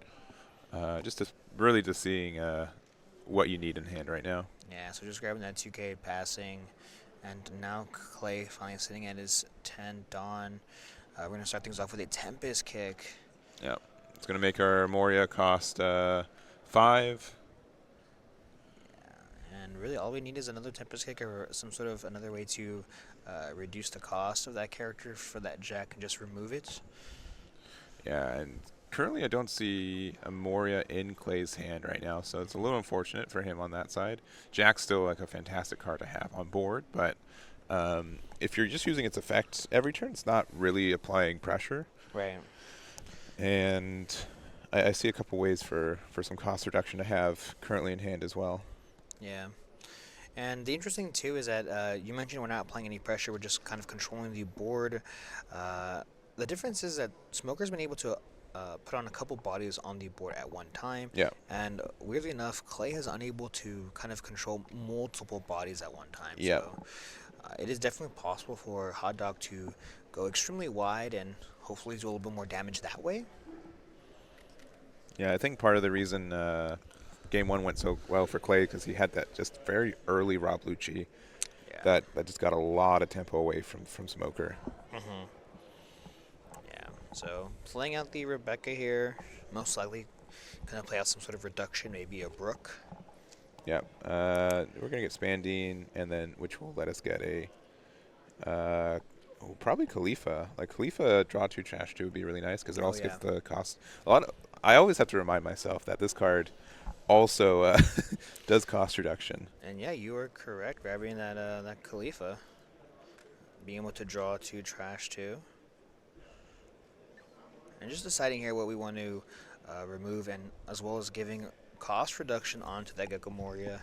Now currently in range for that Jack, which we do see here turn sideways, being able to KO the Gecko Moria and seeing the card that we just drew off of that ability. But like it's not even at that point. Like, I'd still say like he was unlucky, right? The issue, but you know we had to cycle what 4 or 5 cards this turn to get there. We got there, but we I think it's really heads up on Clay to recognize like what's what's the best thing this turn, and it's to try to do removal as well as get as much cycle as I can afford to do. Yeah, and it looks like we're going to end the turn here with a 5-cost Sabo, even more cycling. Yeah. Yeah, Clay doing a really great job to see all of his pieces. Even if it's a slightly delayed to see those, we still end up finding them. Yeah, I mean, we've got Sabo out. We've got 2 active blockers. We have Jack out. Like, this is still a really value-heavy, intimidating board, and only real issue is that, you're at 2 life compared to 3, but I think you're still set for the time being. Right, yeah. There's nothing scary. And you see, Rebecca alone isn't too scary, but Rebecca with protection from Sabo, that's it's kind of scary. Yeah. It can block really anything. Fortunately for Smoker, we mentioned before, Tashid that Yep. can go around that, but we have 2 blockers to get rid of, so that is going to be it's going to pose definitely an issue. Yeah. Hot Dog's looking through cards in trash right now. Interesting enough, we're still at the same amount of life that we've been Yeah, for the past yeah. couple turns, so This generally, I mean, mirror matches like this, or near mirror matches like this, generally really devolve into this for black, where it's just like I'm gonna, who's gonna play blockers, who's gonna inch out some more removal power. It's quite the grind as we've been watching. yeah. I think if Hot Dog recognizes anything, that Jack has put in a lot of work this game. Yeah, it got has. a lot of mileage in this game, so possibly recognizing, man, maybe I should have gotten rid of it a long time ago if I could have. So it looks like we possibly might attach 2 Dawn to this Smoker. And yeah, we're going to go ahead and do so. Speaking of 7K, we're going to just go instant block. And Gecko Moria time. Yep, this is our second one for Hot Dog. Just confirming best cards to play out. Obviously, Rebecca would be good. Any searchers, if you need to play like Sengoku here, you could also do that if you want what she's thinking about. Yeah. So give you a nice +1 in hand, right? Or Yeah. 0. Guaranteed +1 in hand, and if you've got like Ishos or like Hinas or stuff stuck in there, that additional discard is pretty nice. And even if you don't have the second Navy card, you can grab it off of Rebecca, right? Yeah, you can grab that Hina first and then Yeah. discard it again. Really The strong. order is very flexible for you. Very, very strong. Very flexible. But, I mean, to be honest, now sitting across from the Jack still, the Gecko Moria as well as the Rebecca doesn't seem that powerful anymore.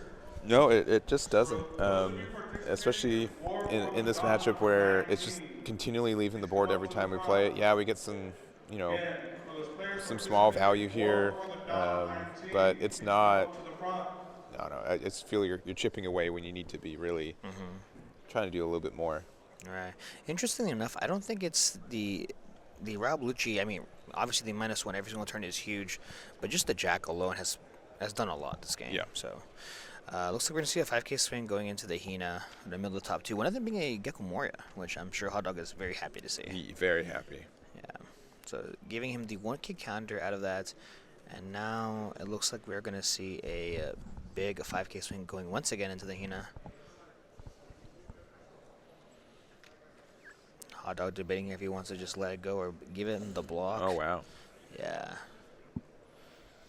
6K swing does connect finally, and now we see our second 6K with that last Saba that we have.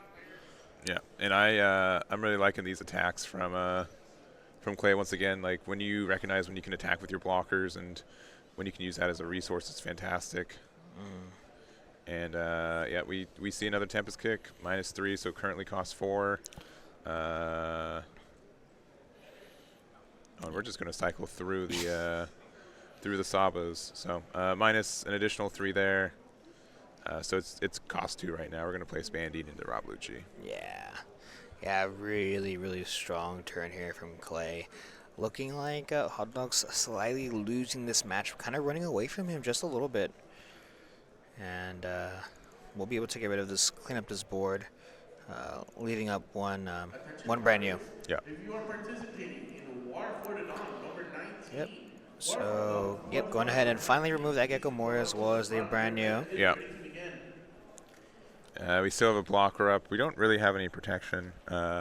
We could also, if you really didn't like that other brand new, use Jack's effect to get rid of it. But Yeah. I think we're, Clay's just continually just filling his board with cards Yeah. every turn. It Yep, is yep. it is well played.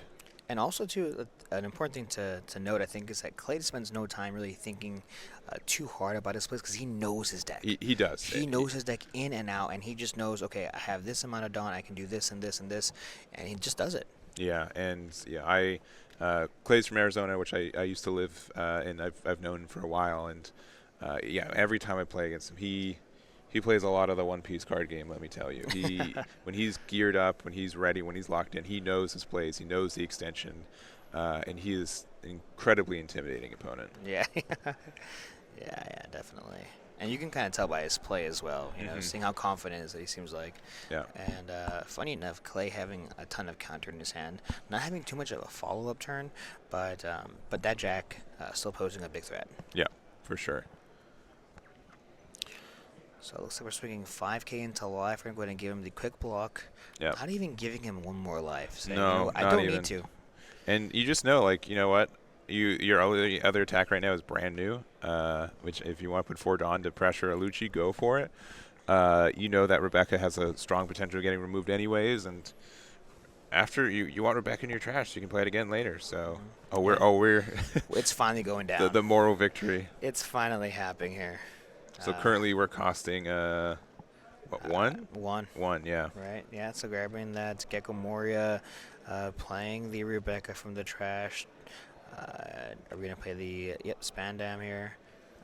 Brand new, yeah. Brand new. You're Brand new. good. Too many searchers. There are very many searchers, and we're going to be able to use the brand new to get a Tashigi, and then we need to find a Brook, which likely we have in hand. We're going to add a 2K and then play a Brook from our hand. Yeah. That's huge. I mean, we mentioned earlier that he don't have too many plays in his hand, so not having any removal possibly is huge, but never mind. Yeah.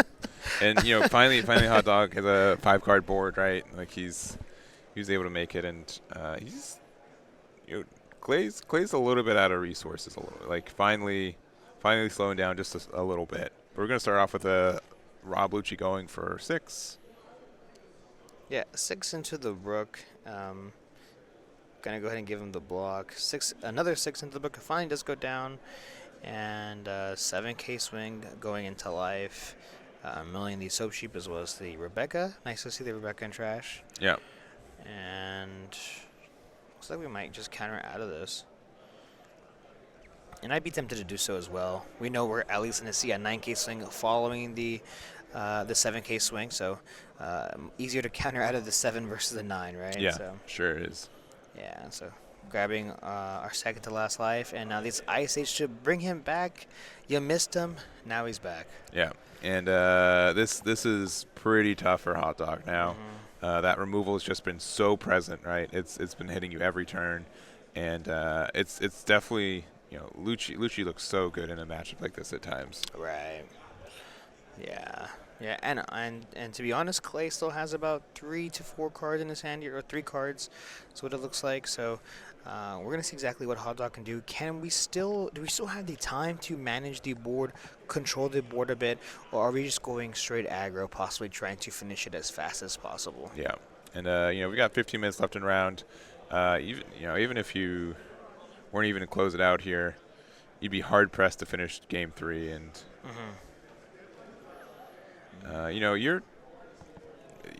what it could be is like, here's what I see. I see that we have 3 attackers on board.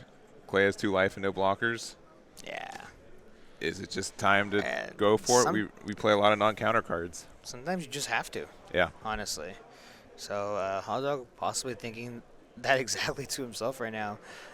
So it looks like we are going to go ahead and swing 7K into life. It does connect here, and doing just that. Yeah. You see a second 7K swing, taking it. Does Clay have the counter? And Sure yes, he does. Yeah. And just scoops it up right there. Yeah, but I think Hot Dog did the right play at that point, Yeah. just recognizing, like, I'm going to lose next turn. If there's a chance I win, it has to be that they overextended. Clay made a mistake. His hand is not as good as he's presenting it is, and so in a situation like that, I think it's the right play, but just couldn't get it done. Yeah, I guess, Hot Dog recognizing that at a certain point, I just can't come back from this anymore. It doesn't matter what I have in my hand. I just can't outpace Rob Lucci. So congratulations to Clay taking that a swift 2-0. But huge shout out to Hot Dog making it this far with Smoker, nonetheless, the only one in day 2. Yeah, and for a reintroduced leader in the meta on day 1 like this, being able to bring it to the event, get your invite to Orlando, I think a really, really good performance as well. So shout outs to both of our players. Yeah, I mean, even though we have, top 16, we only have 2 Dofis still left. That doesn't mean a Dofi can't win this whole dang thing yet. I mean, it's very possible still. As well as this Nami, which is a little frightening for myself. yeah. I would definitely kind of assume Nami was like not as present this weekend and not, if not mentally prepare, but at least deck prepare for it. And to see it still in there and, it does pretty well into Black Hill Luffy still and Rob Lucci, which was still a dominant amount of our top 32. Right. Yeah, this is actually, funny enough, we have on stream, it's going to be a Dofi versus Bonney. And I think this matchup, at first glance, I think it's a little unfavored Dofi. But I think if Dofi can really kind of come out the gate swinging, as it's supposed to do, right, then it could be definitely a force to be reckoned with, especially against a slower deck like Bonney.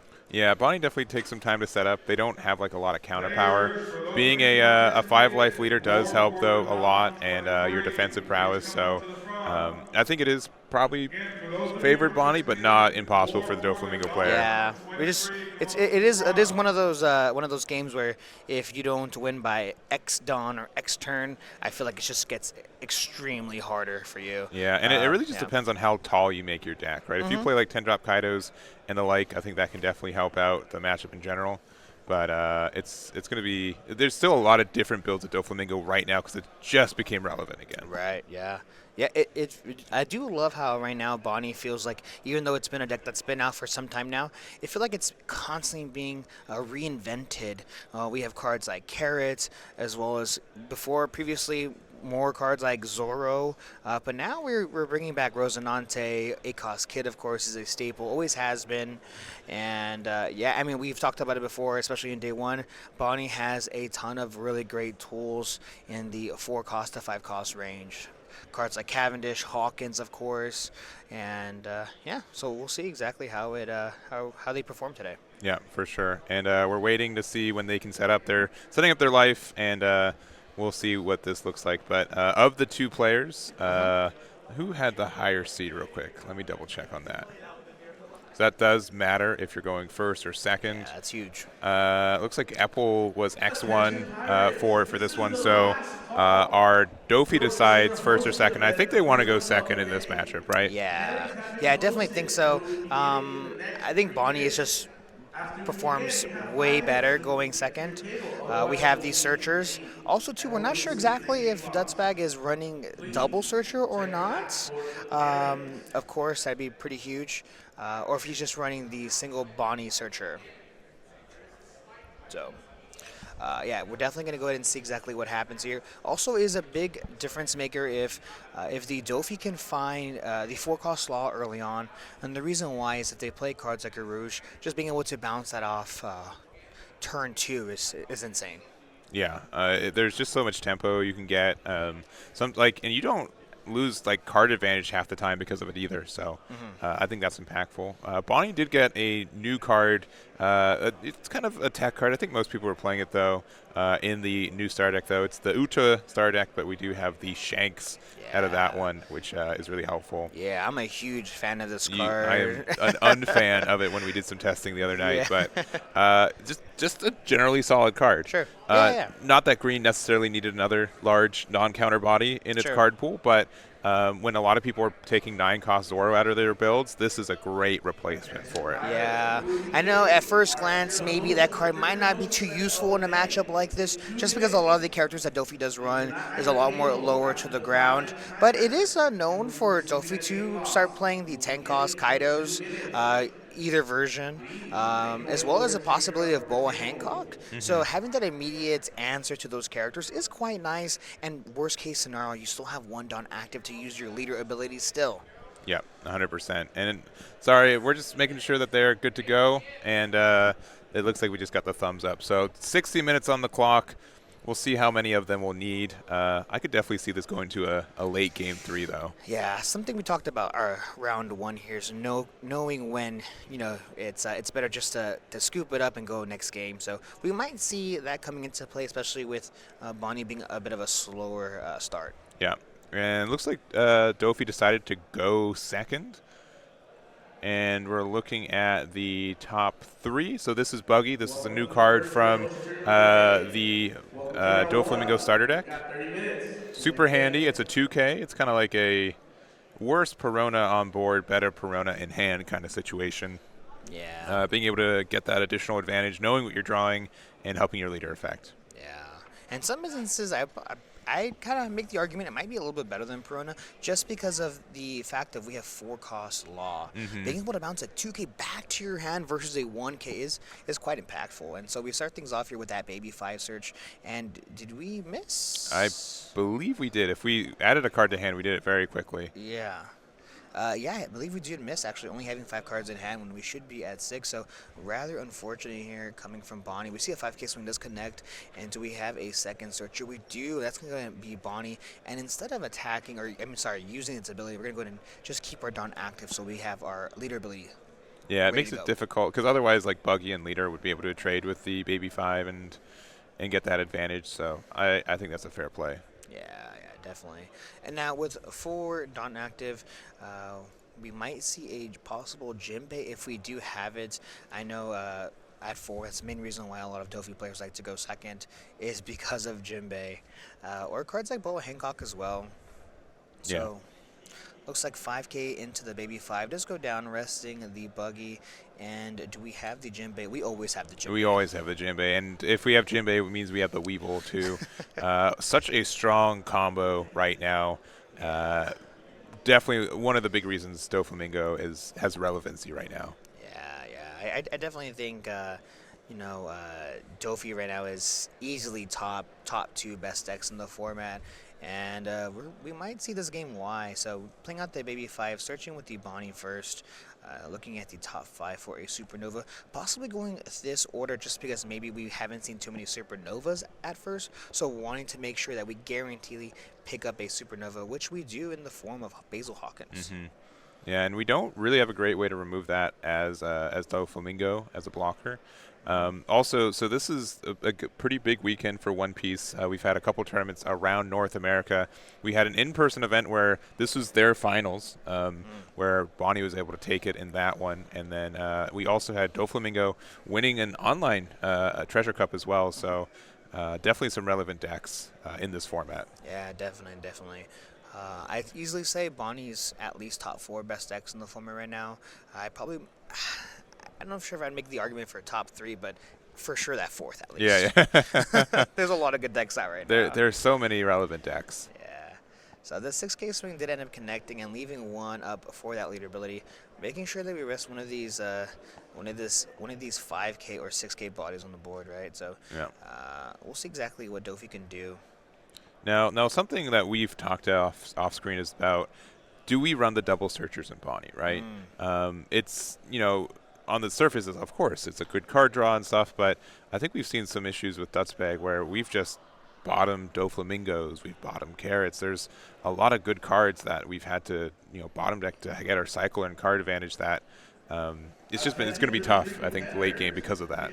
Yeah, I definitely agree. And now we see a card that is a bit polarizing in the community right now, and that's 2-cost Teach. Playing that 2-cost Teach, being able to give 2 Rested Dawn to our leader to put a card on top of our deck, and then play out that Weevil, and swinging, it looks like 7K, possibly into life. But this Buggy swing going into this baby 5 does connect here, only having the Bonney, which is swinging 5 into the Bonney, does connect too. So being able to clear out the board and then swing a big 7K into life is huge. Yeah, and this is a pretty wide board.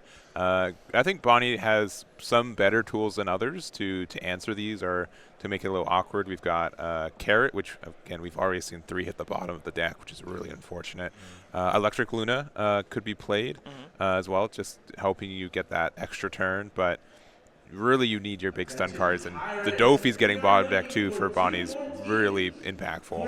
Yeah, yeah, it is a little worrisome just if you're Bonney at this point because you have cards like you mentioned, like Carrot, that can stun a 7 cost or lower once per turn.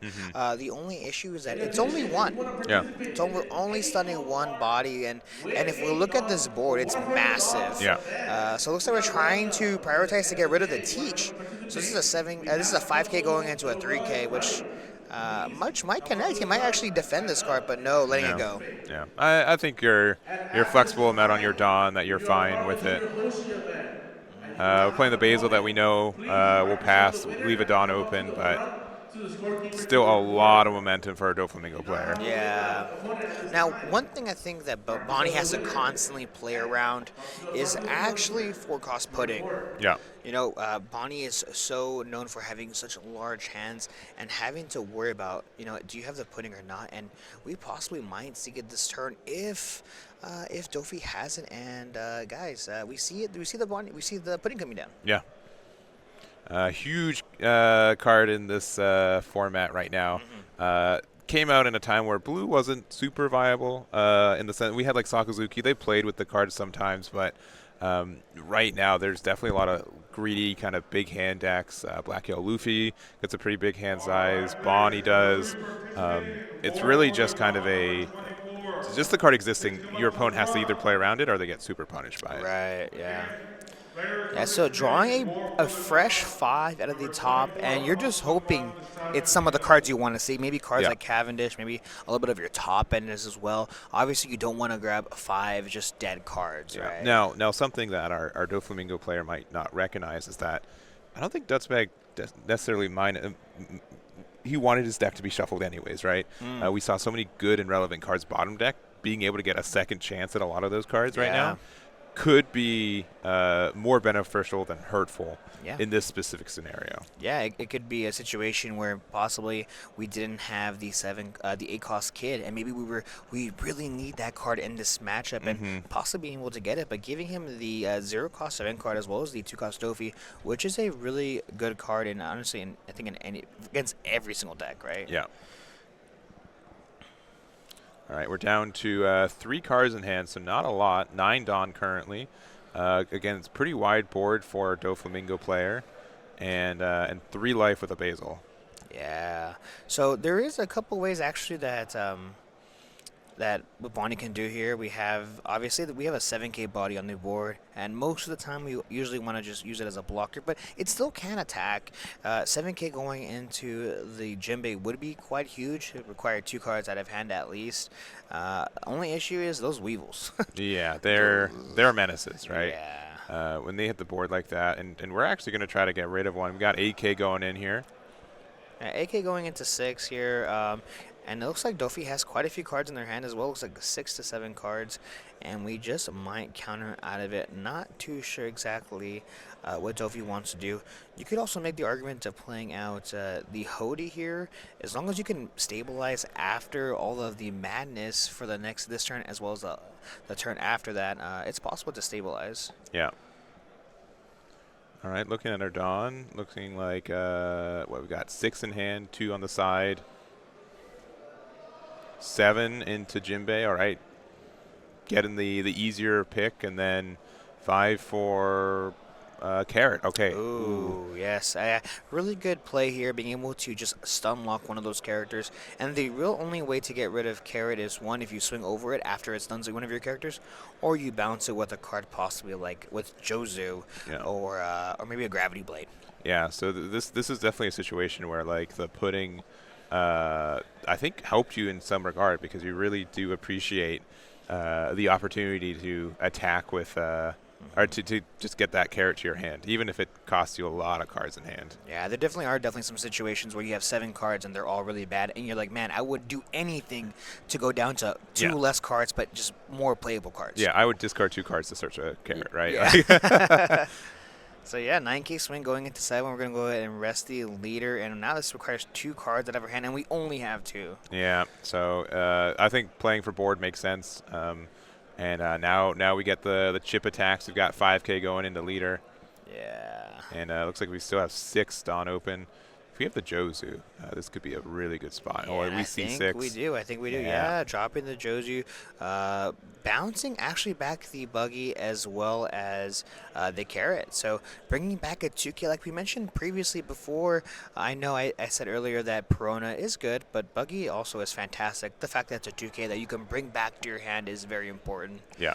So now sitting at 10 Dawn, we have quite a few cards in our hand now since we did take a life. But if we look at Dofi's board, we have that Jozu 7K body, 1K counter. That card is really good. Yeah, it's been. I think this was kind of a tech that didn't catch on immediately in Japan, but when we got the stuff, Jozu started appearing in OP08. So Yeah. great for tempo and does a lot of synergy with this deck. Yeah, and I think it was actually mainly revealed in Marco. Yeah. A really good card in Marco, since it is a Whitebeard Whitebeard Pirates, right? Yeah. Yeah, and it's blue. So But it's generic, and you're like, I'm already doing the kind of effect with Trafalgar Law. Why not have a big brother for it, right? right. Pairings for round 1 have been posted. Yeah, being able to bounce one of your own characters as well as your opponents, it's really, really good. And oftentimes you think to yourself, why would I ever want to bounce a card back to my hand, lose a body to swing with? But sometimes the value is on play is just that good. Yeah. So, yeah, playing out the carrot to stun the Weevil once again, and now we have the Cavendish being able to unrest you. The 3-cost Cavendish, I like to say. Yeah, it's that card's so much value. Yeah. Sometimes I'm like, man, if I can't remove this immediately, I just lose the game. Yeah. It getting 4 Dawn for free back, helping keep your leader healthy and help you just keep a Dawn up every turn, which our Bonney player has been very good at getting that every turn to help stop the bleeding that Dofi's inflicting. Yeah, so swinging 7K into life, using leader ability here, we're going to go ahead and rest the Weevil. And we're actually going to go ahead and take it, dropping down to 1 life. And I'd be very tempted to just make sure that this last swing connects so that if we have Perfume, we're in a good spot. Yeah. But we'll see here. Bonney, of course, isn't out of it yet. But I will tell you something. If Dofi just drops Gravity Blade, I might go game 2. Yeah, Gravity Blade would definitely be the game changer. But instead, we are going to see the Boa Hancock looking at our top 3. We're going to be able to rearrange that, put it to the top or the bottom, but then give a rested Dawn to one of our characters or leader. Oh, and we're bottoming 3, so no good Warlords off that. Yeah, quite interesting here. And we might just do a Buggy's blind. in hand. Yeah, our Perona, too.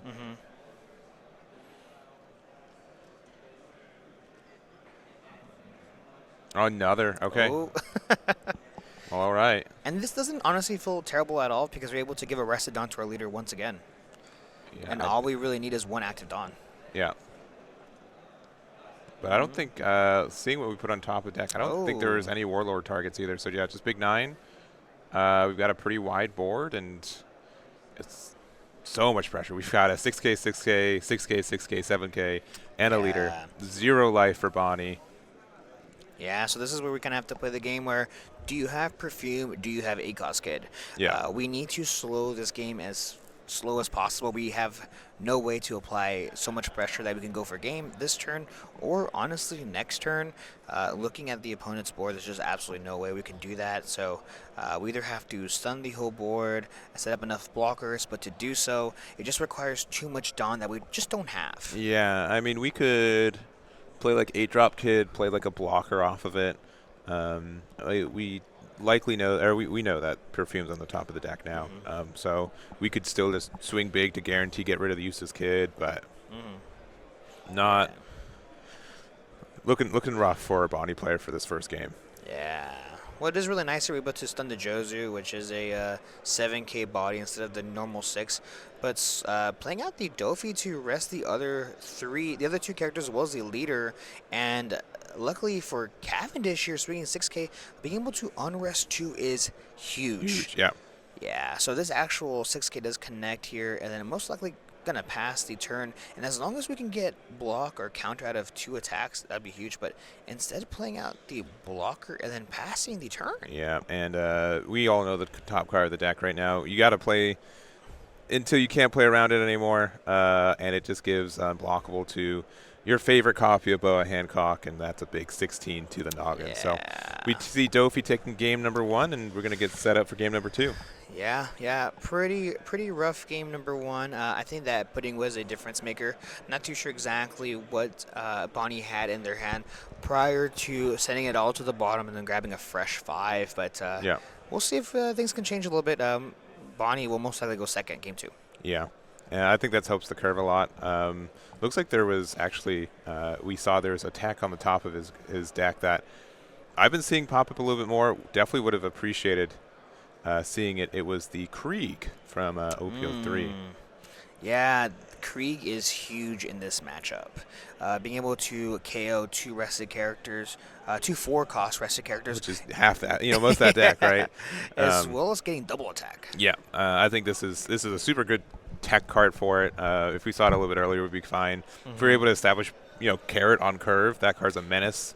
Slows down a lot, and we'll have to see if what game 2 looks like. Yeah, I mean, for the most part, I will have to say Dofy saw all its pieces on curve, so Dofy definitely not slowing things down at all. But to be honest, that's quite normal. Dofy is one of the most, if not the most consistent deck in the format right now. So many searchers or cards to reorganize your top, and if you don't like what you see, you send it to the bottom and just search for a fresh 3, 4, or 5 characters on the top. So yeah. And we see the additional shuffle. Really, I think there was just some unfortunate sequence. Not even to their own fault. Just the top 5s were not correct for the sequence of searches that we've done. And I think the biggest thing, though, in this deck is that all our good tech cards for Bonney are unsearchable, right? Carrot's unsearchable. Krieg is unsearchable, right? Basil's nice. Dofy 10-drop is nice. But a lot of our kind of like matchup changers we just have to hard draw into. Yeah, the issue that Bonney currently has that it's a green deck with a fantastic leader ability with a ton of, honestly, a bit of a random mix of good green cards. It's a good green card deck. Yeah. And even so, I mean, it works. It honestly works. I mean, we have Bonney here in top 16 of a close to 1,000-player regional. That's big. Yeah. So, just setting up here. But I think for the most part, hopefully Bonney can see a nice curve going second as well. I would love to see Searcher turn 1 plus Roche turn 2. And even though being able to balance, you still get the unrest. I think that's important. Yeah, I think the even curve helps out Bonney a lot, and is definitely the one you want to try to see. Without being able to set up your board without having to lose out on tempo or are playing stuff on curve and still having the Dawn open would make a huge difference in this. Yeah, definitely. Yeah. Now I will say I don't think Dofy had like a pretty good start, but definitely not as like supreme, mega aggressive one, right? The more I've been seeing this deck in play, Jinbei's a broken card. Sure. I won't deny it, but I think the 4-drop Boa has been catching my eye more and more of just a powerhouse in the deck. Yeah. See, I think the thing with me is that with Dofy, it's last game he went Dofy into Weevil, following turn Weevil. We're just drawing more and more cards, constantly being more consistent. And when we look at cards like Boa, it makes me think about 4-cost Jinbei, 4-cost Law, 4-cost Weevil, and these are all fantastic cards. Yeah. There is no honestly bad 4-cost character that this deck runs, honestly. Yeah, I mean Dofy's been around since the beginning of this game, right? Set 1 leader, blue, and the card pool for it was fine, right? Like he still had some good support, but now that we've gone 2 years later, there's just so many good cards that he can take advantage of right now. They really want this deck to be viable, I think, and it really is. And I think the biggest thing too is it's hard to play around every option, and you can still really punish your opponent for having a little bit of a slow start too. Yeah. I think Dofy just on paper just seems perfect. right? It has the draw power, the aggression. It can even go a little tall. You have access to 10 cost characters against matchups like Enel, like 10 cost Kaido, either version, because there are two different ones. But we're going to see Dofi here turn 1, playing out the buggy, looking at the top 3, rearranging them, and it looks like we might set this to the very top. And yes, we do. Just give a quick pass. Yeah, and something I think I think Dofi generally likes to go second a little bit more, but kind of another trademark of a good deck is it does well if it goes first or second a lot of the time. Yeah. And Doflamingo, with all the tools it has, can really be flexible with it, and that just helps the deck out a lot. Yeah, so finally seeing that 4-cost Rouge is really, really good on curve. Very happy that we're able to kind of see it, not really fumble, and we have a good amount of searchers in our hand as well, so that's really going to go a long way in this match.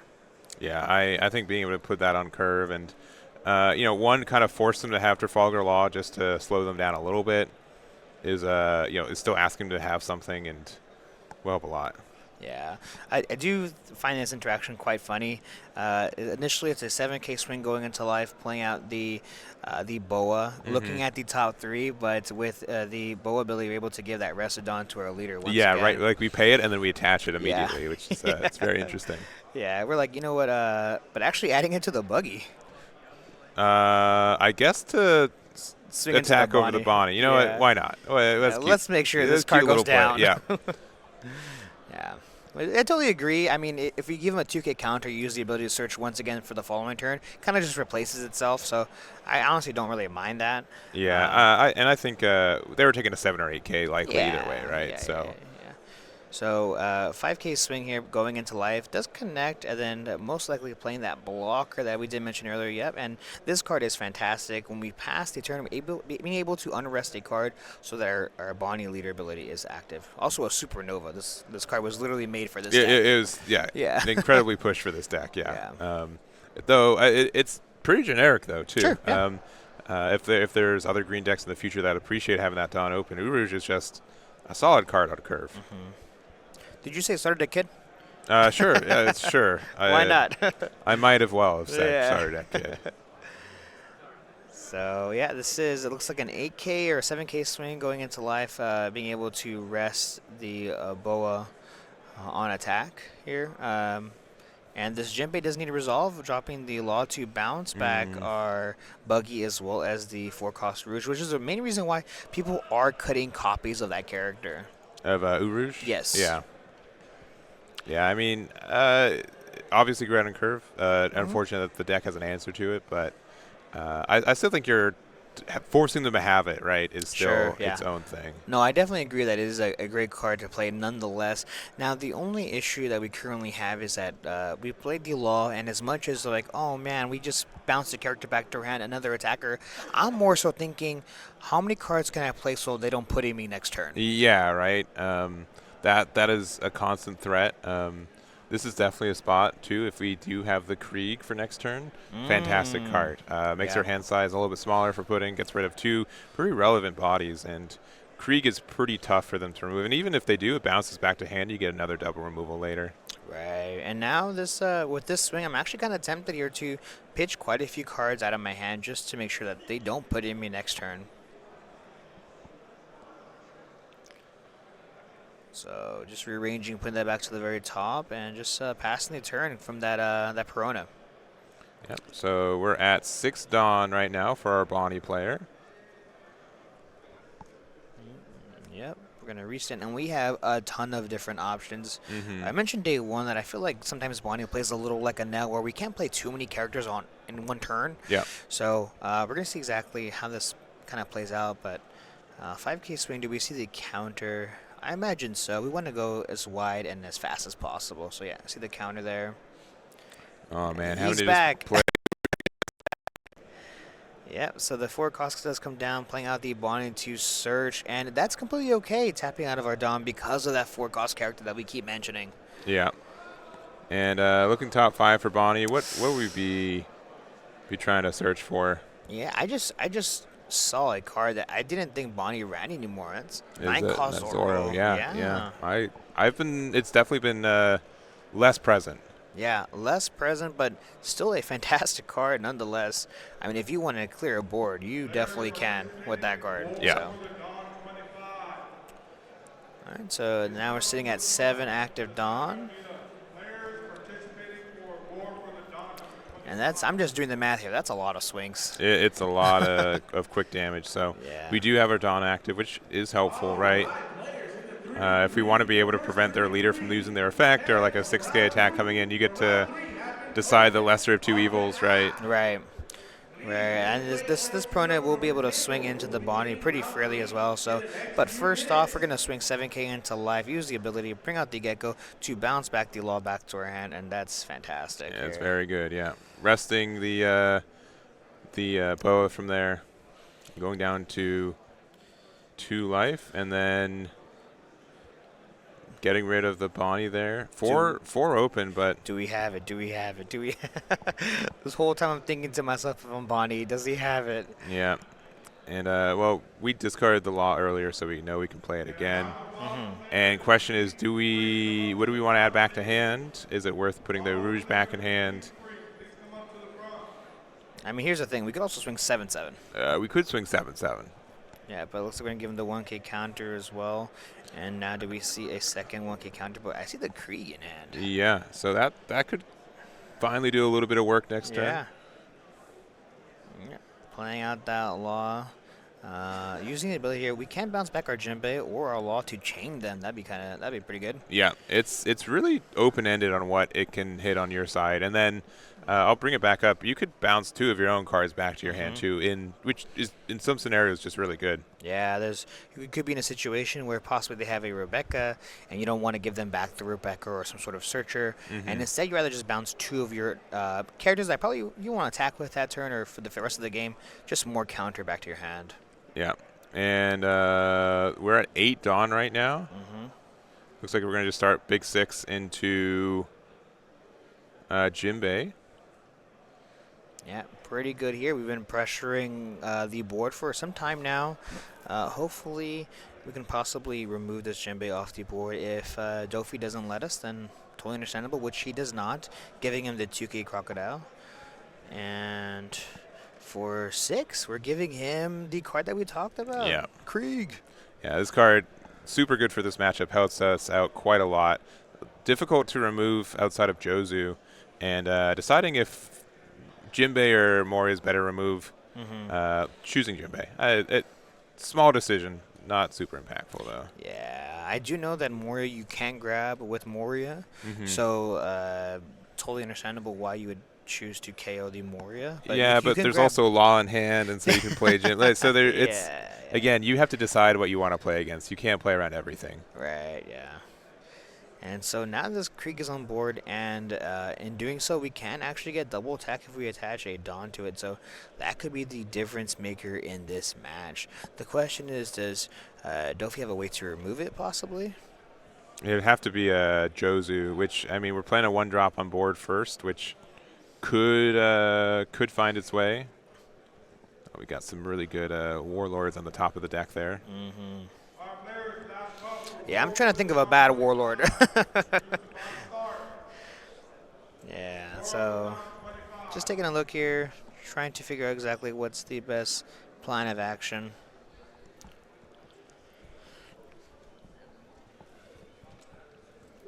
And yeah, I mean, Krieg is such a threat. It is. I'm really curious to see too how many copies of Krieg are running. You know. Yeah. Obviously, the more we have in the deck, the higher possibilities we can play them against players like Dofi or even decks like Rob Lucci.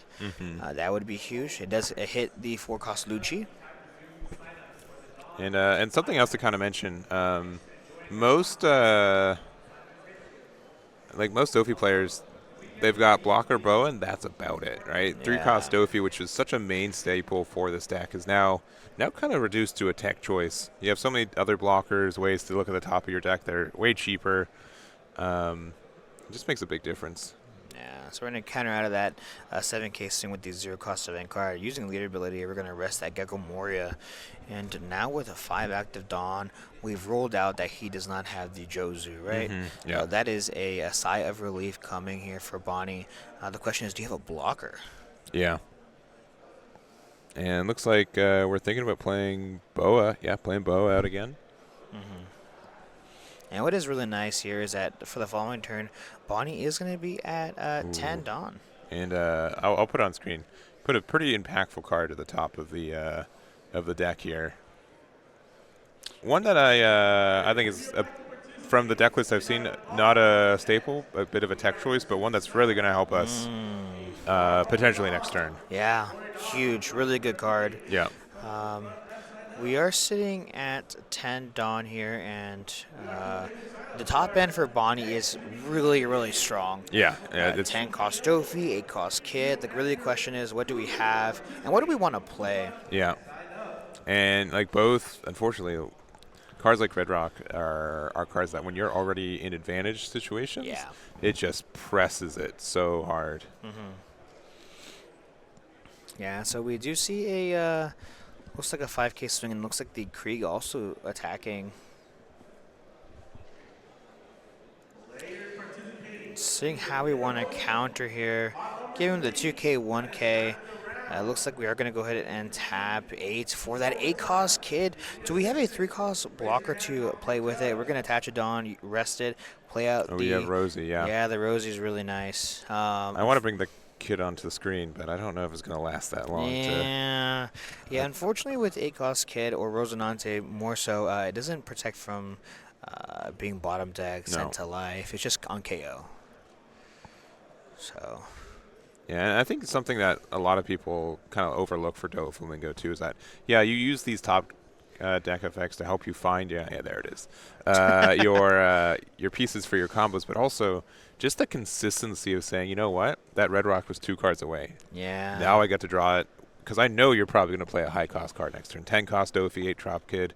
Either or, I get to remove it and just get to press all this advantage I've been gaining this entire game. Yeah, I feel like every single turn we see Bonney just slightly set back every single turn, just little by little by little by little, and all that really adds up. And now if we look at the board we had an 8 cost Kid, we've sent back the 4 cost Rouge like a few times back to the hand. It's just slowly chipping away at Bonney, and we're gonna see how this plays out. Not having a Cavendish is rather unfortunate here, just because normally we'd be able to play cards like 10 cost Tofi with ease, would still have access to our leader ability.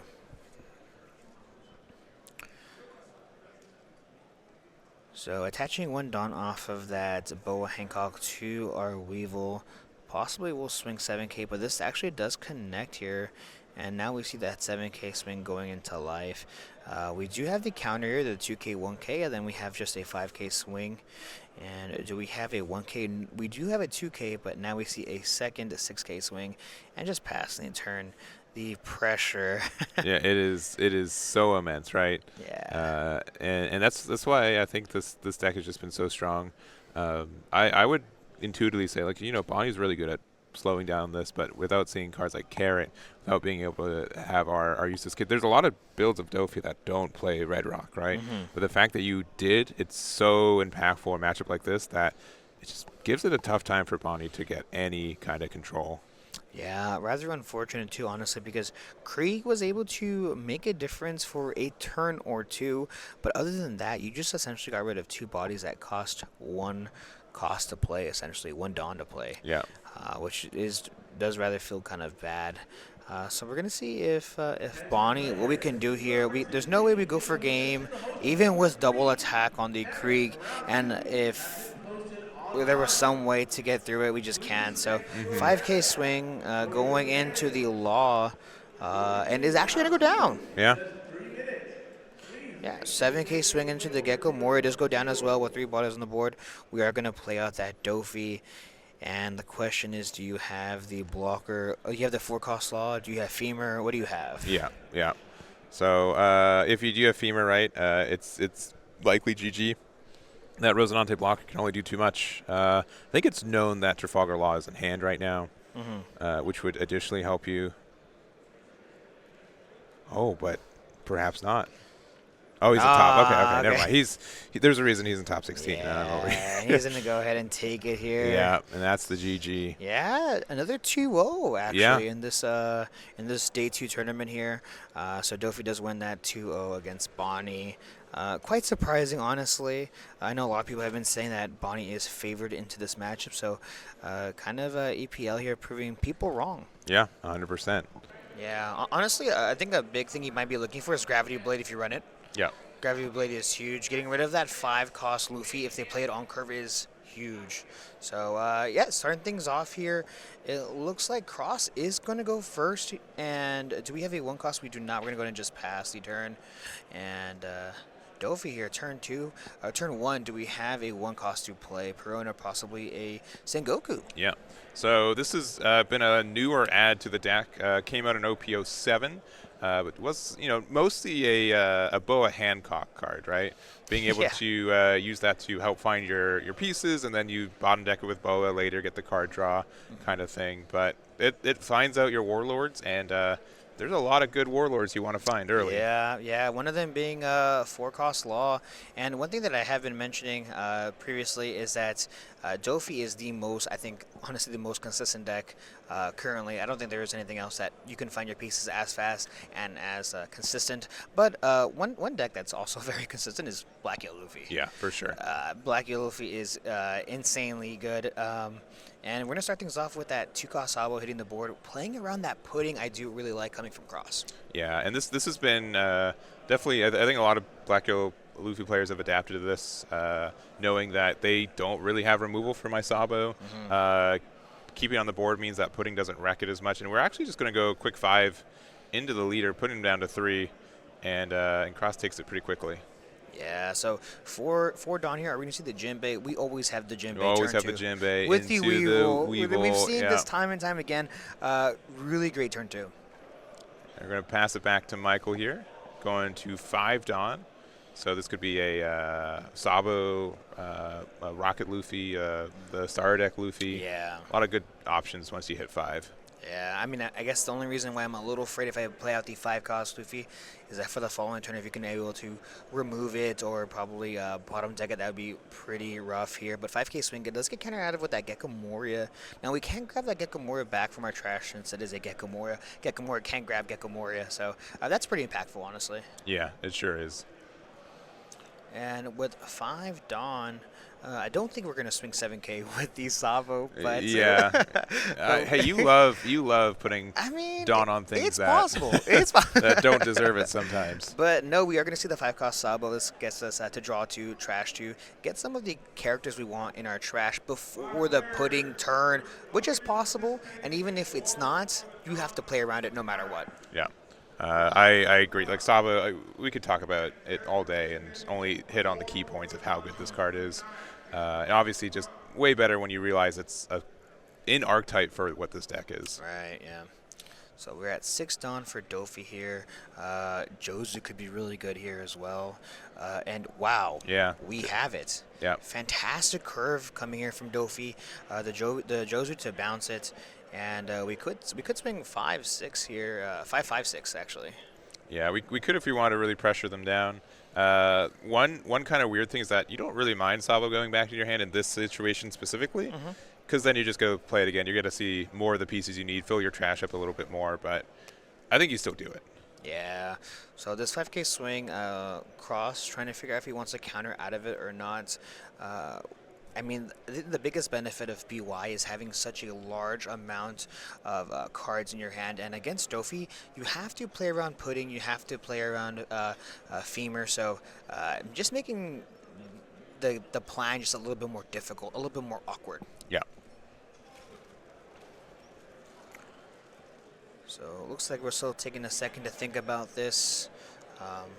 Now, I do remember Michael did play a Dofy the previous round, right? So having a little bit more experience and knowledge recently. The second 5K swing does connect, and instead of swinging with the Weevil, we just pass. Yeah. And I think that's fair because it's kind of weird, right? You're like, oh, why not attack with the bigger number? But later in the game, your Luffys are like 11K swing. You have all these larger ones. You want to protect your higher cost cards so you don't have to defend them. You'd rather just leave this 5K, leave the board, than have to defend a 6K. Yeah. So, interesting enough, we can do something a little tricky with maybe a Hiyori play. You can play a 5-cost Luffy, take our own life, draw a card, put 2 back at the very top of our life if we really wanted to. The only issue is that Josie makes it a little awkward. Being a 7K body is extremely relevant. Yeah. The only unfortunate thing is that Luffy does kind of crumble against decks that can establish 9K bodies or bigger bodies that you just don't have to invest on into to pressure the leader. And Josu's generally the largest card in most Dofi decks right now. Right, yeah. Now, I have seen some lists that play Dofi that have been taking in the 10-cost Kaido for the Enel matchup of sorts, but I'm not sure if it'll come into play this game. Even though BY Luffy is very defensive, it can be also very aggressive. We run cards like 5-cost Ace, and even the 5-cost ST13 Luffy can swing AK consistently into life. So, might swing just a simple 5K into the Jinbei. Michael taking a second to think about it. It's a pretty big turn, honestly. Yeah, asking cards in hand. And something else, too, is that I did just look through the list, too. It's open deck list for top 32 as well. EPL is playing 2 of the 10-drop Kaidos, the draw 4 one. So that can definitely change the matchup. If you're able to kind of stall them out successfully, you get a lot of value from establishing a 12K and just drawing cards for defense, too. Yeah, it's very possible that EPL can be playing a bit more of a control-based as well as an aggressive version. 2-cost Kaido does kind of tell me a little bit of that as well. So 5-cost Sabo here, cycling a couple of cards, debating on what to pitch, and we have 3 5-cost characters, and we're going to add a couple more in there as well, possibly thinking about a double Luffy into trash, which we do see, and we're going to tap 2 for yet another kid character Sabo. Why have we been seeing so many kid character Sabos at the board? Yeah, I mean, they're the good one, right? Luffy's obviously strong for the deck, but Sabo is what makes the deck work. Right. And again, by being able to play your Sabos twice early the 5-cost, you're able to put a lot of cards into your trash, which means they're safe from putting. You get the additional cycle to get closer to your Morias. And we're just actually going to bottom deck it with the Red Rock card that we saw was pretty impactful in our previous matchup we watched too. Yeah, this is actually, I think, extremely strong, just for the fact that if Cross doesn't have a second Sabo and just has the kid characters, it can be quite difficult, honestly. And with 2 active Dawn, I think EPL is just trying to figure out how aggressive do I want to be this turn. If I swing 5K, I can swing 5, 7, 7, and 6 if I really want to. So 5K swings aren't things off. I think we have to counter out of this. You do, and then we can just sit on it once again, right? Really force them to play any cards to help them get down to 0. And this is what I was mentioning at the beginning, like, there's such a grind to get down to 0. After that, it's moderately automatic on what your best plays are. But knowing the best path to get the most cards in hand and then go down to 0 is pretty tough. This is quite telling. 5K swing gets countered out of it with a 2K counter Makino. That's really huge. Possibly not having too many kid characters in our hand, or maybe not willing to get rid of them because of a Hiyori play in the future. Yeah, but it definitely is scary. Just the fact that we we're putting a card into our there's a card that can help us get down to 0, and we just got it out of our hand. So yeah, this is a 5K swing with lead now, is what it looks like, and debating yet again to counter again. And I think at this point I might just pass. Yeah. So here's definitely an adjustment that I've seen for some Black Yellow Luffy players, is that I believe we're going to 8 next turn, right? Yeah. So a pass and a 1. So Moria can be a really strong card right now. It's always been a strong card, don't get me wrong. But what we're going to be able to do is we're going to be able to set it up, get a Makino trigger. It could have been a Flampe if we wanted to, but it's just going to let us get there if we wanted to play it out and get to 0 and have like a 7K leader or something else. Yeah, so we find a missing piece that we haven't seen today, and that's that 2-cost kid character Luffy. That is huge. We have a ton of Luffy characters in trash, so that is quite telling. And I think EPL is forcing Cross's hand now to say, you have to go to 0 this turn. And if you don't, then I think you just lose the following. Yeah. Yeah, and I wouldn't have been upset to leave it at 2, as mentioned. Kind of just having that extra push. Being at 9 Dawn's pretty rough right now. Yeah, so looks like if we have the Ivankov, we can play the Ivankov, or we can propose play another blocker and kind of see what happens there. But Cross taking the time. He have a Flampe in his hand as well as an Ivankov, so he has options. Alright, tapping one. Do we have a 2K counter? We do. We're going to go ahead and play that Flampe, take our top of our life as well as draw a card. Really great to draw a couple of cards, Yeah, right? yeah. You know? So here's the other thing. Like, you always have to be cognizant of perfume moving forward, right? So you could be 9K 0 life, or you could be 7K 1 life. And with this board, being at 7K is kind of scary. Yeah, it's a little scary just because of that Jozu as well as that Weevil. We talked about it time and time again. Now, I'm a little less afraid of the Weevil because Cross can swing either 9 or 10 going into the Weevil. So I'm, most likely it might go down. But yeah, nonetheless, it is quite scary. Yeah.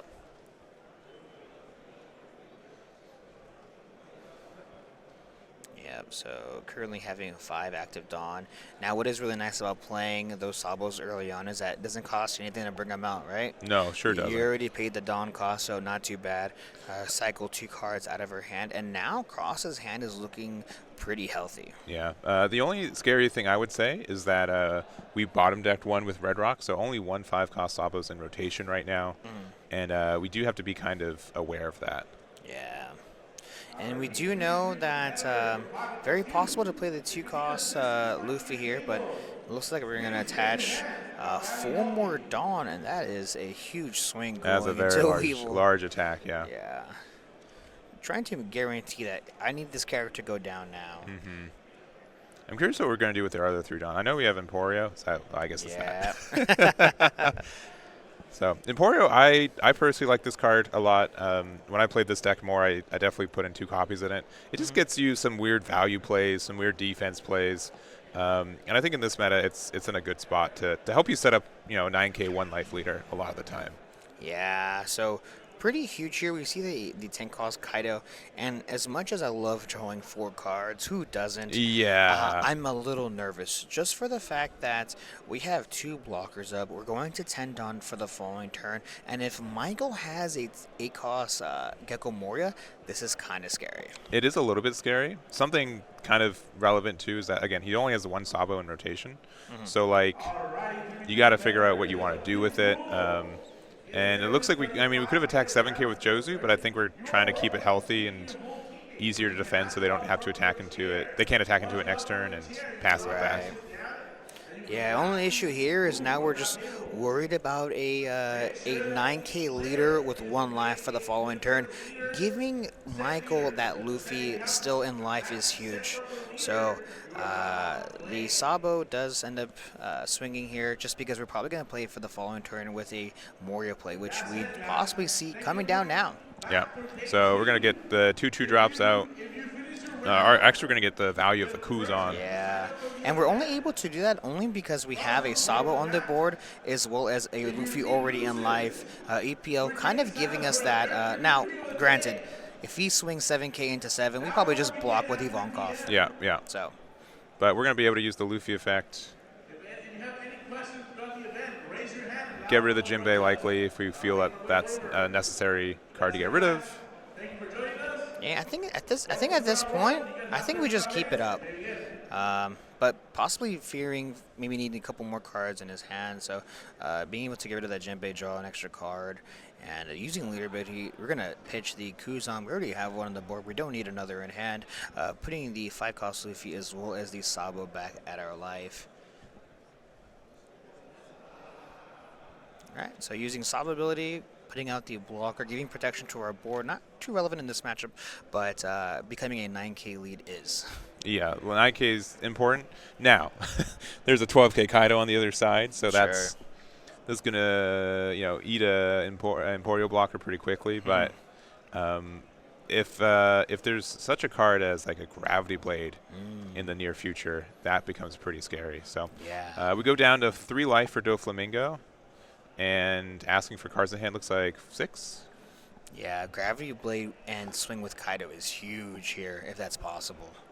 So, and also that Kaido is very likely to go down next turn if we have an Ice Age plus the Kuzan. We would need that combination, of course, to do Yeah. so, but as well as not play out a Gecko Moria, which is obviously very bad as well. So, Michael could be in a very interesting position right now. Yeah, I think the other thing is that I think that Saba's the only one in rotation again, right? If it gets bottom decked, Yeah. you have to there's just not one presented right now, and that could just win the game by itself. Yeah, I mean, the big question is, does EPL have it, or does he even want to play it? He might see a different line here in the amount of cards in his hand, because if we did forget, he just drew 4 off Kaido. He did, sure did. So Yeah. super wide hand, and I think if you do play Gravity Blade, I don't think it even is a question is if you do. I think it's what you hit. I think Sabu for sure. And then do you want to respect the Kuzan potential for removal, or the block that you get for free with the Emporio? Yeah, that's a really good question here. Taking out the Emporio kind of guarantees that they most likely will take their last life, so that for the future turns there is no 9-key lead passing with 1 life up. You kind of guarantee that. On the flip side of that, you might lose the Jozu if Cross doesn't have the Ice Age off of that Kuzan.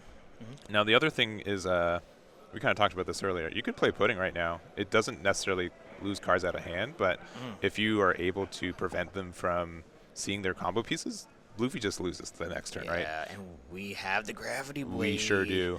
The big question. We hit the Sabo guaranteed. We have to get rid of it. The question is the second target. Now, if I was maybe EPL on my side, I might hit Ivankov. Yeah, I think we're getting a little bit greedy potentially. Now the thing is, if you have Kuzan and Ice Age, it means you're not playing Moria next turn, so you're like moderately safe for that. You know, the Luffy's getting out of life as well, and it just depends on like our numbers. So we can go. Oh, it looks like we're just guaranteeing putting them down to that number there, and then maybe a 13K and possibly 9, or we're gonna play out the Sengoku. Yeah, I guess kind of saying that you're gonna take the Jozu no matter what next turn. That's fine. I'm gonna go ahead and set up my board just a little bit more. Find some of the pieces that I'm missing here, and we find the Femur. Yeah, that is the game changer in this matchup. And is Cross able to become a 9K leader plus an extra life is big here. Yeah, I think the only issue with it is that it only is a Warlord's card, right? So it's only leader. 15K on a leader is still fantastic, but when they're a 9K, it just takes a couple of 2Ks, right, to get out of it. So it's not end-all, be-all. We got to look at the top cards of deck to see if there's anything that makes sense for us to maybe play or draw next turn. But I really do respect the fact that we want to keep our Jozu active, make it difficult for them to remove, and if we do that, then they have to we don't care if they hit our life this turn. We have 3 life, and we have 8 cards in hand, 9 cards in hand. I think more importantly, out of this current situation, it's not whether Michael has the Ecos Gecko Moria in hand or not. What he needs is a Sabo. Yeah. He needs a blocker desperately. Even though we have the Femur, Kaido is an issue. So we see the 5K minusing 4 on that Jozu, and now we see the 9K swing here, most likely going into life, which probably should connect. I mean, I don't see maybe why not, but EPL thinking otherwise. Yep, gonna go ahead and give him 3 cards out of the hand, and do we have the blocker? We have the ACOS Gecko Moria most likely coming down. We tapped 8. I'm not sure what else you could be playing, but a Moria. Yeah. And we're making the tough decision. So getting another card draw, recognizing that we don't have another copy of the Sabo, and we're just going to go wider than taller. Yeah, this is the main reason why a lot of people haven't cut Gravity Blade out of their deck is because of that card exactly. Sabo is a threat. And against decks like this, even with Unblockable, it really matters. It forces your opponent to have those answers. And getting 2 life here, this now become a 7K lead. Being able to pop the Jozu is fantastic. Drawing a card off of that. And now this is a 9K swing going into life, of course. And I think at this point, you might want to just take it. Yeah, it looks like that's the case. So it's really just depending, what are our good numbers, right? We can go, 5 and 17, so we can go 13, 14 against a 7K leader. So that just is a lot of value to push out. But but at the same time, 2 Morios on board is super scary. Yeah.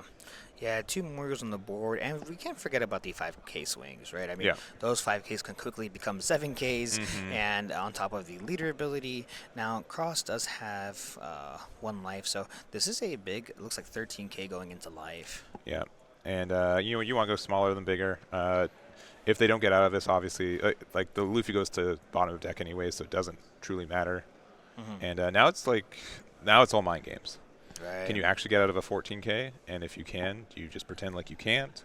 Like what are the good numbers? You've forced them just to go for it. Are you just 15? 14 going for it. So 7, 9, 11, 13, 14. We need 1K more. And 15. So able to stabilize here, and let's see if he's able to close it on the other side. Yeah, with only 2 to 3 cards, 3 cards in their hand now. Start things off with a 5K swing going into life. We're going to minus the Kaido, and this is huge. This is huge, Getting able to get rid of the Kaido this turn is big, even if you cannot win this turn. So that's a -8. We're seeing a 9K into life, and the game has just changed. It's completely different now. It's a complete 180. Just because you weren't able to kind of get rid of that go for game or get rid of the board, it's just completely different. It's a quick 180. Yeah. So this 9K swing here, we're debating on if we should counter out of this attack or not. We still have a Gecko Morio on the board. Worst case scenario, we can split up the Dawn, swing 2 big swings plus gain 2 life. Worst case scenario. But I think Cross might have a different plan.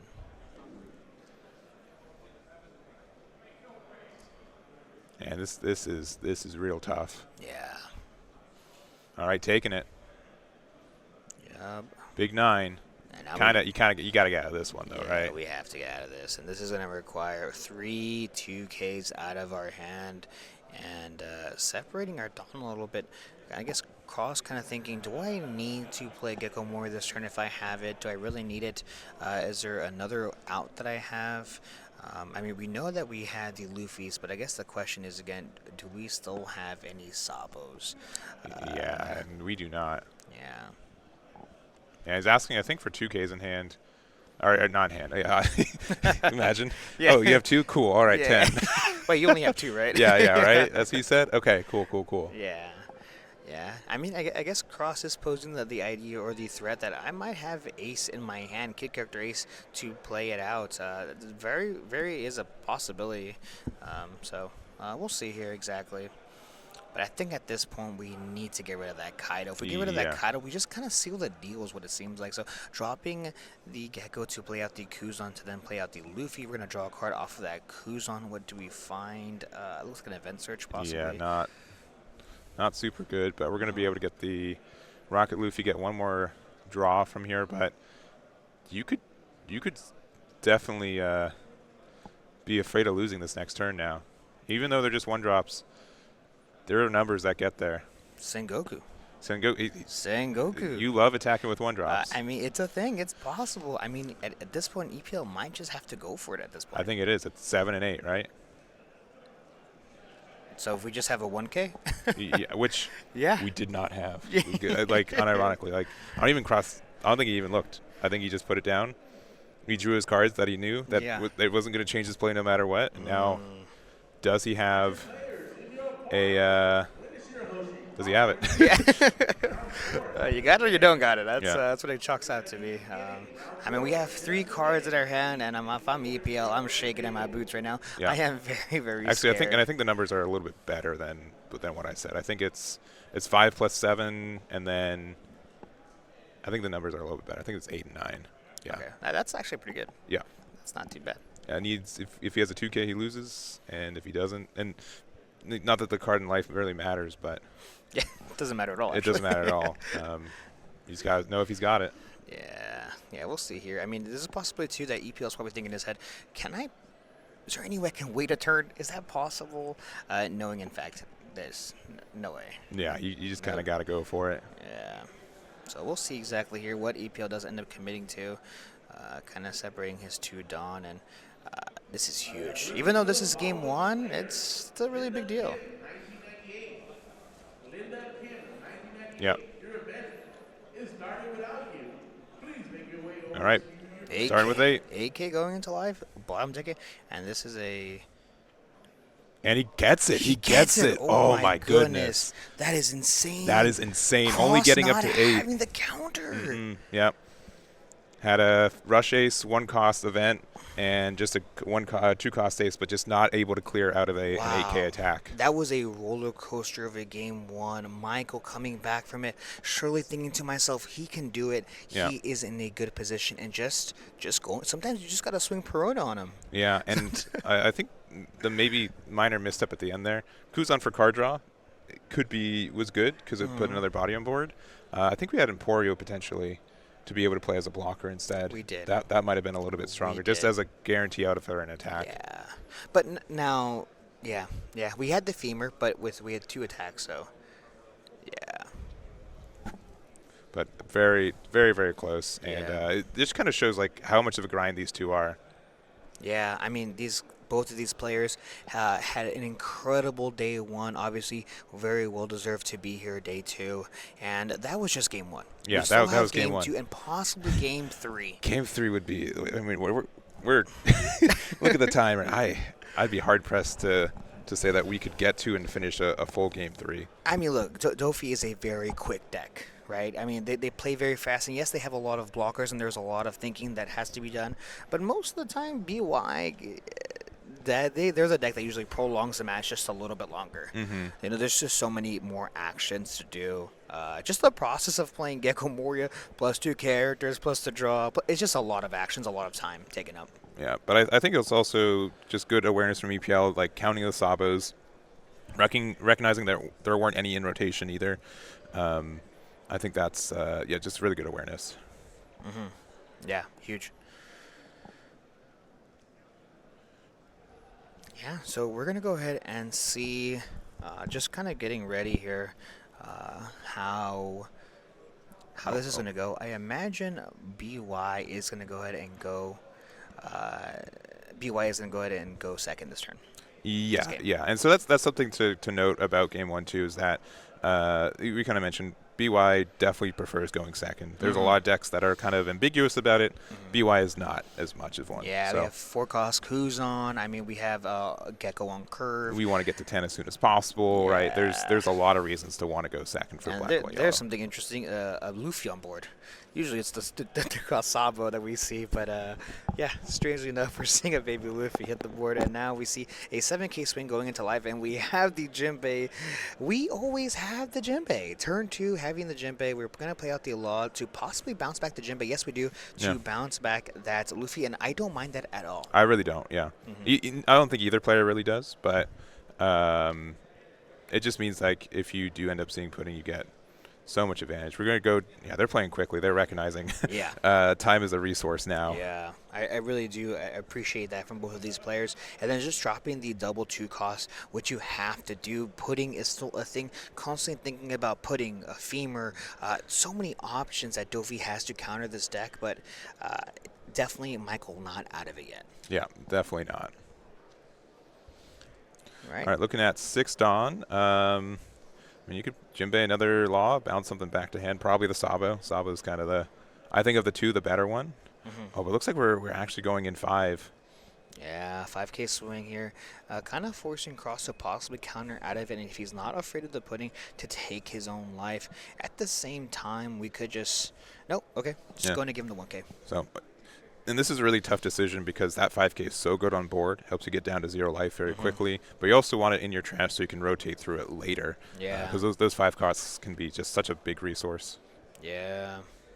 And honestly, I'd be a little tempted here. We know we have the Jinbei in our hand, and there is a plethora of different 4-cost characters. So we're going to see an aggressive 6K swing going into life. And now we're going to tap for, you guessed it, another Jinbei. To possibly bounce back the law for that Luffy. That's actually quite interesting. Yeah, I would have tried to get rid of the Sabo once again. And especially if we could put it in hand and make it more difficult for you to... you just kind of forced to play it again, otherwise you can get puddinged away. Yeah, Michael looking like he has an enormous hand right now, looking to at least have I think 8 cards exactly. So if we play a 5 cost character from our hand right now, we only losing 1, so we go down to 7. If we play a pudding to counter that, it could be quite huge. So Michael taking a big think turn, and I don't blame him at all. I mean, this is pretty big. This is top 8. Now, luckily for both of these players, they are guaranteed the cereal, and so now we're playing for the higher end of pricing. Yeah, yeah. Yeah, really thinking about it, and we were playing really quick the first couple turns, and then just already 6 Dawn, having to sit back in the tank. Instant hold. Instant hold, yeah. Yeah. Yeah, reasonably so. I do think that BY is a more of a difficult deck to pilot as well. I think there's so many big decisions that you have to make, and one wrong move could just cost you the game.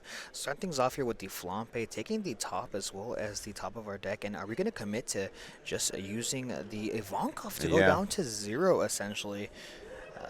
Pitching our life here, which is at Luffy, playing out most likely the Sabo.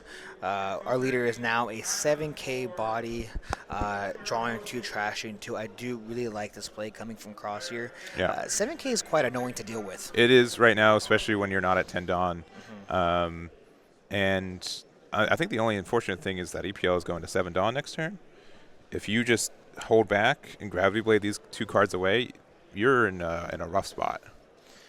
Now, what is quite interesting here, we see the Gravity Blade off trigger. Oh my goodness! And that wasn't even the punchline I was going for there. Bottom decking that Sabo is huge, but it's huge. I was actually gonna say you could actually just femur this turn if you really wanted to, right? Yeah, you really. I mean, they're gonna discard. They're gonna go up to 2 cards, but already like hand size is pretty small. Next turn we're going to 8 Dawn, so we can't do a good Moria play either. Right. This is a little bit scary. Yeah, definitely a little scary. Not seeing that Sabo stay on the board is quite of an issue, honestly, for Cross. So, yeah, going ahead and see what we can do here. Yeah, 7 Dawn available for Doflamingo right now. If there's a way to bounce the blocker back to hand, maybe I do it. Maybe just, I mean, we could just attack a lot of 7s. Yeah. Force 3 cards out. Yeah, what this tells me as a BY player is that if I'm Dofi, I want to get rid of this life. I need to. I don't want to give my opponent the opportunity so that they can actually keep 1 life up and then go into being a 9k. And then we see the rinse and the repeat. That's just a really bad position for Dofi to be in.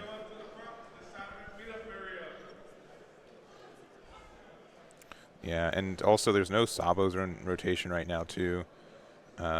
If he has Pudding, I think, Michael has, I think, 6 cards in hand, maybe? 5 or 6? Like that, yeah. So even just to make the discard 1 feels good, but knowing that you put a Sabo back into their deck feels bad, right? So there's some decision points here. Yeah. So we could also, if we have a 4-cost law, we could do something like that. So we see a 7k swing going to life, using leader ability, resting 1 Dawn to play out the Teach. Teach, okay. Which is not the general card you play. I think, was that a blind? That was a blind, yeah. That was a blind, that was a blind search, yeah. So 7k swing, we have the Teach out, and now Cross has to figure out, does he want to counter out of it, losing a card, and he loses actually a Sabo, so he does actually have a Sabo in hand. That's huge. Yeah, and obviously just wanted that out of hand, so it wouldn't get putting away or anything else, and now looking at cards and trash. Yeah, that's pretty big, yeah, it's really interesting here what we can do. Having double Luffy in life is quite good if we have a 2-cost Luffy in our hand. With 4 active Dawn, we can just swing 7/7 if we really wanted to, and that could at least net us 1 card out of hand, most likely taking one of those 7k swings. If that was the decision that EPL would go through, would be quite good. Yeah, and so Teach being able to give out some additional, there'll only be 1 in this situation because we spent 1, but it could be very strong. And wanting to keep those Luffys in the life. Yeah, quite telling, honestly. I mean, here's the issue: is that if we go next turn, we have both Luffy still in our in our life, we could play out what kid character Luffy, use its ability, draw ourselves an extra card, use leader ability. We have a lot of different options, but 7K swing gets blocked here by the Ivankov and pass in the turn, so choosing to keep both Luffy in life. Yeah. And next turn you get to do, if you have 2-drop Luffy, which I think we know is in hand from being added back earlier. You can play it out. You can get a card draw from putting the other one into the trash. But it looks like we're just going to start with the 1-cost event, looking top 5 for... Baby Sabos we're looking for. Yeah, and I'm seeing 0. Yeah, possibly not finding any. As well as an issue of playing out the event search is a little scary, possibly being able to bottom deck a couple Gecko Warriors if we found any, but grabbing the 2-cost ace is quite nice. I believe there is an ace in trash, I believe, so that could be quite useful at the end, especially against blue. Ace that's usually normally pretty good against blue, but tapping 2 for a most likely Luffy. Yep.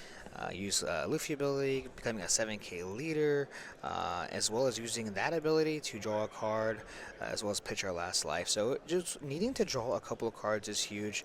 So we're going to go ahead and tap 1. Do we have another search? We possibly do, but looks like just kind of going through the motions here. Making sure our leader is 7K. Yes, is a 7K. Yeah. Using a Garp to search and no hits off the Garp is brutal. That is huge. Just because we did able to pitch our own life off that Luffy to hopefully grab a couple more cards, but yeah, that's because he was no 2-cost top of the top 11 cards of deck, right? Yeah. You know that's what desperately looking for. Yeah. And just brutal. Yeah, so we are going to go ahead and go back up to 2 life. Now we have the ace. We know that he has the 2-cost ace in his hand as well, so most likely going to go ahead and play that ace from his hand. And yep, we're going to go ahead and do so, playing out the ace. That's a 7K with rush. Maybe going into life or possibly a Jinbei. Yeah, but this is kind of scary territory where 2 cards in hand, right? 9K leader, sure, but just bleeding out on those resources. Yeah, and 2K, 1K, taking out the pudding into life. Yeah. Not respecting the 5Ks on board and passing from there. Yeah, I mean, our leader is a 9K leader, so the likelihood of EPL attacking into life is a little unlikely. But having 1 life is really good. If we have a Gecko Warrior in our hand, that's actually quite perfect for Michael going into our next turn. The biggest issue that Michael is facing is 2 cards in hand. Doesn't matter how many blockers you have, as long as I can go wide enough with small enough swings, it can connect. Yeah, and I think what EPL is thinking about is I think 10-drop Kaido is. Oh no, he's at 9 Dawn. He can't play 10-drop. Yeah, Kaido. Never mind. Yeah, scratch that. If you could, then you could play Kaido, draw 4, use Cheech's effect to put 2 Dawn underneath your leader, pressure the ace a little bit, and then just kind of pass back. No, but what he could be thinking about actually is maybe a Red Rock or a Gravity Blade. Could this be a perfect time to play one of those cards? I know Gravity Blade would be really good here. Yeah. If we do, of course, have it. Not sure how many copies EPL does have in the deck, but we'll see exactly what happens. Yeah, but I would not be upset to play Gravity Blade here. Or, Gravity Blade for sure. If I had that card, it had already hit the board. Yeah, It is instantly right? played, right? Now, if you have if it's Red Rock though, that one's a bit questionable. Yeah, if we have Red Rock here, I think I'm instantly hitting the 5-cost Luffy. Yeah. It has to go. And then we pressure the ace for cards out of hand, right? Yeah, definitely. So, and at a certain position, I think Michael might not even give it to him if he needs to keep that ace to go for game next turn. The big thing with BY is that once they have such a low amount of cards in their hand, they're on a clock to win as fast as possible just because you're able to go wide. So, EPL just really thinking about his turn. This is quite big. Now, this is game 2, so EPL can seal it out going a claim 2 against Michael if he's able to take this one. Yeah.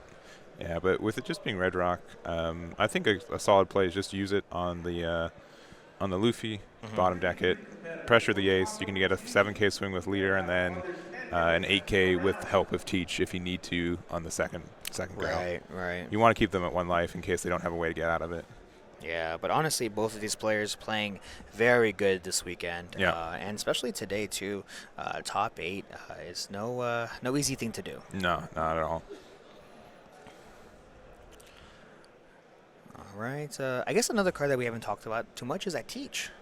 That Yeah. Teach can come in quite handy in this game, especially if we don't know our top 5. Yeah, exactly. Yeah. Which we really don't have time for it so far to notice that. We're just going to go 7 into ace, immediately let it go. Wow, that's huge, actually. Yeah, very telling. Surprised we used Jinbei instead of leader for it, but I guess we could use we could use Dofi's effect to play something else. Maybe we should have just done that to start, huh? Probably. Yeah. Yeah. Because we could have gone a 7 and 8. Like if we had a Boa blocker, which I don't think we've seen all game. No, we haven't. Boa actually. blocker being established right now would be huge. Yeah, but was great. Just as long as they don't see Rocket Luffy, right? Yeah. Kind of makes the card a little irrelevant. What's really nice about Boa though is that they come in multiples. I mean, whenever I see 1, there's always 2. There's always 3. I mean, We're just going for it. Wow. Okay. So huge swing into life, and Michael's at 10. Michael's at 10. Moria's in rotation for plays. But I don't know if there's any Sabos for you to really take advantage of right now. Yeah. 3 cards in hand. We'd have to go down to 2 cards in hand to play Moria. Quite scary in this spot. Now, honestly, I really like this play here coming from EPL. I guess the biggest issue that we might have is if Michael does another quick play of back to 1 life, 7k lead. We know we have the Gecko in hand, so AK swing going over the Jinbei does connect. And do we have the Gecko? I mean, Garp can attack. Yeah.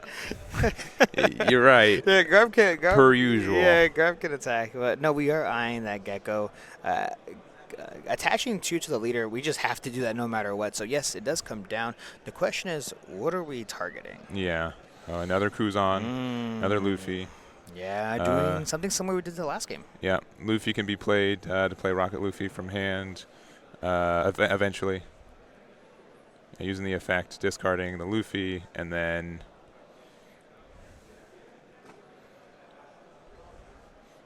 yeah, looks like we might grab double Luffy here, or ace and then Luffy. yeah, just counting the number of cards that we've got. And we only have 2 cards, but thankfully with this Rocket Luffy hitting the board, we can actually get rid of that that law, which is quite big. Yeah, that does help. A weird play that could surface is that we could. Are we going 9 into leader? Yeah, 9k into lead here, 7k lead base. Since we were only able to use that Luffy to give us a plus 2k. Yeah, I guess It takes it, connects. and no trigger. So, and here we go. So we get to do some fancy stuff. I think if EPL maybe sequence it a little bit better to have another body on board, it'd be a bit of a different story here. With using like the leader effect with Teach, right? But if there just wasn't a good card for it, then there just wasn't. We could do the same trick we did last game. We could, right? Like We it's definitely just could. it's just 7k leader, 3 cards in hand. If you also have like one of the neat things with Teach too is that if you do have the perfume, you get to play perfume for 2 Dawn, then use Teach's effect with the 2 Dawn you just used. Right. So you get to for 4 Dawn, Teach becomes or for 2 Dawn, Teach becomes a 7k. Yeah. So that can get you some wildly larger numbers. Yeah, EPL taking his time here. I mean, I don't think it's out of the realm possibilities of thinking that maybe I can survive 1 more turn. You know, we know he has the Red Rock in his hand as well, so possibly thinking of that play. Yeah, we could definitely like Red Rock, attack into the 5-cost Luffy, and then with Teach's effect, that'd get a lot of value as well. Yeah. Yeah, just taking a quick second here. Yeah, if we're able to survive another turn and actually go for it and still get rid of that Sabo in life, that'd be pretty instrumental here. It looks like we're just going to go for it. And it is. All right. With 5 and 8, 18. It's 2 9s. I believe. And he needs to have 2K, like, yeah, 2K, 1K. Okay, yeah. And it looks like Cross does have it, 2K, 1K. And what can we do? One card in hand. We cannot go for game anymore. We have 4 Dawn active here. And We could attack into Luffy, the 5/8. Just make it difficult for them. if we have a blocker here, it would be pretty good just because we have the Sabo, and we'd have to make it so that the Luffy... okay, using Teachability. Yeah, putting a card to the top. And then no Dawn to attach. We're going to go 8 there. We're going to use the effect. Paying the 1, playing out the Law, using the effect. Likely to bounce the Teach back, or deciding to... I think we're probably going to bounce the Teach back as well as maybe itself, honestly.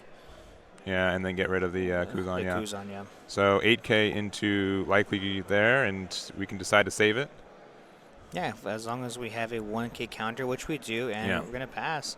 So this is quite scary here for EPL. You would need a ton of counter. The 9K body alone, as well as the 8K Luffy, which is quite easily being able to do, would be pretty big here. But Cross only has 2 cards in hand. Yeah, but the nice thing is that... Oh, got to be careful. Another Red Rock or something in there. Yeah, very scary. Very much so possible. So a 9K swing going into life. This is 2 cards plus 1 more. And the pudding. The pudding that never saw the light of day. Not this game. And we've got what I'm looking like into game 3, and they're going to have to be super quick. Very aggressive. But Cross here taking his time to think about how can I make sure that I win this game. And yeah, using Luffy ability here, we're going to trash our own life to draw an extra card. And... I mean, even going up to 2 life, just no matter what with Luffy's ability, if we're able to get rid of this Law and not go for game, that'd be pretty good nonetheless. So this is an 11K swing. Well, the thing is that, like, you just know you're not losing next turn no matter what. You just put 2 cards in your life with Luffy effect. Dofi has no way to do 3 damage, right? Right. If I was EPL, I would scoop it up and just go to next game at this point. Yeah, save yourself some time. Give yourself a fighting chance for next turn. And this is a pretty big swing going into life here. Yeah, not making it. It's not enough. Yeah, and definitely should just already be shuffled up, though. Yeah. Definitely. But that was game number 2. Cross able to take it. And we got a 10-minute game 3 that we got to get zooming through. Yeah, this is really terrifying. I mean, I imagine Dofi's just going to be extremely, extremely aggressive game 3. I think so, but also be really defensive on their life, right? Yeah. As you see, all these games, Dofi's had very high life totals. And if Black Hill Luffy, goes down to 2 so quickly, if you're able to be at 3 life as Doflamingo, you're likely in an okay spot. It's going to be very tough to get the better of time rolls. Yeah, definitely. I think a possibility of a strategy that EPL can go for is swing extremely aggressive, very high numbers, and then just throw down a pudding. Reset your opponent if you have it. As well as, Gravity Blade is going to be fantastic this game, especially just getting rid of all of the aggressive bodies on the board. Now, hopefully it doesn't go to time. Yeah. That would be nice. Yeah, we've been playing, all of the other matches we've gone have been like 30, 40 minutes out of an hour. So we get the full airspace this time around. I ain't complaining about that, but definitely stressful. And I'm looking around the top 8 over there on the other side.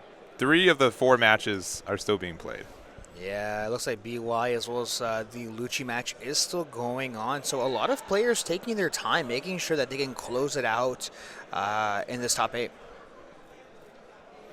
All right, and looking at starting hands, looks like we're keeping 4 and 5, and let's get into game number 3. Yeah, so Black Luffy is starting first. Now, obviously, as mentioned before, this is the exact curve that Dofi wants to see, especially in this matchup. So 6K swing going into life. We're actually going to go ahead and take this. Oh, wow. Yeah, easy 6. Then dropping this Sabo. He is back with the man with the hat. He is back. All right, no 1 cost for EPL is a little bit upsetting. We could do... Oh, this hand's not... I'll say it's not super great. It's a hand. It sure is. It's a hand, but it looks like we might just go ahead and play out that Jimbei. Yeah, we could Jimbei Law bounce the Jimbei back to bounce the Law, the Sabo back, but Oh, Dofy. oh, Dofy. Yeah, My apologies. 3-cost Dofy. You love to see it. A blocker first time, I think this weekend on Yeah. stream that we've seen 3-cost Dofy coming into play. Looking at the top 5 of our deck to be able to rearrange, add it to the top or the bottom, most likely to the top. It's very rare when you actually put these 5 to the bottom. So, also another great way to have some sort of defensive power, especially when your opponent doesn't like taking so much life. Just because if they're able to get down to 2, Rocket Luffy just KOs it quite easily. So hopefully it'll pan out for them. Yeah. Competitors for pod number 2, pairings for round 2, have been posted on the app. And just desperate looking at this top 5. It's doubly impactful because it depends on like what you're playing off your leader effect potentially, right? And just trying to figure out the best orientation for it. But it's really interesting to see this 3-drop Dofy just not be really present in a lot of decks. It's one of the easier cards to cut. And I think we're thinking about okay, we put it on top. All right. Yeah, that'd be pretty rough, honestly. Putting it at the very bottom would be quite rough. But yep, just going ahead and quick 5K swing. Michael playing extremely fast this time around, giving him the Dofy, then playing out the 5-cost Luffy. Are we going to see leader ability? Doesn't look like it. No, does not look like it. So passing it back to EPL. And yeah, EPL now sitting at 6 active Dawn. A Jozu would be quite good here. 5K swing going into life. The question is, does EPL even have it? Making sure that your opponent just takes a step back and puts that 5-cost Luffy into hand, it would be quite good this turn. Yeah, so we see the Ivankov, the 1K counter coming out, and possibly thinking we want to swing with this Jimbei. EPL doing quick air math. Yeah. I love the air math. Yeah. Just, you see the equations floating around. Connecting the dots Yeah. In the air. But yeah, 5K swing with that Jimbei going into life, and possibly I might let this go. We only have 5 cards in our hand right now. I don't think we really need to play around and putting it any longer. But Michael might want to stay with a good amount of cards in his life. So. Oh, taking a 2K though, and then the Jozu to bounce back the Luffy feels really bad. So, Michael was definitely probably considering using the Luffy effect next turn. Yeah. And now that you have to spend time and The Dawn for it, Yeah. then it's this Jozu really rough to see at this point. Yeah, 7K swing here going to life. I'd be very tempted to just block. I would as well, but I do think that there is some merit to just taking it and then maybe having it for like a Jimbei bounce back with a Law later. So again, like Law's not doing a lot in this matchup in comparison. Yeah. So yeah, going in and give him the block to drop the Luffy, and once again not using its ability. Yeah, that's a little interesting. Yeah. And is he at 3 or 2 life? He's at 3 life. 3 life. Yeah, 3 life is Yeah. is a rough number to be at. Yeah. Yeah, just a little awkward. If we can actually remove a gravity blade here, would be really good. Yeah, Gravity Blade. I normally don't want to bottom deck 2 drops with it, but that Sure. Sabo is always quite the value getter in this matchup. Yeah, so poking again, once again with that 5K. This time taking it around. Do we have a trigger? No, we do not. And looks like we grabbed a 2K off the very top. So crossing with quite a few 2Ks. Yeah, and I think we got 8 Dawn right now.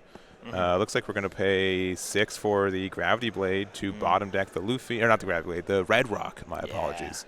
And playing, the Teach for 2. That's Teach. very good value. Very good.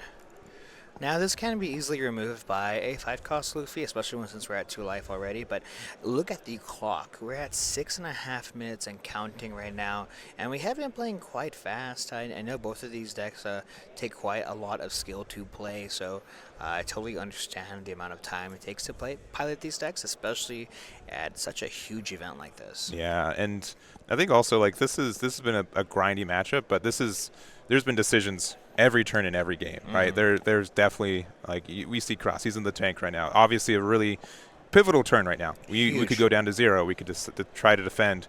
And looks like deciding to just commit to going down to 0 life this turn. Yeah, essentially hitting the draw 2 there with the flambe, one off the top of our life and one off the top of our deck. And are we going to see a double flambe or possibly a Hiyori if we had a kid character along with possible a different option here? But taking a look at our hand, what is very possible or likely? And I think next turn we're at 10 Dawn. Yeah, I believe we're at 9 right now, right? Yeah, because spoiler, there's potentially a 10 cost card in EPL's hand. He would love to hit the board right now. Yeah. Yep. So Michael here having a couple of different options.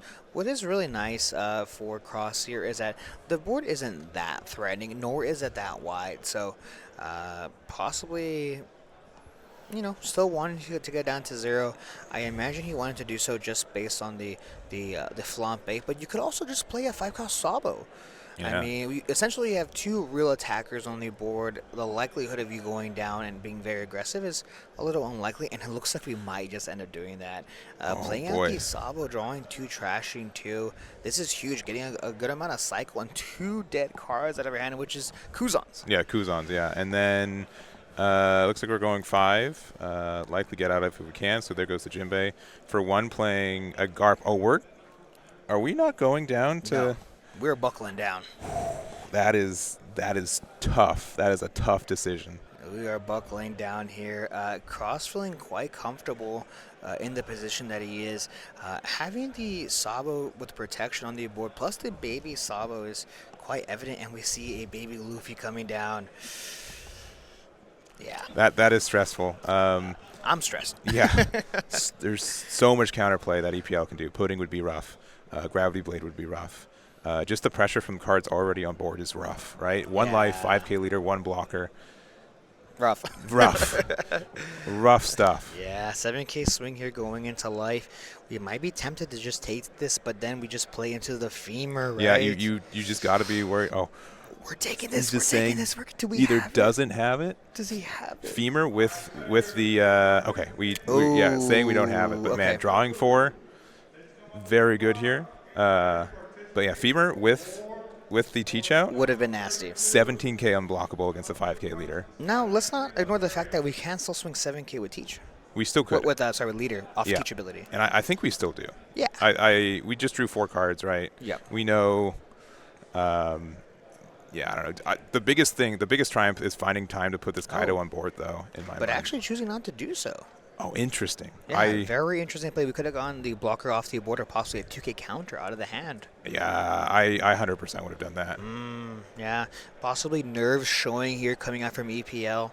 But yeah, we're going to go ahead and see exactly what ends up happening with Michael here now checking out his hand, which is quite massive.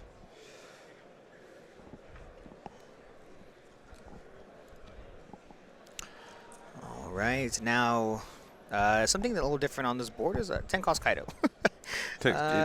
He's a presence. He's there. He's there. You He's notice there. him. Yeah. And when you put 2 Kuzans in your trash, Kaido, we notice you. yeah, Kaido's like, cool, I'm safe. I'm good to go. Now, one thing I do like about EPL taking Cross down to 0 is that Cross is unable to become a 9k with 1 life. That's huge. You know? Yeah, it is just not a possible play right now. And do you even play Moria right here? Like it's like what does it do? You already have your 2 drops on board, right? Yeah. You did it to only play Emporio. Interesting. Yeah. Yeah. Yeah. Okay. All right. You got another Extra Sabo. blockers. Putting 2 to our life here. We have the Sabo, and that's a lot of blockers. That's a lot of blockers. Yeah. Yeah. So 7k, and I don't think we can actually go down to 0. Right? Because then femur again? Yeah. Right. Yeah. It doesn't look like Nah, not doing we so. can. 9k into Jozu? Like no into Life. life. Is it Gravity Blade? Oh. Don't do this to me. No way. That's So no way. okay, if it is Gravity Blade, the question is it better You don't activate. to activate it in hand or at a life? In hand. Okay. In hand, yeah. Yeah, getting rid of both Sabo would be crucial. Crucial plus a 7k into life. We have a 12k Kaido plus teachability still. I mean, the combo power is heavy, and do we see it happening? Yeah, we sure we do. And Michael knew. Yeah, Michael knew off the trigger. He's I played know this what you're gonna matchup. do. He knows what's up. Yeah. And we're going to put a card to the top of our deck, and at this point I would just attack with my Dofi, get another body on board. Now, what's nice about that Jozu, 7k into 7k is nice. It's very nice, yes. And if we attack and we have Law to bounce the Emporio back to hand, very big, yeah. Huge. So this is 7k, 1k counter. We got 9k. Yeah, this is 2 cards out of her hand. That's a 2k as well as a 1k, 12k. That connects, sending that Luffy to the bottom. And do we have a Sabo left? That's the big question. This is looking pretty tough for Michael right now. Yeah, things have just completely turned around once again. And something very glaring, 2 seconds on the clock, EPL with 3 life. Yeah, so this is going into time. This is turn 0 for them. I'll reset our clock as well. Yeah, and this just means that I think that EPL has to counter out of this. But no, we're going to take it. Yeah, so in case you guys don't know how end time procedures go, real quick. So it's 10 minutes or 3 turns. This is turn 0. It'll go turn 0, 1, 2, 3. It then goes to life, then cards in deck, then board. Yeah.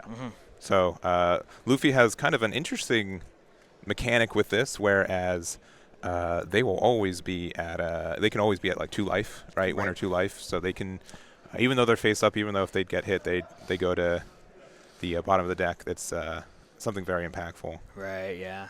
So it looks like we do have a 5-cost Sabo in our hand. That is quite good. Yeah, that does help. I don't know, like... I think we have to clue this Jozu. I think we do, though, right? We have to. Just scoops it up. Just scoops it up, says he can't do it, recognizes it, and EPL is going to be undefeated, continued in this top 32, going to top 4. I can't imagine the frustrations that Cross is happening right now. That trigger, possibly that gravity blade, possibly not even having it, just giving you the answer to the game right then and there. That was huge. And here we are. Yeah, so we're going to start things off here. It looks like we have Bonney on the right, and then as well as Rob Lucci on the left. Now, I think both matchups we want to go second. So, Fernando going first and seeing the turn 1 Bonney, then passing the turn.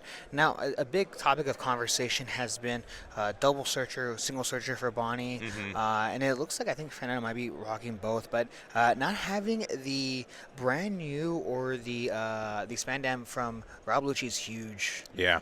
It definitely is, and we would say, what would you say this matchup is in general, right? I think most people are saying it's Lucci favored, right? Yeah. There are some techs that Bonney can do, and there's some like weird positions you can put Bonney into, but I would say that Rob Lucci definitely has the edge. Yeah, there's a lot of really good cards that Bonney does run to kind of counteract the Lucci game plan, and I think one of them is simple enough. I think it's 5-cost Bonney. Yeah. Being able to stun a Dawn on your 8 Dawn turn so that you don't get to play Gekomura is extremely crucial. Sending you back a turn is really big, as well as cards like Rosinante, as well as a couple of other ones. So yeah, one key one I would say is also the Jack, right? Jack becomes 11 cost, so Bonney can interact with it and stun it from removal next turn, where Carrot would not because it's good cost a little bit too much. Yeah, another really important card that Bonney has access to now from the starter decks is the 9-cost Shanks. That card is a fantastic card to get rid of a Gekomori or possibly a Jack that normally you wouldn't be really to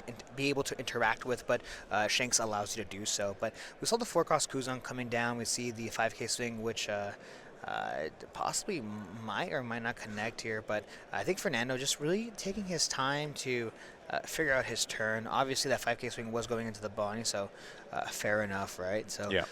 Now sitting at 5 Dawn, we have quite a few plays here, but Fernando has a good amount of cards in his hand, and you don't have to worry at all about putting this game, right? Yeah. Yeah, that's a nice relief. We've been watching a lot of Dofi. Just to see it, it's its premiere weekend after the starter decks, right? So I know a lot of you guys have been interested in it. And it has a good shot to not only be in the finals, but to win the whole event, too. Yeah. So we'll have to see what that looks like. But we attack in, we get the rest on the Kuzan with the Bonney effect, and going down to 4. Yeah, taking that 5K swing, and now we play out the Brook just for later, later plays, and then as well as double Brook. Yeah. Quite nice here. Now I'd be very tempted to get rid of that 4-cost Kuzan from Bonney. That card is extremely good, especially in this matchup. Yeah. At the same time, we have cards like Carrot that can just stun it and say, you know what, doesn't matter if you have it on the board, it's just never going to unrest regardless. But having -3 costs on the board with no Dawn, we have the leader as well as the 2 Brooks is really good. Yeah, super good. And looking at it right here, looks like we're going to go 6 into, I'm going to guess Kuzan. Yeah. Right? Yep, getting a 2K out of hand. Now, I'd be very tempted here to have to KO or stun this Kuzan. There's no other option. I feel like no matter what you play, it's going to get stunned or removed. Yeah, and so there is that with the Carrot. Obviously, a really strong card for Dofi moving forward. And just being able to stun the Kuzan here, I think is great. I really have been thinking, like, there's so many scenarios where, double Moria off the top. Yeah. That is really rough for Holden. rough for Rob Lucci here, and there's absolutely no way to get it back. This isn't like the Gecko Moria leader that we used to see back when. Once it's gone, it's gone. Yeah, it's I mean, you could tack in, the Okay. 4 costs to find it, right? There's worse cards to play. Sure. But there's definitely better cards to play too. Yeah. So this Gecko Moria actually coming down is what it looks like to play out the 4-cost Kuzan. Strong turn.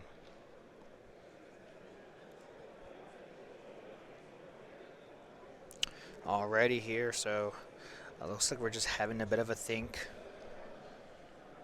And replacing the Brook with the spam damage. Draw off the Kuzan top 3. Do we find a CP card? No, we do don't. not.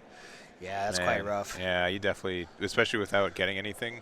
Putting cards in your trash is good, right? Yeah. But being able to get some more removal potential with another Brook is, I think, a little bit better. I think the biggest thing here is that we were able to keep Carrot alive. Yeah. That's huge. And even though we have another 4-cost Kuzan up, we have a ton of cards like 8-cost Rosinante, a couple of the different cards that we can use. It really depends here what Fernando has in his hand or what he can even do. So 5K swing, most likely going into possibly the Kuzan. Yeah. And we see the 1K counter. Yeah, I would be mildly tempted. If I had Hody, I would think about playing it now. I think being able to either attack into the Kuzan or into the Brook, one or the other would be very strong, or even both in the same turn. Yeah. Some really good removal potential if you have it, but either doesn't have it or choosing a different line. But going into life. Yeah, I guess he's got 2 Kuzans on the board, signifying and pointing at the Kuzan that this card is the one that's stunned. Yeah. So it looks like we have 9 Dawn, and we're going to go ahead and tap 8 here. Do we have the Rosinante? We do. Oh, we do. Okay. So this lets us play out a card by resting it. 5-cost card. Again, card pool for 5-cost green cards is only getting better, and we do have the Bonney. That is huge. Yeah, the Bonney is a fantastic card, especially when being played out with, of course, that 8-cost Rosinante. Yeah, I mean, honestly, Bonney has a fantastic pool of 5-cost characters that can be played, especially like the one that we see on the board, Carrot. Carrot's a really great one as well. So, a couple different options here.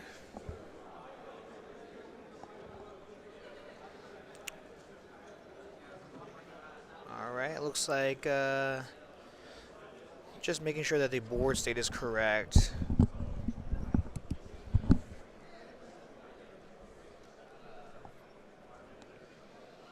All right, here, okay, so it looks like the Kuzan was stunned, right? Yeah. And this swing here, we're going to tap our leader to rest the Moria to actually give him the 1K counter to get out of that 5K swing, which of course was from that Kuzan.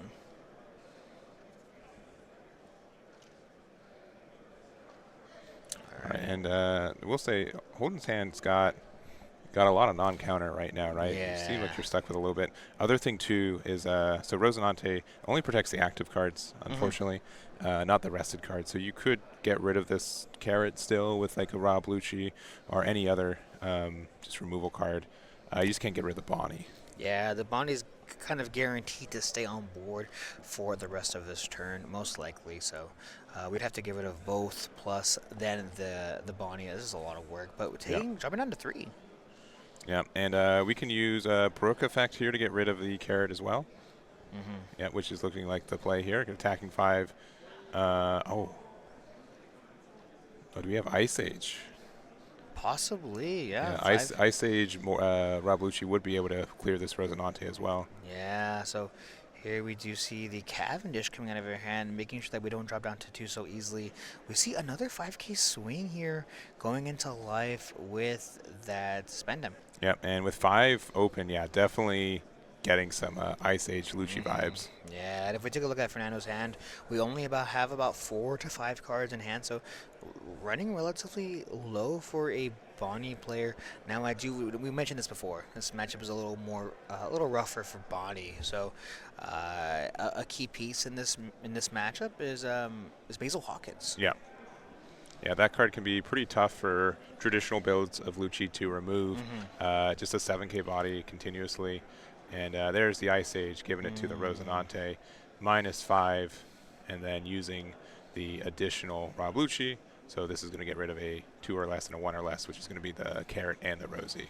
Yeah, that's so much value here. Not to mention, look at the board. Yeah, the amount of cost reduction that we have, no matter what you play, most likely I can just reduce it enough to just KO it the next turn.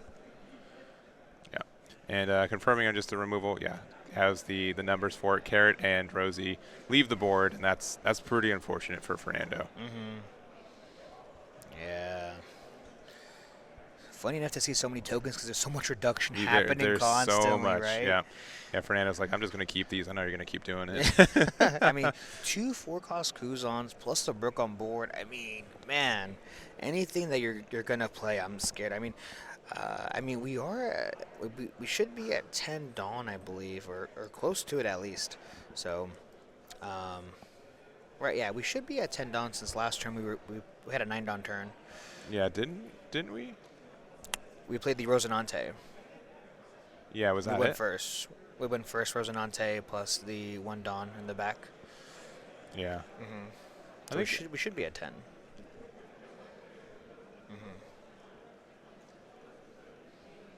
But yeah, 6k swing here going into possibly the Kuzan or the Brook. I'm not sure what the point was going toward, but nonetheless, 2k and a 1k if that. And Rob Lucci doesn't have that many cards either. No. Again, Holden's been a little bit unfortunate. The whiff earlier from Spandine is pretty tough. Yeah, so actually going into the Brook. Yeah. Yeah. So the Dofi coming down, and yes, we are at 10. Okay, yeah. 10 Dawn. So I was scooching. Yeah, I saw you were kind of swift on it. was You were in swift position. on it, yeah. So we're going to go ahead and stun the 2-cost Kuzons and the Brook. And now I do know, I recognize that the Lucci can reduce and the Brook is removal, but stunning the 4-cost Kuzons is extremely crucial. Yeah, I think those are the good calls for that. Especially when you saw Ice Age a little bit ago. You can see like some really great ads for it. And wherever we're going, which I believe we're going into the Bonney,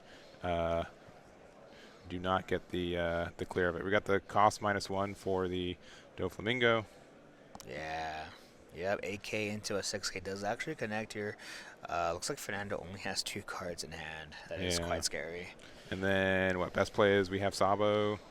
I think we might have to just pass with 5 up, or just go big with Brook and recognize that it might just get removed next turn. Yeah, I mean, even applying more pressure onto the life isn't too bad. 5k swing. You only have 2 cards in your hand, so you really want to drop down to 1, even if you have or don't have counter.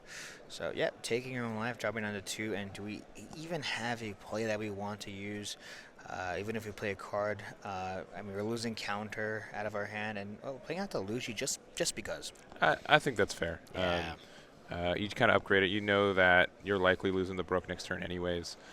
This 4/6 is going to be better to try to end the game next turn. So, but it is a little bit an unfortunate play. Yeah, definitely. So, I mean, the board is massive, though. It is. It's a large board. 2 6Ks. We have 2 cost reducers in the form of 2 5Ks. the Gecko Moria, and yeah, it's just a lot for Fernando to deal with. But I mean, honestly, the blessing in disguise for Fernando is Rob Lucci only having 2 cards in hand. So how much counter in your hand do you actually even have? I mean, let's talk about it. You know, so. Fernando thinking about his turn now, sitting at 3 cards in his hand, or actually 4 now. Took 1 off life, drew off the turn. So 5k swing, most likely going into a Kuzan. Yeah, and we're going to see if there's, I guess, another 10-cost Dofi out and about. And curious if it is at Kuzan. If it is, I think we have to protect it, right? Yeah, I mean, and if it's at life, I think we could be a little afraid to take it, honestly. But going ahead and giving him the 1k counter, and I think we have to swing at one of these 6k bodies or a Kuzan, just depending. And if you're feeling a little risky, you could go for the Gecko Moria. Yeah, and I think I will say I think Flyest Ravens low rolled a little bit. I think we put at least 2, maybe 3 warriors into our trash off our leader effect. We haven't been able to establish a jack yet. Like, this is generally like one of our last big bodies. Oh, we're going into board. Wow. Or into life, so we're playing out another 10 drop, getting the rest a stun on the Kuzans and the Moria once again. That is huge. Keeping one of the Kuzans active. Yeah. Yeah. That's really, really big. We have 3 attackers, technically. We have 2 life, and we have 3 cards in hand. I think Fernando recognizing that he's on a clock, and we just have to go very aggressive into life. If we can possibly finish it out next turn, we might just win. Yeah, but the thing is that, Fernando's got, 2 cards in hand, 3 cards in hand. We're likely just going to go, big 7, see what happens, because we can go, I believe, 7, 9, 10.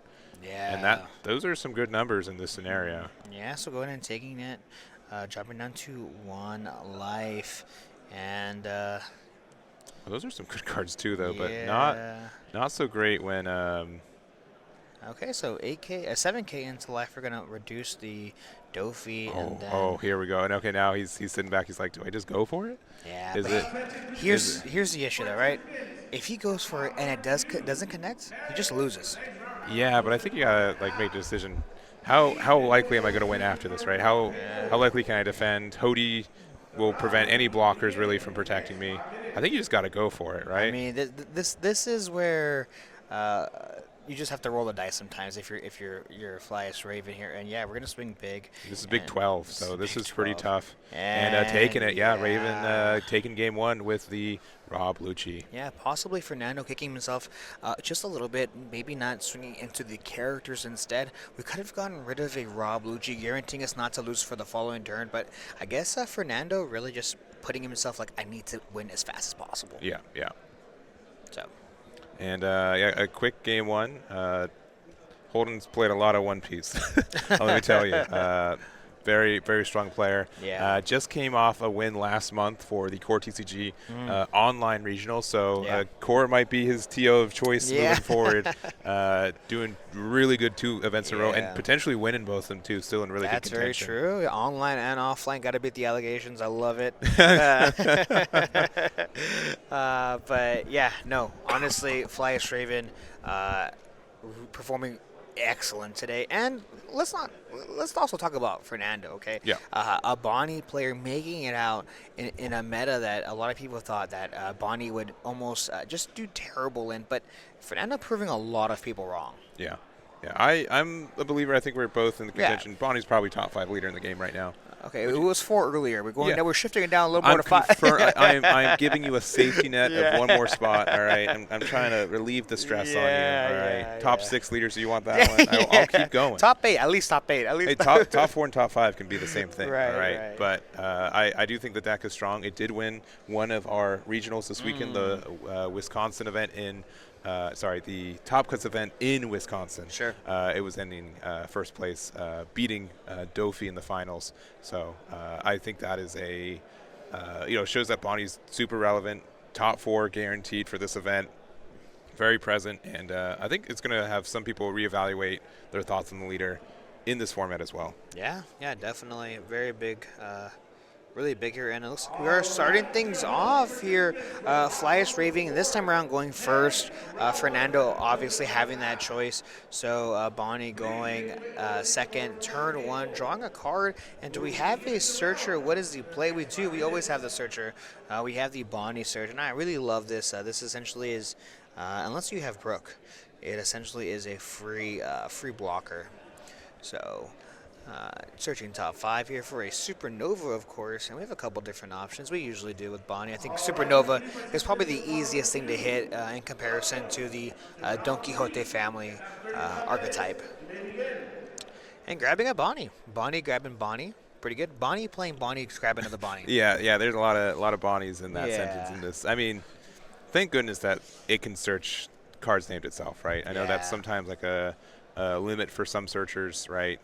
But yeah, for these one-cost ones that you have to pay an additional one for, it makes sense that you can be a little bit less limited for it. But going for the 5K into the leader and then the Brook.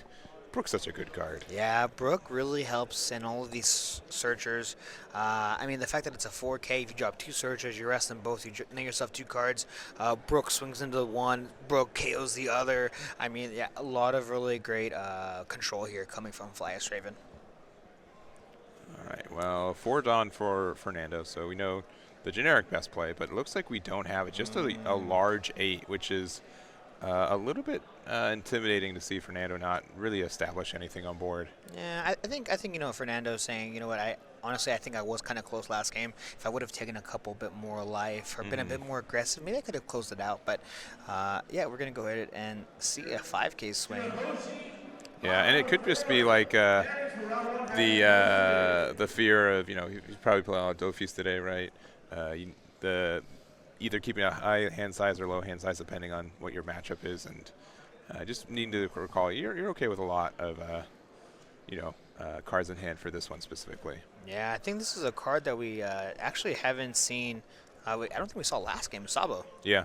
Yeah, so Sabo hitting the board here, getting a little bit of a cycle going on, and Rob Lucci always has access to a ton of different cards in their hand. It's usually a nice little blend. So yeah, playing out that 5-cost blocker, cycle some cards, and then just passing the turn. All right, and we're going to 6 Dawn here. Basil would be strong. Only issue with it is that one. We'd have no Dawn open.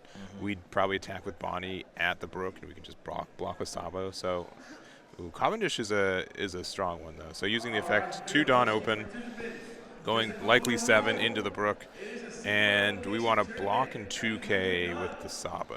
Yeah, that's usually what we like to do. Just a free minus 1K, 1 cost every turn is so crucial. Yeah. So yeah, looks like we're gonna go ahead and block, and we're gonna go ahead and give him a 2K counter if we have it, and of course we do. And then just passing the turn with 1 Dawn active. So no matter what, whether the Brook swings or not, one of these characters are being rested. So 5K swing going into life. We're gonna go ahead and give -1 to the Cavendish using a leader ability here. We're gonna rest a Brook. We of course are, and making sure that Flyest Raven actually works a little harder for the removal here. But if we look at the hand, it's no issue. Yeah. What's the... Oh, okay. Are we at 7 Dawn? Well, we have a couple of different cards too as well, so we have a plethora of options is what it seems like. Yeah, but we're at 7, right? So like, what's our best way, right? I think I know one way we could have done it from the cards I know, Ice Age and then Brook attack, right? Yeah. But Brook was rested from the leader effect, so I'm curious if that might have been a mistake. A misplay. Yeah, a slight possibly. one. So 6K swing with that Sabo going into life.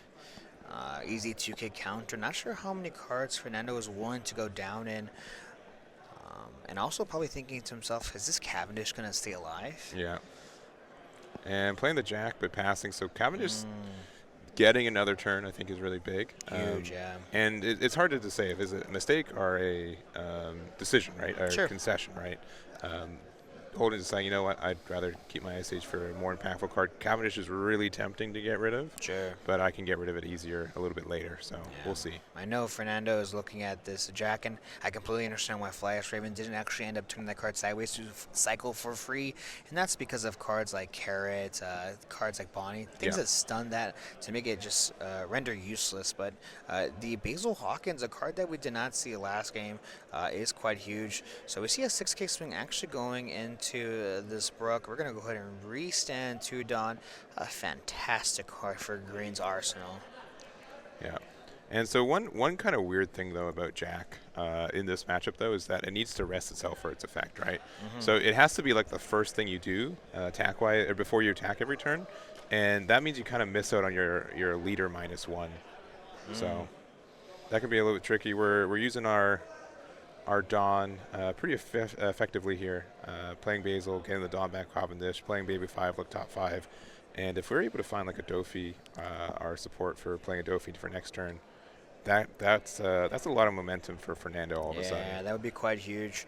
And if we don't find Dofi, Zero Cost Event card isn't too bad. Yeah. These are obviously great tools so that you can actually help, have some purpose with some of these deck cards in your hand. And counting earlier, Bonney runs a lot of deck cards. Yeah.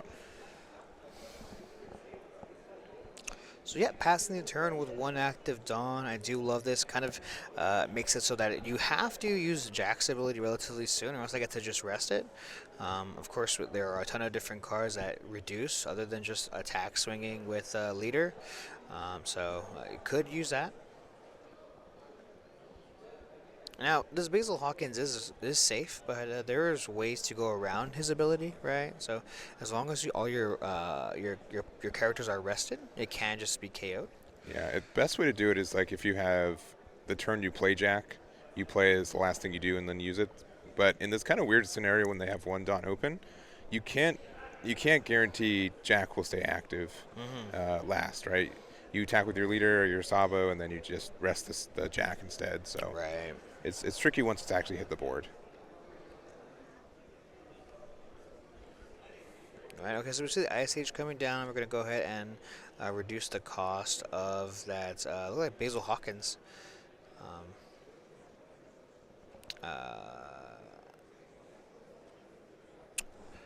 Did we? Yeah, so I'm curious if we have like a double removal for it. Okay. Yeah. Yeah, very possible. If we have Brook, we have 7 Dawn right now. So if you have another copy of something, right? It looks like we're attacking into the reduction to Baby 5. We're attacking to the Cavendish. Yeah. Oh, okay. You know what? I like this play. So this is what it's saying. Yeah, we get that block in it, and then you force the Lucci, and you get the double removal of stuff still. Yeah, so really heads up play. I know, not for nothing. I know a lot of people will say this more is burning a hole in my hand. I need to play it as soon as possible, and even if that means just one removal. But respecting the double removal, especially on Basil Hawkins, which is generically pretty tough for this deck to answer. The double removal on it this turn is huge. Yeah, and honestly, having Rob Lucci having the utility to be able to remove a character twice off the board, even with Basil Hawkins having protection, since that card does read once per turn, it has protection, right? Yeah. So that's huge. Yeah, so this is pretty strong for Holden once again. A pretty good board. We have 10 Dawn, so if Dofi hits the board, Fernando's pretty happy, right? We get to hit 3 things, one of them being Jack, one of them being a blocker, and that would definitely probably be his best play at this point. Yeah, we have a couple different options here. I know we saw earlier last game, we have the 8 cost Rosinante as an option. I think something very glaring to me is that Jack. That Jack needs to go, I feel like, and if you don't, it has to get stunned. Yeah, and I mean, if you really want to get rid of it, you could put 10 on your leader and do it yourself, but I think that's a difficult proposition. And it looks like we don't even have a 10 cost we want to play this turn, so looking top 5 for a Don Quixote family. Yeah, so searching top 5, what do we find? It looks like we have a few options, one of them being a 2K counter. Probably not what you want to see, but regardless, 2K counter is not too bad. Making sure that we don't go down in life is extremely crucial, so we're going to see exactly what happens here. Yeah, this is really close. Yeah, and if we have 5-cost Bonney, I think that's great. Rosinante the Bonney could be good too. Just being able to stun the Jack, I think, is our priority if we can't remove it this turn. We could also have Shanks, right? We didn't play Sabo this turn, so big 9 off that would be fantastic. But it looks like we're just attacking 7 into likely Sabo, maybe leader. Yeah. Yeah, Rob Lucci doesn't have too many cards in hand, but actually going into live, dropping down to 2 and that hand. Oh, just another Basil. Yeah, just a little unfortunate for Fernando, I feel like. Didn't really do much, didn't really interact with board, and now you're just kind of in this weird spot. Yeah, and this is some of the things I was mentioning earlier, some of the glaring weaknesses that Bonney has. Most of the time you're playing this deck, you're playing at most 2 cards once per turn, right? Per turn. So it's either 2 cards per turn or usually 1 per turn. It's just with Lucci being able to remove multiple at one time, it can get kind of difficult. Yeah, so we used Ice Age. We used the Jack effect to draw 1 trash 1 and attempt to KO the Basil, which was used to rest the Rob Lucci, it seems. And we'll have to see if they. Yeah, and I haven't attacked yet. just to confirm. Yeah. Yeah, it's so interesting to just, Jack, okay, that's fine. I'm just still going to cycle. Yeah. I don't move the body anyways. Yeah, but why the doesn't AK Newgate? Why doesn't 7-cost Newgate cycle too? Right? Yeah. You can put it top or bottom deck. I don't care. Just let me let me get a little bit of cycle. Please.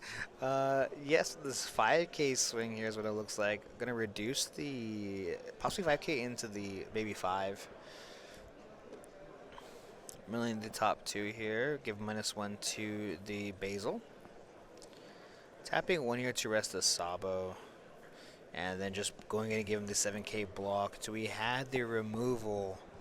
Yeah, we should have. Should we have tried to remove the Hawkins first? You think before attacking? Yeah, possibly. Yeah, 'cause maybe a little. Unless you just want to make sure that your cards are active. But this is going to let you look top 3 for Cypher Pole, no hits, and then Rob Lucci clear the board once again. Yeah, I guess another reason why to play the you don't play the Moria before you attack, right? Because he was able to rest the Sabo instead of the Moria. So that's also understandable. And, But yeah, it's very wild to me how much of these double removals that Holden is able to do. But at the same time, he's getting to a pretty low life total, which is scary. With the idea of like 10-cost, or Hody Jones is very effective at beating Rob Lucci at the end game because they just really rely on their blockers. Yeah, and I do really like this play, even though we don't have one Dawn active. Being able to stun the Sabo Jack as well as the leader is huge. We have 2 attackers on the board, and I guess the question is, can we remove this Dofi? So 6K swing going into life. I might feel a little pressed to actually give him a 2K counter. We will see. And yeah, giving him the 2K counter. Yeah, I think this is. I think Holden has the advantage, but Fernando can still find a way to win it right here. Yeah, definitely everything is possible, but the Ice Age is going to make things just a little bit easier for Flyers Raven. That is true. This may be assuming that the the 10-drop survives on board, but doesn't look like Holden's going to let him do that.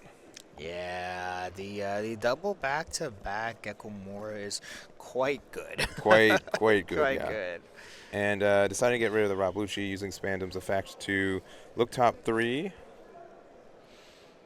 getting a 2K for his treble, and then using the Rob Lucci effect to get rid of the 10-cost Dofi. Yeah, I think it seems like every single turn we have Fernando just being a little bit more and more, just kind of chipping away slowly at the life, while Flyers Raven has just built this monstrous board. Yeah, just continually.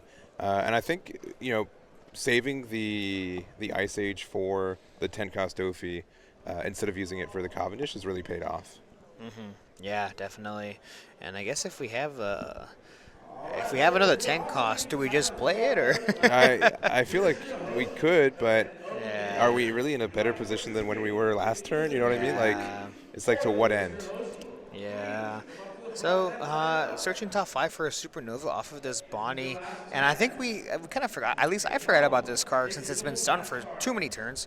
This is Jack. Yeah. Anything you play on the board, if you have an Ice Age, a Tempest Kick, it's just instant removal Yeah. if it's not a Basil Hawkins, and if we've seen previously, it doesn't really matter if it is Basil Hawkins. I'm going to remove it twice. Yeah. And looks like we just added a Beige. 1 cost beige from the All-Star deck, which again Jack could just remove at any given time. Yeah. I think if we're able to play a blocker and chip holding down to 1 life, again, Hody Jones can always be a terrifying game ender Yeah, in these situations. Hopefully we should survive the massive wave of the barrage of attacks incoming. So let's see here exactly what Fernando can do. He has quite a few options that seems like he's eyeing. So we have 8 Dawn active. We want to keep 1 Dawn active for our leader ability because it's so good in any matchup. And I definitely don't think Fernando is. I know obviously Fernando's having a bit of a difficult time, but it's not over yet. So No. 9K swing, most likely going into life, honestly. And yes, it does connect here, dropping down to 1. We're going to tap 1 Dawn here for that beige, and then just pass the turn 3 active Dawn. Quite interesting. Now, I don't think he has double counter or event card in his hand. No. Or 1 up for leader plus an event card.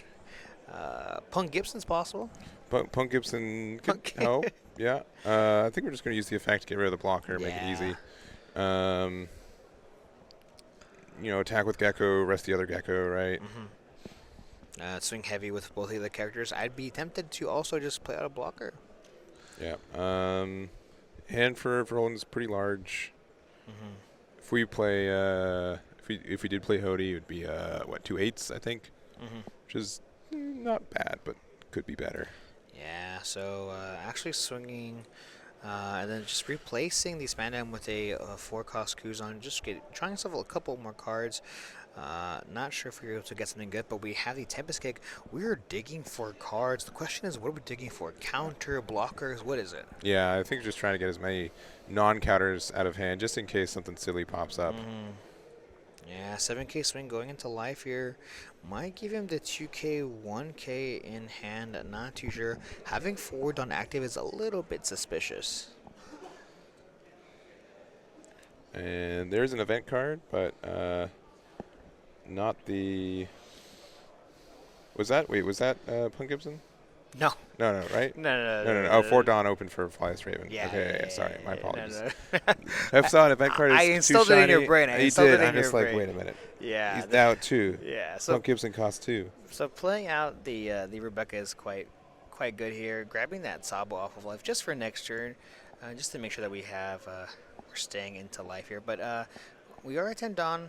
We have 2 life. What can Fernando do to really try to stabilize from this game?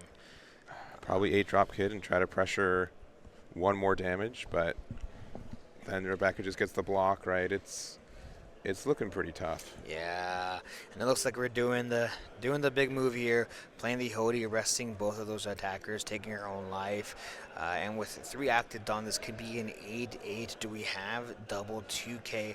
We have quite a few cards in our hand, so 8K swing going into life, 8K swing, and we know we have it, and we're just going to go ahead and scoop it up. Flyest Raven and taking it 2-0. Yeah, taking it 2-0.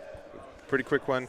30 minutes just expired, and taking it. So we got Flyest Raven in another finals for him, currently undefeated today with the Rob Lucci, and I'm going to look forward to seeing what he's going to be playing in that finals as well.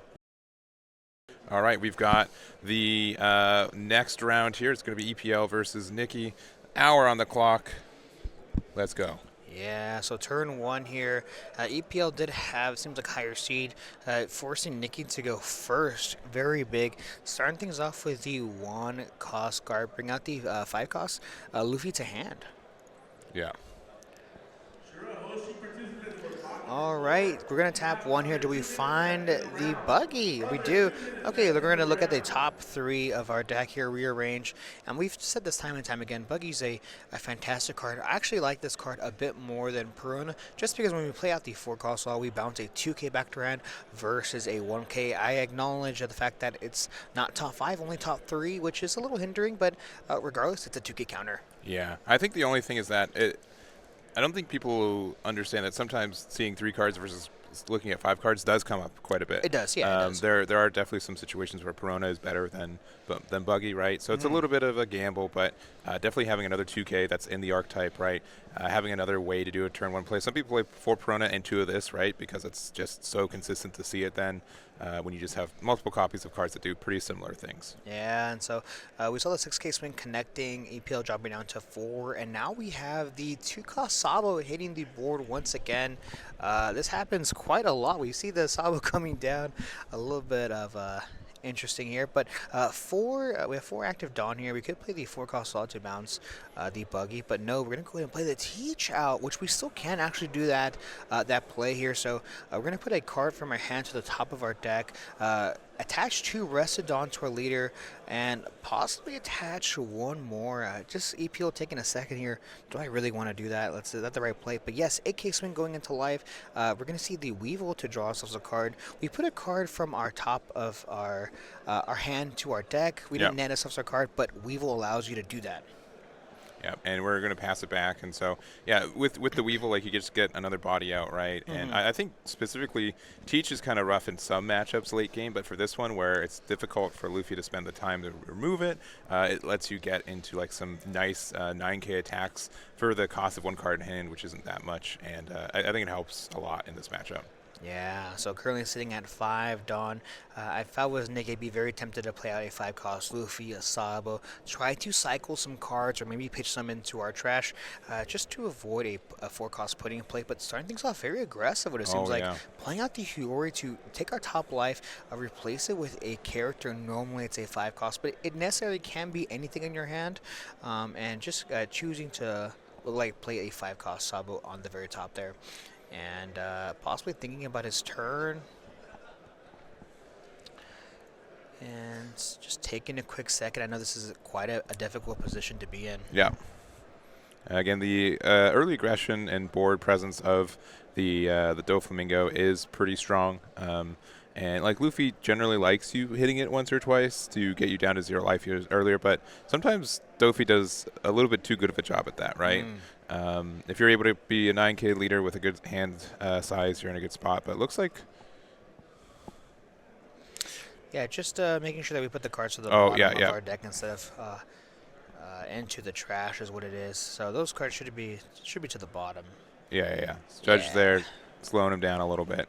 Yeah, making sure that we have judges on both sides of the table, making sure that everything goes smoothly, especially being top 4 at such a huge regional. Yeah, it's this is the first weekend of this new card pool that we have, making sure that we're doing things the right way, and then going for the draw 2 and trash 2. And I believe we are a 7K leader for Luffy as well, right? Yeah. Yep, 7K lead here just because of that that 2-cost Sabo going into the 5-cost.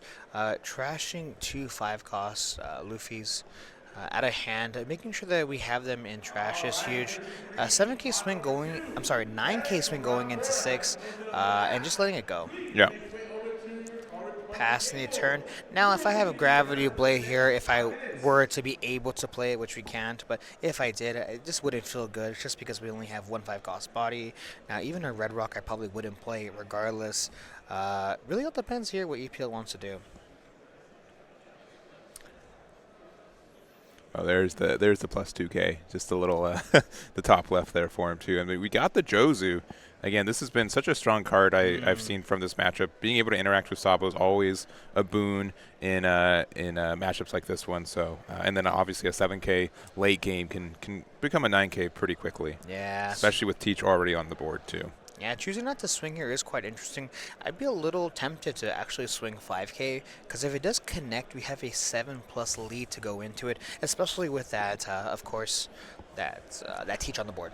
Yeah, but the leader's a 7K, right? True. Yeah. Yes. Yeah, it blends in with the It with does, the mat. yeah.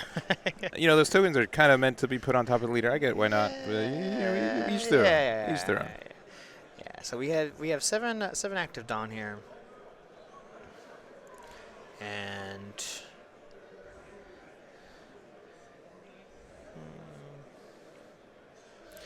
now I guess we could have used Teach's ability to add 2 rested Dawn. We could, yeah, we to could. that leader. Yes, no, there is ways to do it. I think that was a little bit expensive for the Yeah, situation, but you could have made it work for sure. Yeah.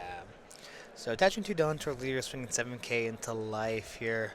I would be a little afraid to take this, but nonetheless, taking it regardless, maybe looking for a couple of cards, and we see the 5-cost Sabo once again hit the board, and we knew this, we gave it back to his hand, so Yeah. helping Nicky cycle through his hand, not too bad, honestly.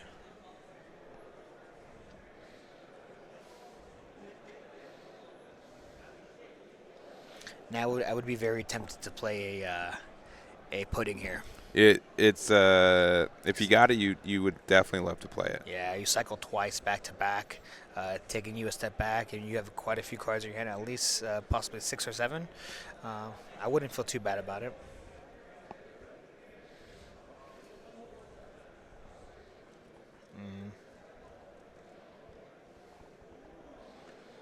All right, EPL just taking a second here, making sure that he does the right play. Should be at 8 Dawn now. If he has a Jozu, possibly thinking to himself, maybe I want to just go back-to-back Jozu. I wouldn't really hate that idea at all. No. Especially with Teach on the board, too. Yeah, I think that could be strong. I mean, if you want to keep your Jozus in rotation, you can always bounce back your own Jozu. And that just means you can do it. You know what I mean? Like, it seems kind of rough, but the fact that you can always answer the Sabo or put it back in the hand it does have some value. Yeah, definitely. And EPL here just thinking, if we have a Red Rock or possibly a Gravity Blade, might be tempted to just for that Sabo. We saw how much work that Gravity Blade did put with the Michael match, making sure that he didn't see any Sabos that game was huge. Mm-hmm. So. And looks like we're going to get rid of that, and one of the Garps too powerful to be left on the board. The Garp. Yeah, the Garp, yeah. And looks like we're going to give a +2 Dawn to leader and likely attack and try to use the effect. Yeah, 7k dropping out a second Weevil on the board. Our second time we dropped a Weevil. And it looks like we're going to take the 7k swing and just passing the turn. Now Nicky adds 1 life and I believe should be at 9 Dawn. Yeah, so should be able to go down to 0 life if they want to this turn, and then it'd be pretty easy to set up for Gecko Moria next turn. I honestly think Nicky's in an okay spot right now. Yeah, not too bad where Nicky's sitting at. Depending on what's in his hand as well, I know that obviously one really great thing about Nicky's hand is that there's a ton of cards in there. EPL is unable to play out a pudding, probably because he doesn't have one, or maybe he just doesn't really want to. He wants to take advantage of having multiple bodies on the board instead, developing such a wide board. But nonetheless, seeing that Flampe hit the board, taking our own life, drawing a card off the top, and so Nicky telling us we're for sure going down to 0. We're going to use the ability. It might be a 7, maybe even a 9k leader this turn. Yeah. And we mentioned it in the previous matchup today too. Like, you do have to be wary about going down to 0 life as Luffy, just because there are ways to circumvent Sabo more than average.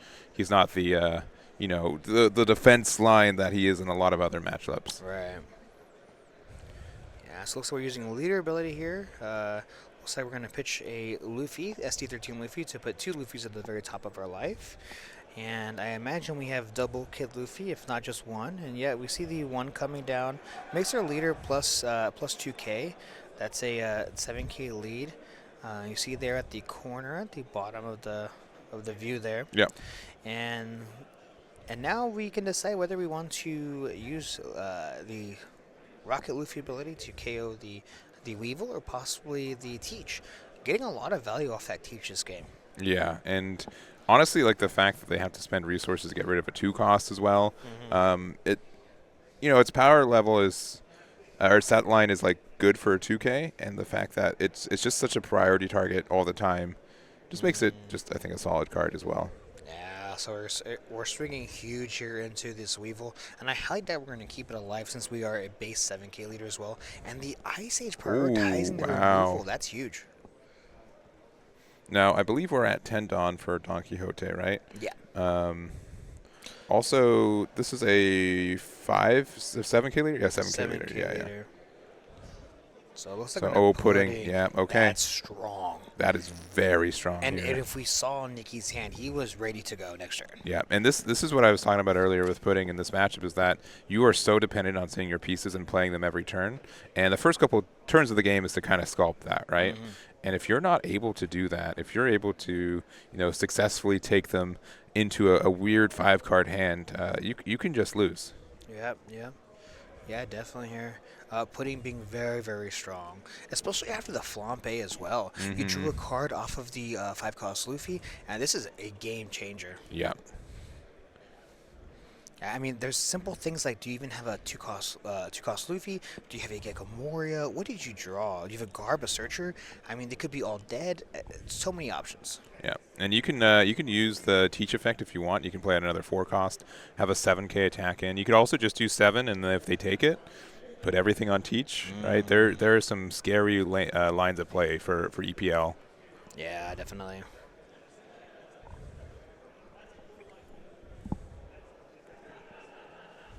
All right, EPL just taking his time, making sure he does do a relatively good job with his line of play. We are sitting at 6 active Dawn.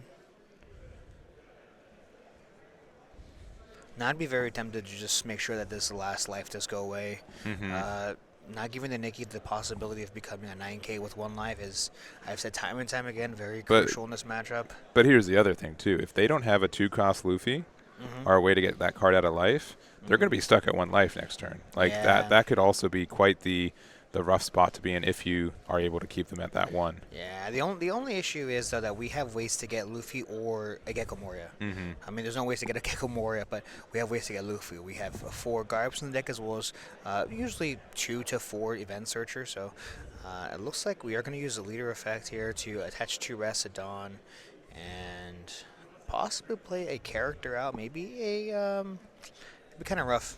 Not too sure what exactly I would play here. Yeah. Weevil would be great.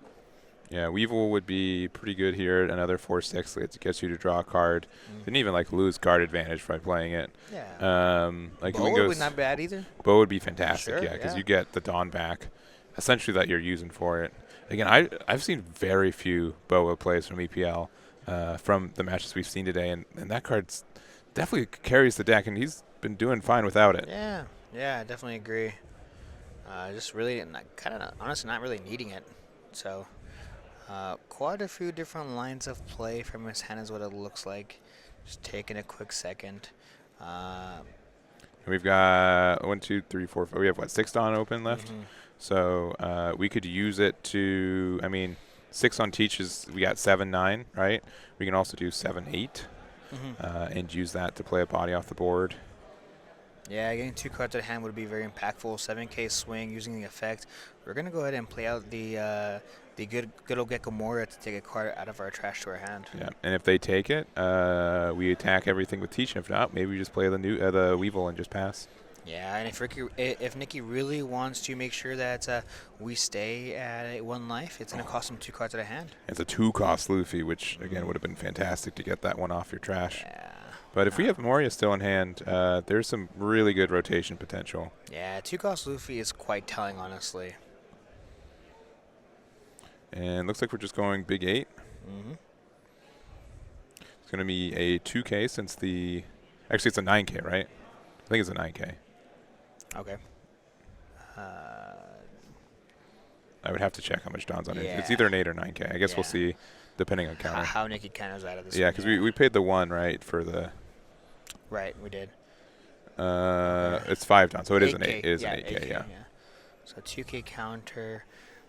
And if Nicky doesn't have a 2K counter, it'd be really rough. Yeah. So now you can't be a 9K leader with 1 life, which is pretty tough for again this matchup. You have to kind of make a decision: do they have perfume? Do we play around it? Like what's our base play now? And one thing that we have to talk about, do we have Sabo? That is, for most matchups the answer is always yes, but this one it's so tricky to keep him in rotation. Yeah. So now we have to prioritize. If we have Gecko, do we play Gecko? If we have a Searcher trying to find a Sabo instead, is that possibly the better move? If we have 4-cost Kuzan in trash, which we do, is it possible to go 7k with lead and then play out a 2-cost character to go up to 7 plus 1 life? Something similar to that what Cross did last game. Mm-hmm. And look like we're just attacking 3k into the Teach, which just means that we don't have like a good Moria play. Yeah, the 3k into 3 is quite telling, honestly. It's saying, recognizing and appreciating, respecting the Teach. Yeah. Saying, you've gotten too much value off of this card. I need to get rid of it. Yeah, and I've been really, I'm sure EPL is as well. I've been really happy with its value into these black yellow matchups. It's made quite the difference, I think. Yeah, definitely seems like EPL has had a lot of practice against this matchup. So Nicky here trying to figure out exactly what he wants to do, possibly attaching 2 to lead is what it looks like. And I think overall that pudding, I have to say, really messed a couple of things up for Nicky. Yeah. Looks like swinging 7k into the Teach. That's huge. Yeah. So taking it out. Got Luffy here using its effect to get rid of the Gecko Moria. We draw a card out of that transaction as well. That's fantastic. And with 2 active Dawn, we can still become a 7k lead as well. As long as we have the kid character, right? Yeah, but do we? Now, we did pitch the kid Luffy earlier. Yeah, we did, and we kept the Garp. But with this combination, like, I mean, we're not losing next turn. So with just 2 attacks, we are moderately safe to that. But we're definitely bleeding out cards. Yeah.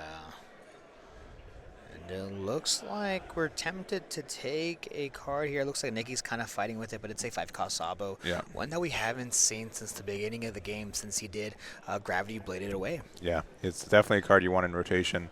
It's just, do you have enough time? And second Garp. Garp's for searching. And Double Sabo. Yeah, this is the star deck 13 one. So thinking about it, confirming about it. Yeah, there it is. Yeah. Yeah, sitting it down, saying already, you know what, I've already made my decision.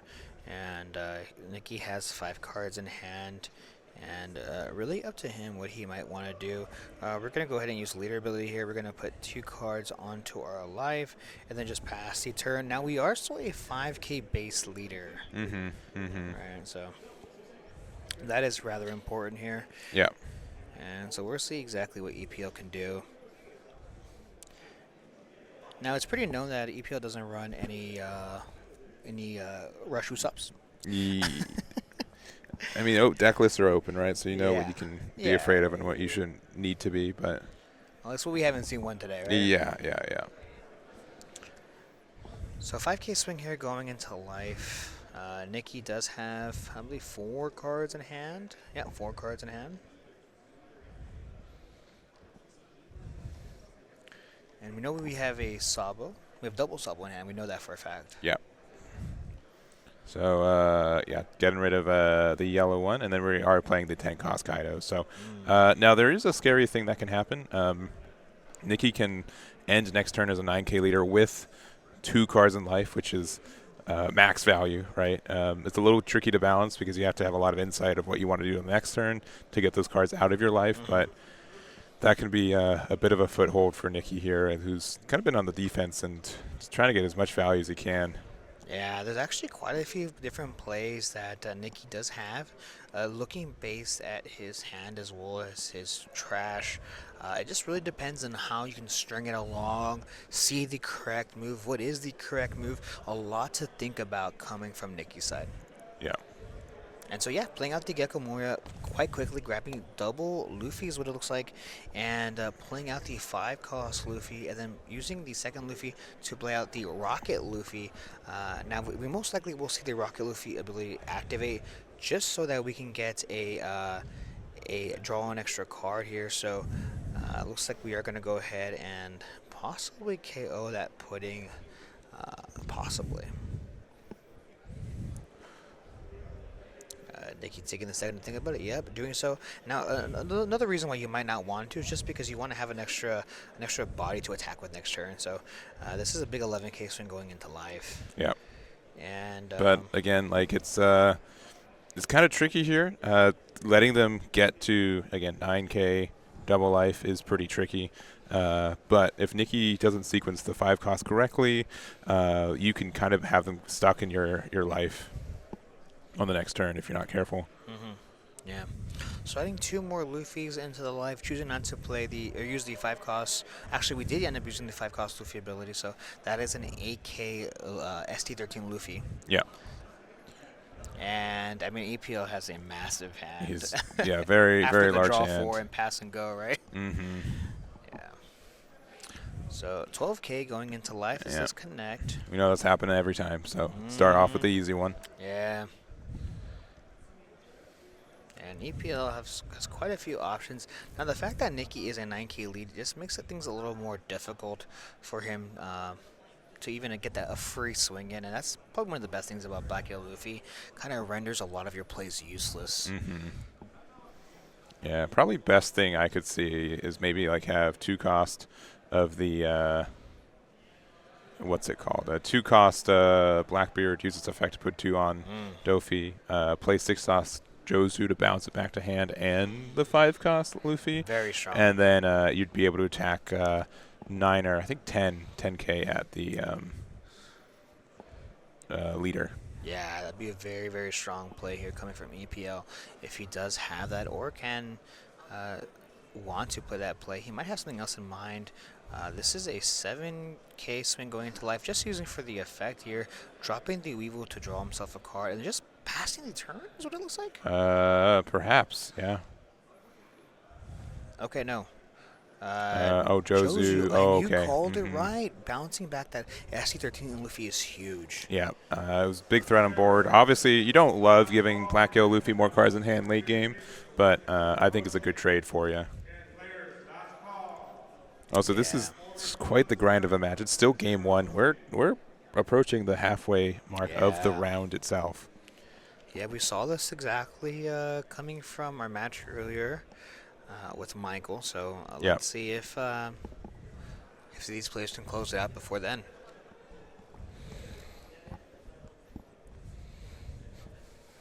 All right, so Nikki taking a bit of a think turn here. We're at 10 Dawn. I don't think any way, real possibility that we can go for life here. I'm sorry, go for game. Yeah. So 9K swing, most likely going into life.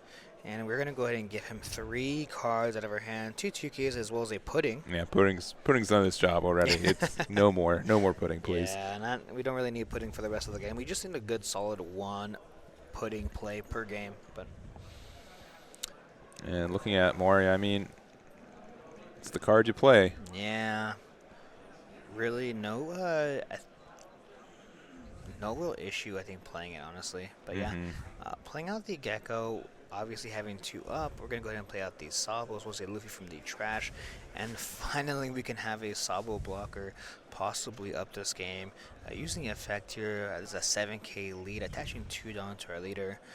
We're going to have to use ST13 Luffy ability, or the Rocket Luffy, to draw himself a card to KO that Weevil is strong, and possibly put a Sabo into our life. Yeah, but it's numbers are scary, right? We know, 12K Kaido is going to attack, likely just be blocked immediately by the Sabo. Yeah, so we're going to go ahead and draw 2, trashing 2, getting a bit of a cycle going on. At this point, if we can close out the game next turn, we have to think of ourselves and figure out how we can get more kid characters into our hands so that we can climb back up to being a 7K or a 9K lead. Yeah. But I mean, 2 Gecko Warriors on the board is quite scary. It's quite scary, yeah. I would agree. Yeah. Would agree. Alright, looks like we're going to go ahead and take this life. 11K would demand a lot of cards out of our hand, so just passing the turn here. And Nikki only having 4 cards in hand is quite telling. Yeah.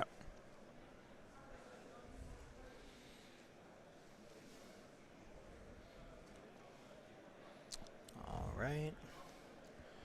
Now, is there a world where you swing 12K into Gecko? No, I think I mean at this point, right? Like since everything you can attack to is a 9K, I think you just go for it, right? Maybe because what? There's one card in life, right? Yeah. If you have maybe if you have Red Rock, maybe. True. Yeah, Red Rock, get rid of the other Gecko, Guido to the first one, and then put 4 Dawn onto the other Moria. That wouldn't be too bad. Yeah. Could be the situation where just telling, Nikki, you know what, I have, if you don't clear this Gecko, I could just Red Rock you if I have it. Mm-hmm. So that could be very strong. Looks like we're going to go ahead and swing 11K? Yeah. 11K into life.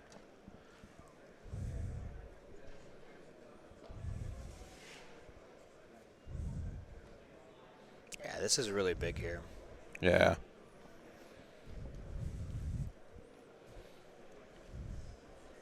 Okay, Nick, you're just taking a second to think about this. Making sure that Kaido is a 12K It body. sure is, yeah. Yeah, very strong here. Now, if Nikki has a 2K counter, we can give him just a 2K and then a 1K if we have it. And unfortunately, with that transaction, we just dropped down to 2 life. But I think at this point, Nikki's thinking about trying to finish next game. Mm-hmm. And taking it there, very scary. So we have 6 Dawn and Leader, so we'd be. I mean, what we could easily Gravity Blade here, or Red Rock here, which we will. Oh. And big 12 12K to into 9. lot. Ask for 2 2Ks. I think you're gonna get them. This is quite scary. I think Nicky's gonna get this. Yeah, gives him 2 2Ks. Just passes the turn. Really interesting. Yeah, 7 cards in hand for EPL. I think Nicky was able to stabilize. Yeah, he was. Yeah, even after that 4-cost pudding, being able to stabilize is huge. And now we're staring 2 9K bodies plus the leader. And easy 9K into life. We're going to give him 2 cards plus a Perona. And now he's sitting with, I believe, 7 to 8 cards in hand still. I mean, that that big Dragon Kaido giving you a +4 is pretty good. So another 9K swing going into life. We see the 2K, and we see 2 2Ks and a 1K as well. Okay, and this is pretty scary now. Nicky's definitely would have liked that Moria attack to go on in.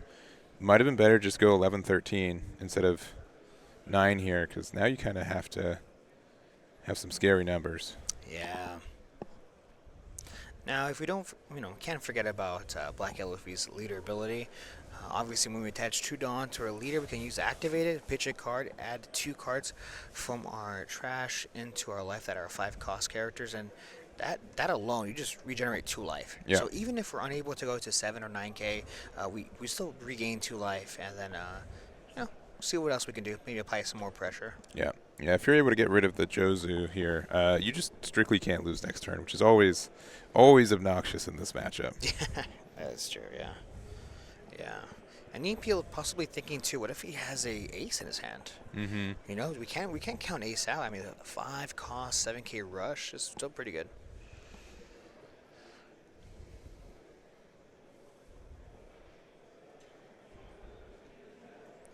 All right. Still got 10 Dawn to work with. Nicky's thinking about it. We're at the halfway mark for this round, too. So game 1's going to take a minute to, still finish, and likely going to have a rough time finishing game 2. This is going to be really impactful for the match in general. Yeah. All right, swinging big here into the Jozu, and you called it. And looks like we might end up recovering, too. I think we have to, right? Yeah. Yeah, I would say it's a required play at this point. Yeah. So I guess Nick is taking his time to decide which one to play. And, if I'm EPL, I'm kind of wishing I ran an Usopp rush. He might have it. Yeah. He might have it. Yeah, I definitely would have. I don't know. Would you have attached some Dawn to Gecko? Right. You could have either like to Garp. I would have gone like 7 with Garp, and then we can go 7 and 10. And if the 7 doesn't go in, then you just hit into the Jozu. That might have been slightly better here. Yeah. I mean, nonetheless, putting 2 life back and just passing the turn. Now, I think for Nick, we have 2 cards in hand or 1 card in hand? I believe we have a single card. Single card. 1 of, huh? Oh, 2. Oh, 2. Okay, 2. never mind. Twice as many possibilities. That's a lot more. That's double. That is double. And we still have Kaido on the board. Of course, that's a 2K counter, which we gave him the Double the 2 2Ks. cards. Wow. Yeah, swinging into the Gecko Moors would look like. All right. Oh, we've Pulling got out the the boa. boa. Finally seeing this. Right. Ooh, I haven't is seen good. this most of the day. Having another blocker up is great. Something that can get removed by either the Sabo or the Luffy. So I'd like having that double chance there for what Yeah. Nikki has in life. But And depending on the play, you give a Residon to our leader, right? So we can actually attack into the Gecko Moria. yeah.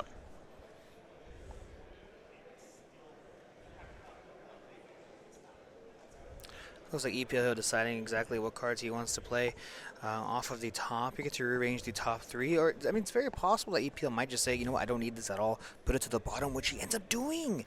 That is huge. Oh, wow. Okay. And looks like we just might play the roulette and see what we get.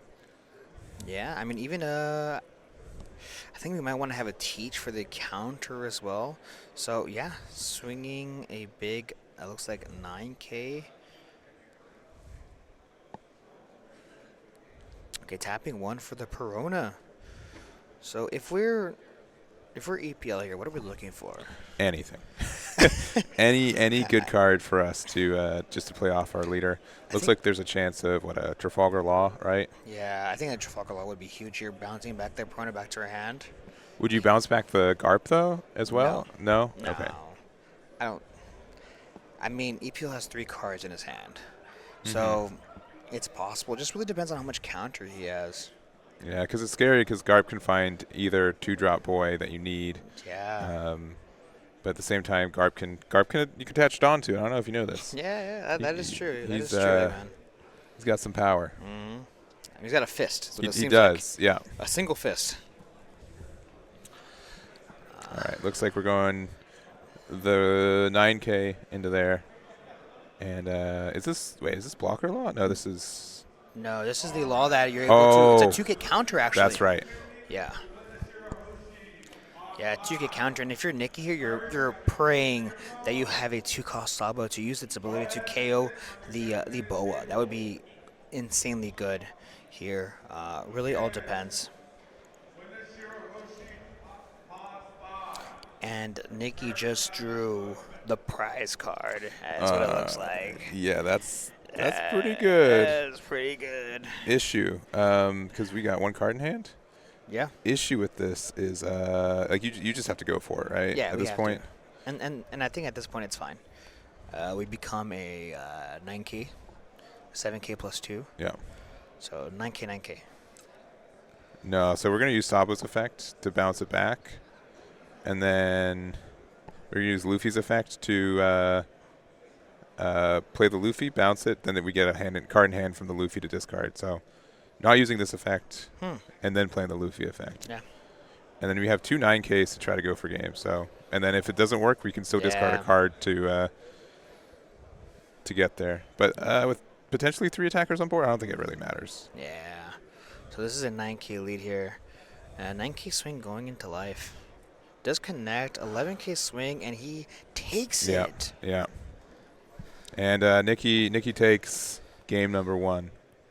And we'll see what game number 2 looks like. Yeah, that really, really close game here.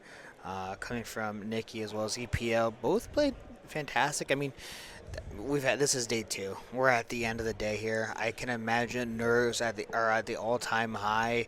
They're probably tired of how many rounds of One Piece have we been playing so far. Yeah. It's a lot of work. I really respect these guys for making it all the way through. Yeah.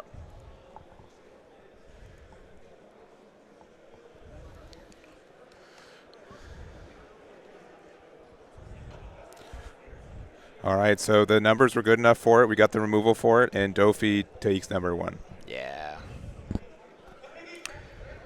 Now, if you are tuning in here, this is top 4, and of course, Nikki has taken game 1. It's his best of 3 with only 24 minutes left on the clock. Yeah, so we gotta get through a quick game. I would say, based on our previous round too, Dofi generally does a little bit better in time, but we gotta. This is going to be pretty tough for EPL and Yeah, Dofi. if unfortunately if EPL doesn't unable to close it out this game, and it does go to time, Nikki might just take this. Yeah. So okay, Dofi here choosing. Well, it looks like Nikki probably choosing to go second here.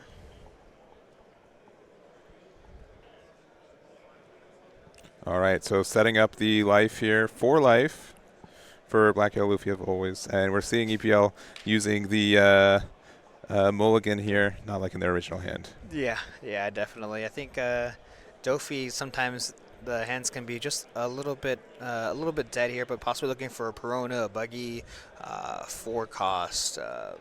Boa would be fantastic as well. Maybe a Jinbei. So many options. All right. So looks like we are going to go ahead and play the event search to get out the 2-cost Luffy, and I'm always terrified of playing that turn 1 just because I don't want to bottom deck any Gecko Morias. Yeah.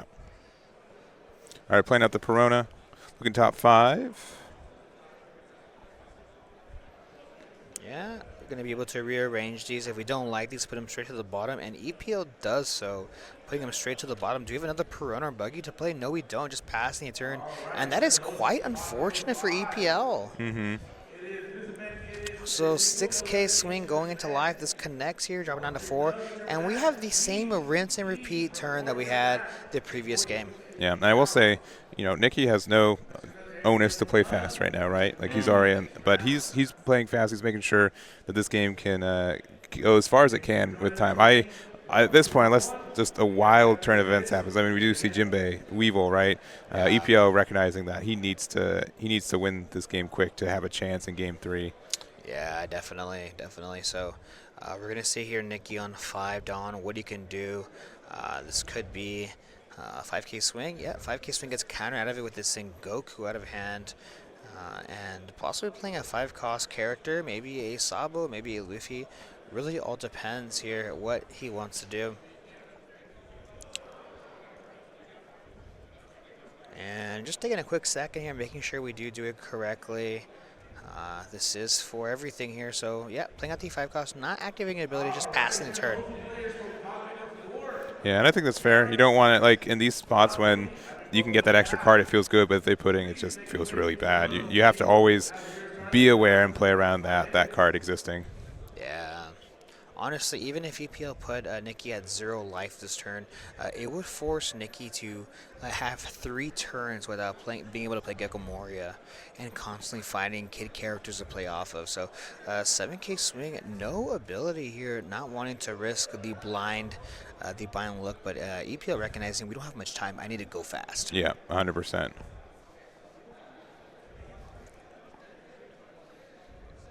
Yeah, this is a 7K swing. Nikki debating whether he wants to counter out of this is what it looks like.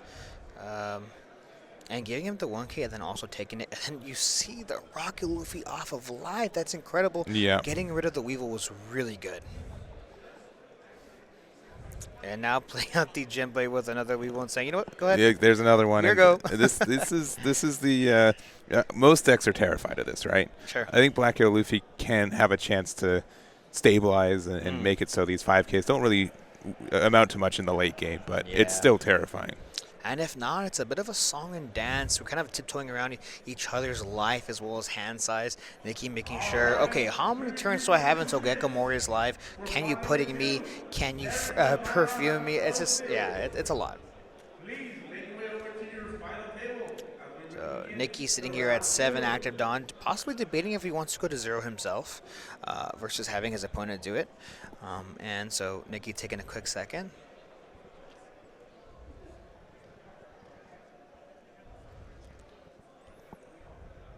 All right. I don't know if he's got a quick second though. Yeah. we got very few seconds. We just hit the 20-minute mark, which is normally where you'd want to be trying to get into game 3 territory, and we're just at the beginning of game number 2. All right, using SC13 Luffy ability, we're gonna take our life, sending it to the trash, drawing himself a card. It's an 8K lead, which is quite nice. We can apply a lot of pressure, which we know that Black Hair Luffy does like to do. So, and now we see the Flambe drawing essentially 2, and then let's see if we can go up to 7 or 9K lead this turn. Yeah, so going down to 0, and what we're at currently 7 Dawn. So next turn we can't even play Gecko Moria, which is a little bit tough. I don't think you could really mind if you go to 7K this turn instead of the 9K, and then next turn you can maybe go to 9K 1 life, but yeah, because we do have the 6 Dawn present, 2 onto the leader, and then 2 each for the 2 drops if you want them. Right. So. Looks like we are going to play the 2-cost Luffy, use the ability here for the 5-cost Rocket Luffy, most likely. Using the effect, get rid of the Weevil, get the card draw. So I do think like Rocket Luffy can help carry this matchup, just kind of stall it out and while maintaining your hand advantage. Yeah, getting rid of those 6K bodies is pretty big. And back to the beginning of this match, you said something that kind of stuck to me. Boa Hancocks. Yeah. We've only seen 1 this match. I mean, I don't think we've seen more than 1 this whole entire these games, both of these games. Yeah, I'll have to double check the deck list, but I'd be at this point curious if he does run 4 copies of it, right? Because it's just been non-present. We've got a bit of a tech card from Nikki. It is the finger pistol. Yeah, this is huge. Being able to just KO the Jinbei. Unfortunately, it's not a more of a threatening card other than just a Jinbei. If it being a 5K versus a 6K is quite relevant here. Luffy is at 7K lead base, so we're gonna play the Perona. Nikki already knew. He knew off quite. He was quite ready. So shuffling his hand back to his deck and then gonna draw a fresh 5. Yeah, and that's still just scary, right? The fact that you need, like, the rest of this game depends on these 5, right? Some decks, like, it doesn't really matter necessarily, but Luffy is so dependent on its consistency and seeing its pieces. And so if you don't get your pieces, you might be going into game 2 to game 3 pretty quick. Yeah. Now, we might just see a double 7K swing going into Nikki here, making sure he gets to lose his 2 cards out of his hand at least, or maybe even 1. Yeah, and I don't think we know the top card of our deck right now, but if we did, I mean, we could just go a big 8 and play another body out, but big 9, just forcing the issue. Yeah, 9K into life, saying you want to give me 2 cards, a 2K and a 1K. Do you even have the 2K, 1K, or do you even want to? Unfortunately for Nikki, we're going to go to 9 Dawn next turn. So, as mentioned before, 2 turns with no needing to play babies is quite huge. Yeah. So, Nikki debating whether he wants to give it to him or not. Yep, 2K, 1K, and there we just see the pass. Now, if Nikki has the Rocket Luffy in his hand, it'd be quite good for him getting rid of that Jinbei, and possibly EPL going down to 0 life this turn.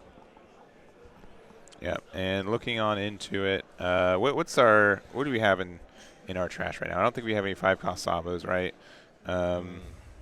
We have this Rocket Luffy, which we're going to be able to use to get rid of Jinbei, likely. Yep, Jinbei does go down. And, did we just draw a Sabo? Or another Moria? Nah, another Moria. Another Moria? Okay, cool. We need more. We need more. We need more Moria, yeah. We always need more. And this is, kind of scary now for EPL because we got this 5/8 Luffy being able to attack in. We have a 7K leader. We could knock them down to 0 life. Yeah. Really quickly. Yeah. Or we can swing with Flampe. You're right. We could just end it. Try to right end it now. Incredibly fast. Yeah.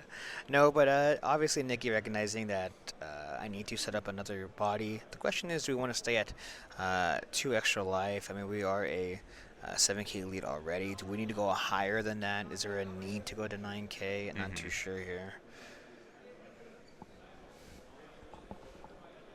All right, yeah, 4 cards in hand. You need to think of what card you want to discard too, because cards in hand are kind of nice. Looks like we're going to start with the 10. 10 is good. We're going to attack another 10. Mm.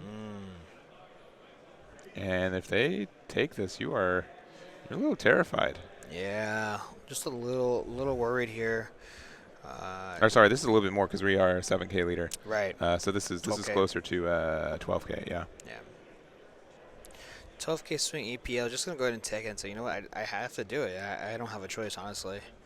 And using an ability, we're gonna pitch a Gecko Moria to put up 2 Luffy into our life and just pass a turn. Yeah, and this is really good sequencing for the Luffys too. If you gotta find a 2-cost Luffy, you gotta play out the 5-cost, which can get rid of the other one, and then you can go back up to 2. And then if they hit the first one, then you can just 2-cost Luffy with the Rocket Luffy. And if we don't even have a 2-cost Luffy, not to worry, Gecko Moria is here. Yeah. If we have it in hand, of course. Looks like we're gonna go ahead and tap. Oh, 4. Okay, here we're gonna get a boa. Look at the top 3. I don't know. That bow is pretty fragile now. Yeah. Unless we find a second one off of our hand or something, or like Jimbei off and one in hand.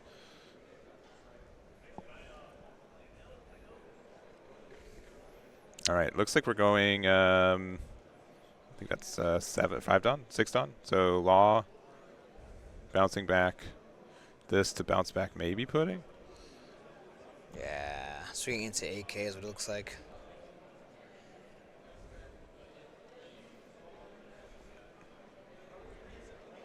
Nikki, thinking about it, if you can save it, which I believe we can, we got double 2Ks in hand.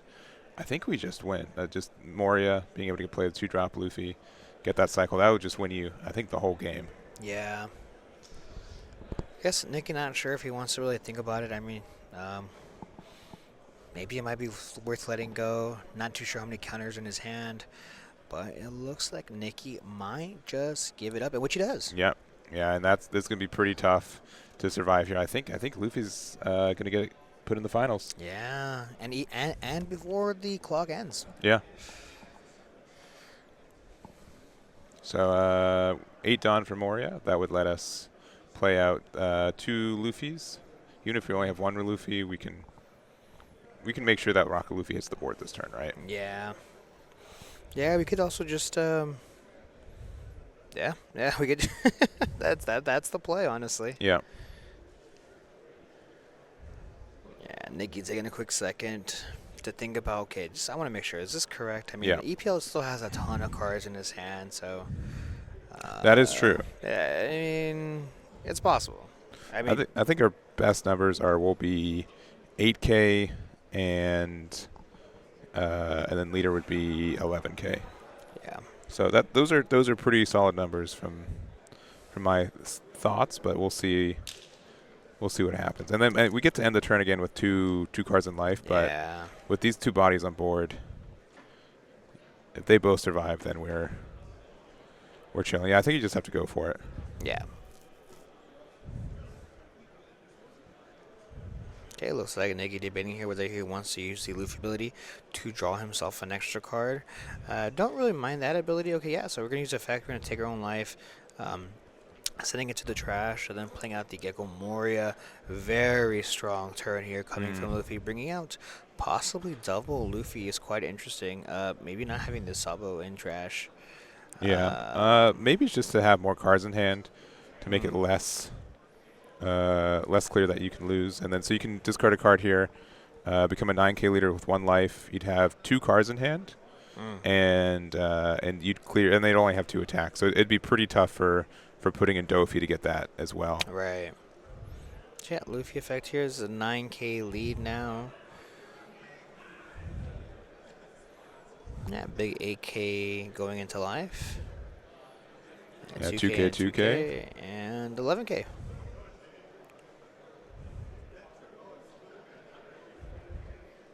And 2K, 1K, 1K, 1K. yeah, 1K. I don't think getting there. Oh, we did get there. Okay. Oh yeah, we got there. 6, 7, 8, 9, 10, 11. And that 6K cannot swing. and just using the effect to Yeah. just KO the law, draw himself a card, and pass the turn. Yeah, so it really just depends on the top decks from Nikki, right? It's just attaching 5 Dawn 2 times, 9K and 10K. Yeah, but with his current hand, I think you're sitting A-OK. Yeah, the extra draws from there. Yeah, there it is. And the fist bump. Nikki's in the finals today. Wow, what a journey. Honestly, a very long game coming from both of these players. Played absolutely well as well. I mean, you can't. It's been a long 2 days for them. It's been a long 2 days. We've got one more game for all the marbles here, and it's going to be Black Hill Luffy versus Black Hill Luffy versus Rob Lucci. Yeah. All right, here we go. We've got Holden, our Flyest Raven, on the left, and we've got Nikki on the right. Rob Lucci versus Black Hill Luffy.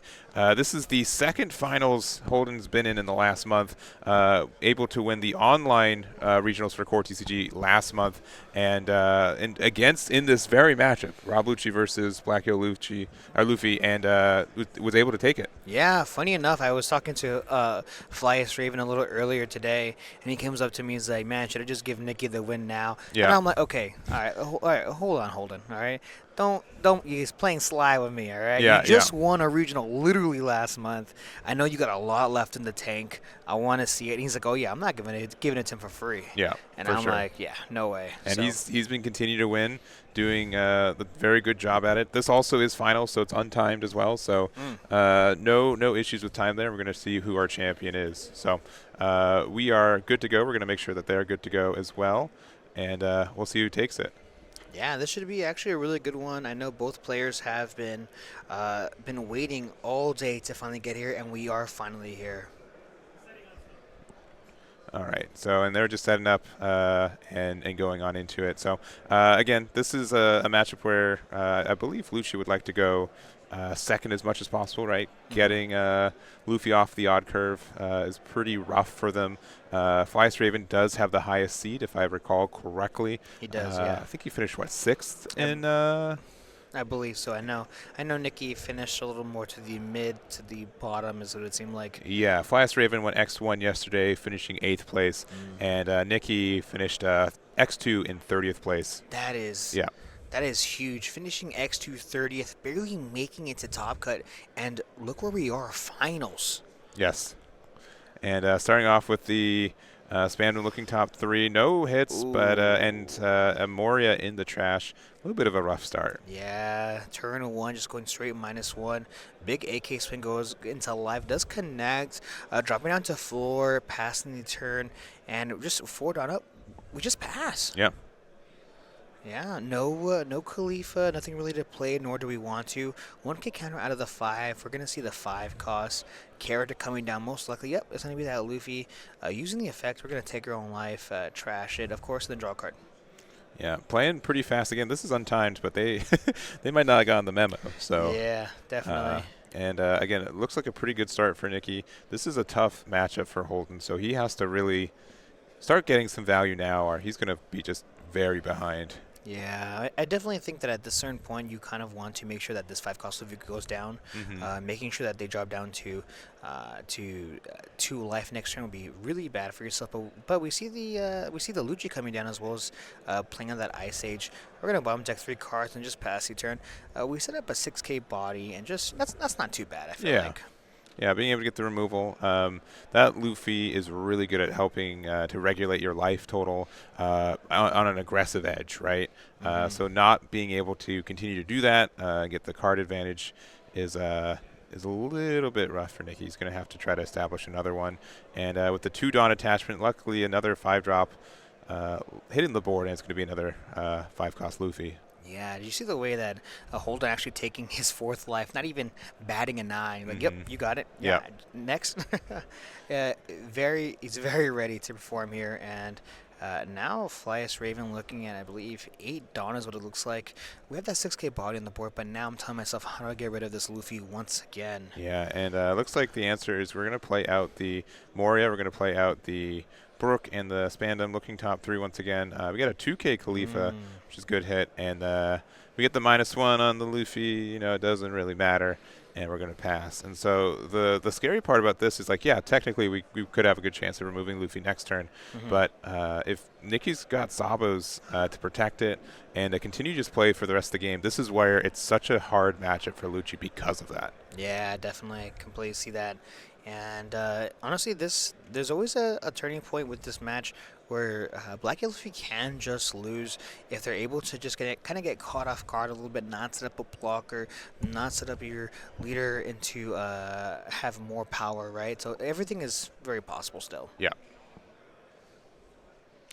Now, I do know that a big card that was really popular with Rob Lucci against this matchup, for Rob Lucci against BY was actually Isho, but a lot of Rob Lucci lists are starting to not run Isho anymore, nor are they running the 5-cost Kaku as a brand new addition to the Lucci deck. So, Yeah. Making space is an interesting take, of course. All right, and thinking, all right, we're going to play the Hiyori, going to use that to go to 0. We don't have to put a card back into our life, but we can if you have like a 2K to work with it, or 2-drop to work with it. Yeah, deciding what to push back. He has a couple options, of course. I can imagine we normally would with the amount of cards he has in his hand. Nicky's seeing all his pieces, not really skipping a beat, honestly. Yeah.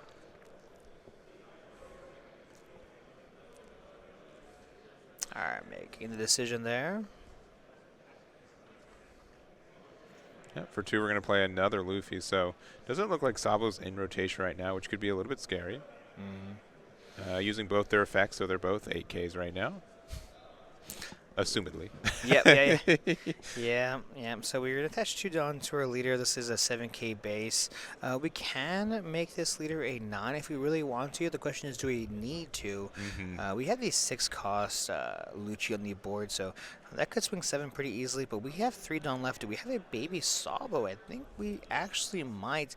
And this is big. Yeah, this is pretty strong for Nicky. Going to be able to end the turn 9K, 1 life. Protection with Sabo. We've got these 5/8 Luffys, which these carry a lot of weight in this matchup.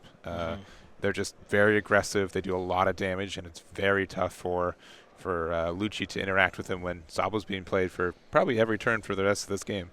Yeah, and Nicky's been cycling a ton of cards every single turn with that 5-cost Luffy, then bringing on a second one now with this Sabo. If he's really missing any pieces, I'd be honestly quite surprised. Yep, double 9s, dang. Sorry, that was 9 and 11. So we're down to 1 life as Lucci. Pretty wide board. This is pretty tough. Yeah, I'm thinking to myself, what can we do here? We have protection from KO. I'm not sure if we can play out maybe a 9-cost Kaido. Even then, we have to set up some blockers. This is going to be very tough. We're just going to start with a simple 5 to get 2 cards into our trash. Reduction on Sabo, because why not? Yep, why not? I guess we need to fill up our trash just a bit more. We have characters like Jack to help us, but unfortunately with the amount of acceleration we've seen from Nicky, it's too late. It's too late to play a card like Jack, just because, yeah, we get the cycle, but that's 7 Dawn. That could have been a blocker. That could have been a multitude of different things. All right, thinking of what to do. We've got the full 10 Dawn to work with. Another Moria wouldn't be outrageous, but it looks like we're going to go 8 into the Luffy. We can probably follow up with a 9 with the Moria, and then if we got another 8-drop, we go for it. Yeah. Yeah, this is an easy K going into this Luffy. I kind of understand if you want to just go ahead and block this, or maybe even give it a 1K counter, but looks like we're going to let it go. Yep, going another 9. Yeah, 19 life. We're going to go ahead and possibly give him the Rocket Luffy, which we do end up doing so. Tapping 8 for yet another Gecko Moria. Now, I don't see a Rebecca. I do not see a blocker either. And just to get a 6 out, there's a Rebecca. A little bit late. Yeah.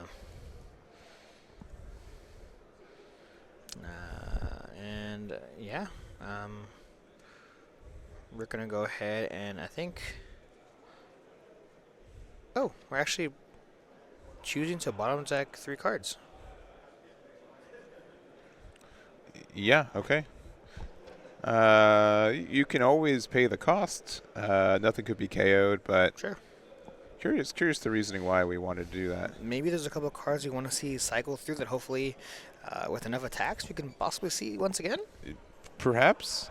Interesting play. Yes, very interesting. But we do see a 6K swing going into live. Easy 2K counter, of course. And yeah, the Boogeyman is here. 8-cost Gecko Moria. We're going to grab 2 costs from our trash. And Nikki is sitting very nice right now. Yeah, this is in his wheelhouse now. We're playing out another Luffy here. Going to be able to use both effects now. And what's really great about this is the 1 blocker plus 1 life 9K lead is huge.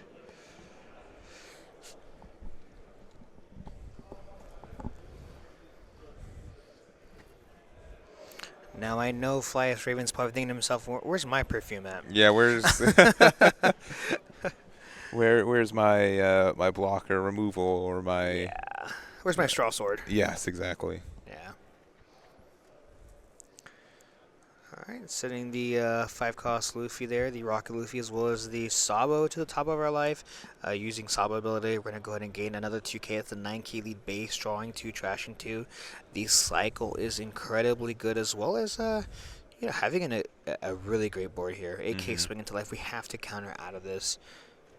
And no, we just take it, actually. Yeah, and I think he's about to say, let's go to game 2. Oh, but...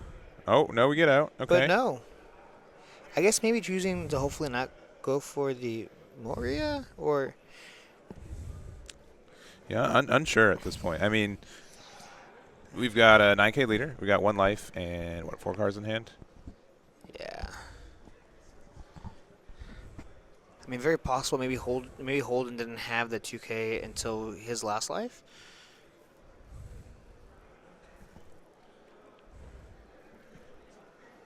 Yeah, just thinking about good numbers. I mean, these 6Ks are nice, right? We can go 9, 9. We can do 5 9s. And unless, if there's some dead cards in Nikki's hand, that could get there, though I think he did discard some 1Ks. I think we just got to go for it. So 9K from each Morias, 3 Dawn in each of the Luccis, and then 4 on the leader. Yeah, definitely very possible here. Now, unfortunately, we did have that Rocket Luffy trigger a couple times, as well as that Sabo, so the cycling has happened quite frequently. But, it's very possible for BY to have a couple dead cards in hand. Yeah. Oh, we're going 11. Big 11. So I think we can do 3 11s instead, right? So 2K, 2 and 2, and then 6 on Lucci. Yeah, so we can do 11, 11, and 12, I believe, with these numbers. Yeah, I do kind of like that. So yeah, sending it to the bottom here. Big 11K swing going into life. And then the next attack's going to be 12K, so 2K, 1K. Now we have to swing 9-9. Yeah. And yeah, just because we have the Sabo still. Yeah, and still another 2K in the Sabo, and Nikki takes game 1. Yeah, and even though that match was pretty controlled by Nikki most of the game, only 4 cards in hand that last turn was a little rough. Yeah. Yeah. Anything was really possible there. I do think Flyest Raven could have sneaked in the win there if maybe he had a better role in the beginning, maybe seeing a Rebecca. I mean, yeah, there's so many Kuzan different on curve, right? Yeah. Would have been really nice too. Yeah, Khalif on 4 as well. Get some more cycle going. He had practically no trash. And yeah, we're going to go ahead and go into game 2. Nikki taking that first one. Black Yellow Luffy versus Rob Lucci. This is getting close. Yeah, this is again, it's a bit of a polarizing matchup. I think it's safe to say. Rob Lucci definitely needs a little bit of good luck, some fortune, and some really good play. So being able to go second, I think, is helpful. The issue now is that you lost the first time you went second. Yeah. Which means that you now have to win going second and then going first, which that's going to be very tough. Yeah. But we've mentioned before, okay, Rob Lucci obviously likes to go second, but there are a lot of really great cards going first. We have 5-cost Sabo, we have Jack as well, so not the worst for Rob Lucci, a little worse for Black Yellow, but not the worst for Lucci. Yeah. All right, and just finishing shuffling the decks here. We got the same sleeves? No, they're close, but they're not. Yeah. I was thinking about it. Yeah. All right, and starting our opening hands.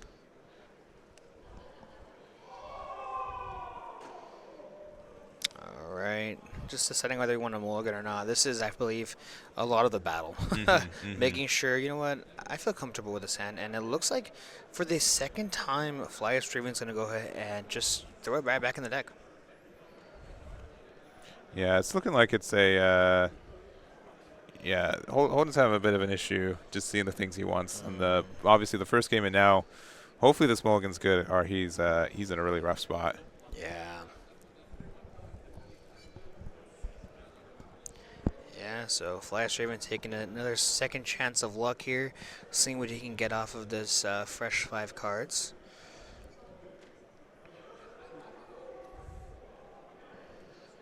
Nikki feeling very confident about his hand. I guess, you know, saying, you know, I'm going first again, but really what am I looking for? 5 cost Luffy, 5 cost Sabo, any 5 cost, maybe a couple of 2K counters to take his own life. You know, so yeah.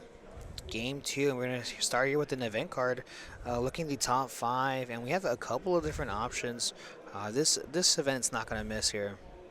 Yeah, I've played a lot of BY, and the 1 or 2 times a day where Gart misses or event misses, I'm like, how? How is this possible? When in a matchup where every card matters, like this is really tough.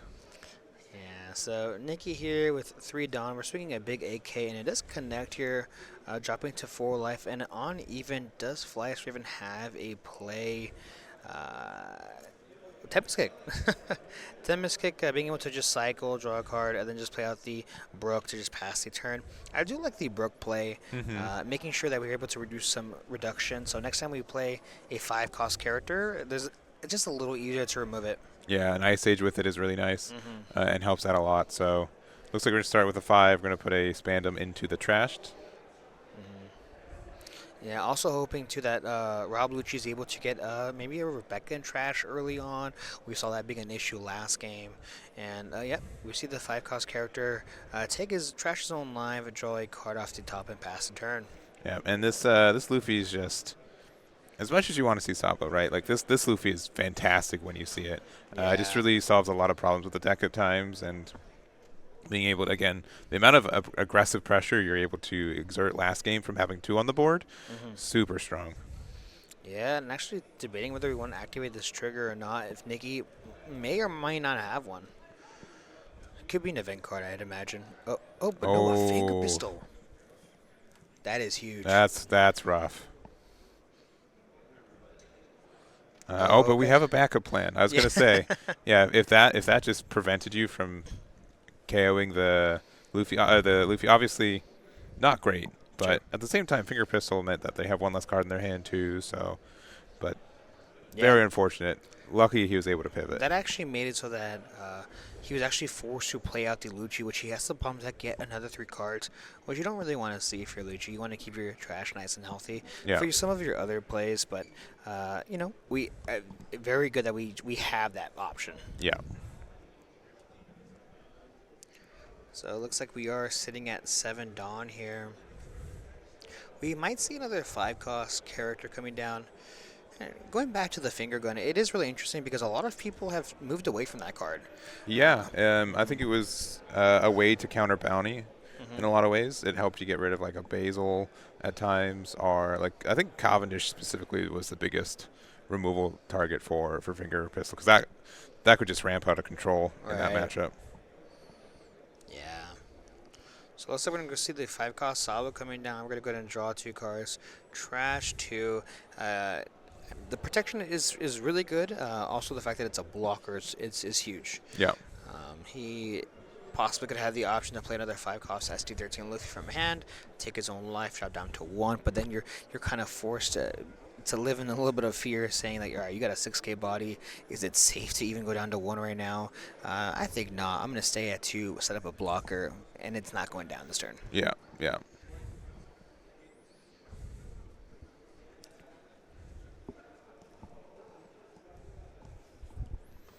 Alrighty, so Looks like we are just deciding here what we want to pitch.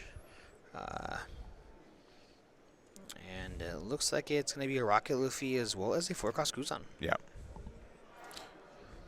All right, 3 life to 2. We're going to what? 8 Dawn, I believe. We're at 8 on right now. Yeah. Yeah. We have a couple different options. Yeah, we sure do. I think we've got two big options, right? We've got one, the Sabo was played this turn, so it can't be KO'd.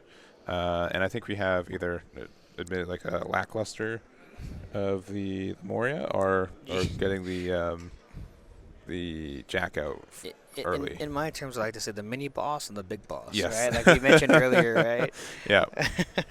the one that we have to deal with no matter what, and there's the one, it's still a boss character here, but we're going to go ahead and see exactly what Flash Raven doing. And he's actually going to play out the Jack. I do actually like this here. We're going to use the effect here. We're going to arrest its character. Can't KO anything, but we're going to be able to cycle one. Make sure that we fill up our trash as well as jaw and cycle a little bit. Yeah, I think the cycle is really huge. That does help out a lot. And again, you not only just to see your pieces, but also put cards in the trash. And you've got a lot of non-counters in hands at times, so that does help from there. Yeah, we're kind of forcing Flash Raven a little bit to. We're actually forcing Nikki to go down to 0 relatively kind of quickly. If not, if you don't play another Sabo, your Sabo's going to be KO'd by that Jack pretty easily.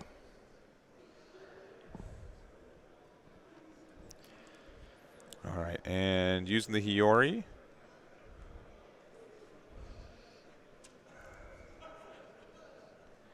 Put a card back in. Alright, now we have the 2-cost Luffy coming out. This is the SD13 version.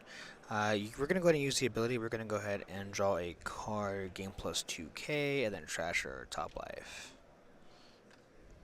Yeah, trashing a Hiyori, you hate to see it, but I think Nikki's in a pretty good position to kind of be okay with that. So now we're deciding what we want to do here. We can attach 2 Dawn to our leader, putting 2 more 5 costs to our life if we have them in our trash. If not, we're going to add them from our hand. And with 5 Dawn up, we could also swing aggressive into the Jack if we really wanted to. Yeah, I don't think we're too worried, but I will say compared to our first game, definitely looks like Holden's been able to establish a bit more of a board and made it a little bit more awkward for Nikki, which is good for him. Yeah, this is a little awkward for Nikki here, and Nikki currently sitting with 6 cards in hand. 6 cards in hand, yeah. Attaching 2, we have to attach 2 to our leader in order to use that ability, right? So pitching a card, adding the Sabo as well as the Rocket Luffy. Putting out the Sabo using an effect here. This is a 9k lead, draw 2, trash 2. And yeah. There's the 4. Yeah, unfortunately for this turn we weren't able to play out a Rocket Luffy. We did draw an extra card off of that 5-cost SD13 Luffy, but normally that Rocket Luffy lets you kind of keep your hand nice and healthy so you don't go -1.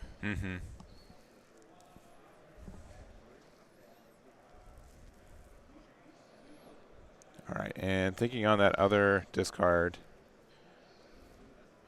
All right, so I think it was double Garp if I saw that correctly. We're going to use the Dawn here. It's going to be 7 with the with one of the Sabos. Yeah, honestly, I wouldn't put it past me here if he ends up swinging 11k into Jack. Yep. We're going another. This is 11k, so this could be at the Jack. Yeah, get the removal. Woof. And that will be it. Yeah, choosing to prioritize that over, obviously, Flash Raven could have taken that life, and then if he would have swung 11 into life, he probably would have been down to 1. Obviously, Flash Raven recognizing I don't want to be at 1 life right now, I need to counter out of this first attack. And thinking 6, yeah, it's just attacking to the Sabo. And just an easy removal. And Nikki doesn't mind that at all. We need Sabo back in our trash regardless, so we want to replay it, make sure we always have a Sabo in trash.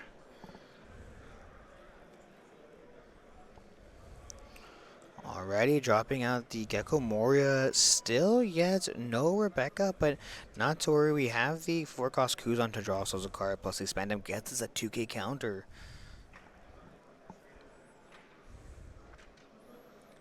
All right, And pass it back. pass it back, yeah.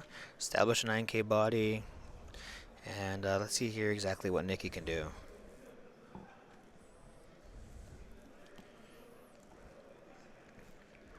And has Nikki found a Moria yet? I do not think so. Okay, that's kind of rough. Yeah, it's a little rough. 3 life, no Moria is really, it can be very difficult. Especially if you only have 5 cards in hand, which is exactly what looks like Nikki has.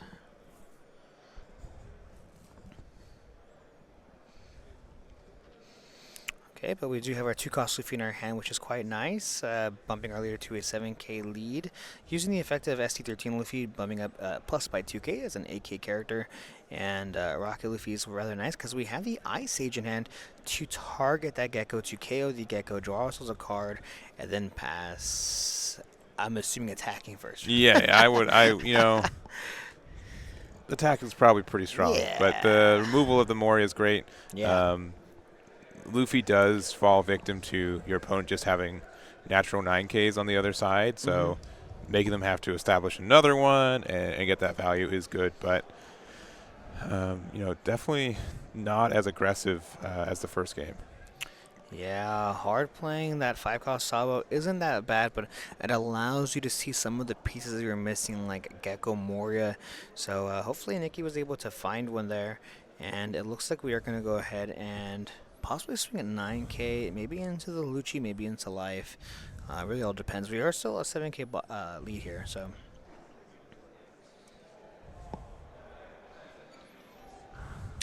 Alright, looks like 8k going into life there. And it looks like double 2K, yeah, to get out of it.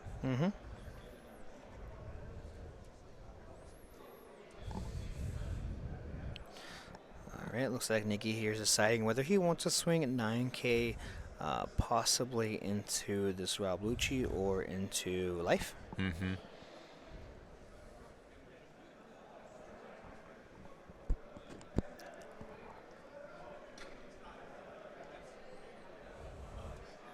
Yeah, into the Rob Lucci, respecting the power of what a 6K can be, especially since we're only currently a 7K leader, right? Or base 7K with the additional 2 Dawn.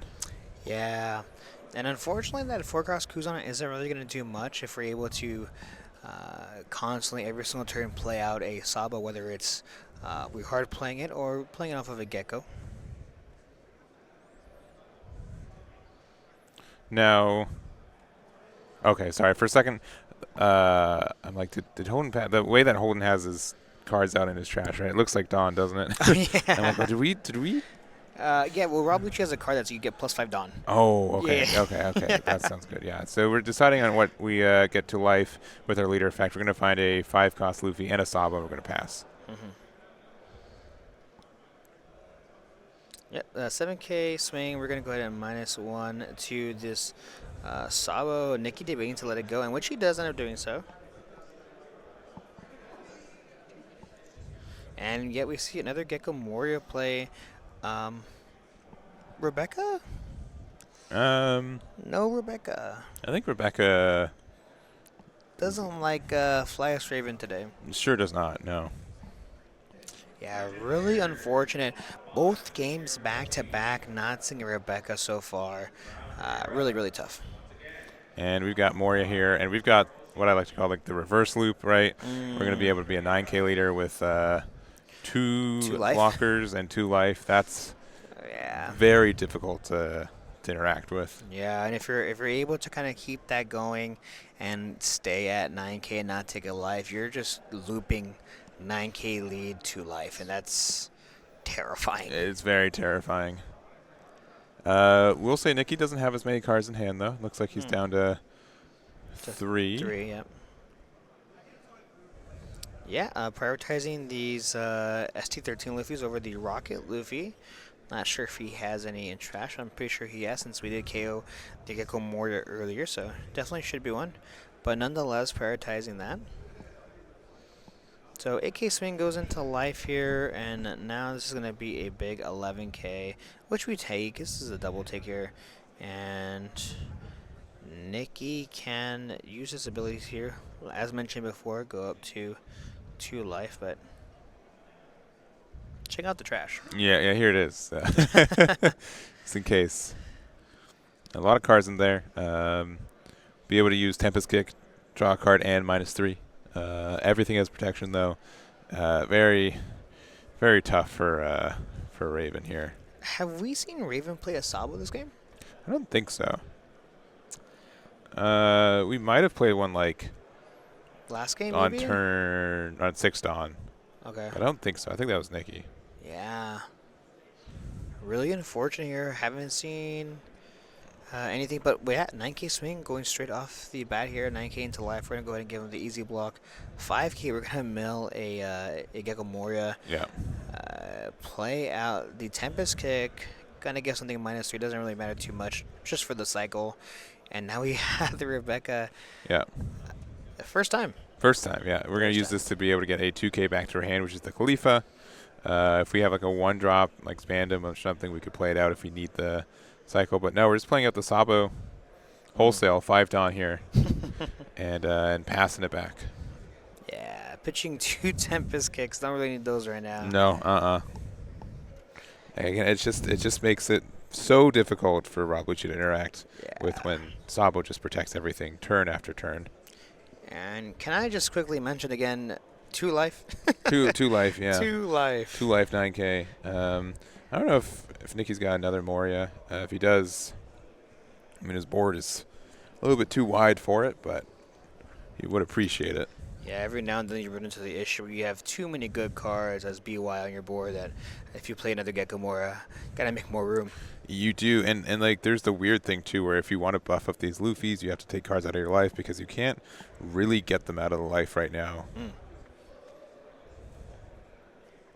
Now, what is really nice though with Nikki's board, that even if he goes another Gecko, if he has it, goes down to 0. The Rocket Luffy is able to net him a card, so no matter what, he will have 1 for the pitch for the leader effect to go back to 2. So he should have 1 card in hand if done correctly, with possibly 2 Sabos up. Yeah. All right. Again, 10 Dawn available. Pretty wide board. 1 life left for Flyest Raven. We have used Rebecca and Sabo, so 2 blockers can't be KO'd, and 2K out of the first 6K attack.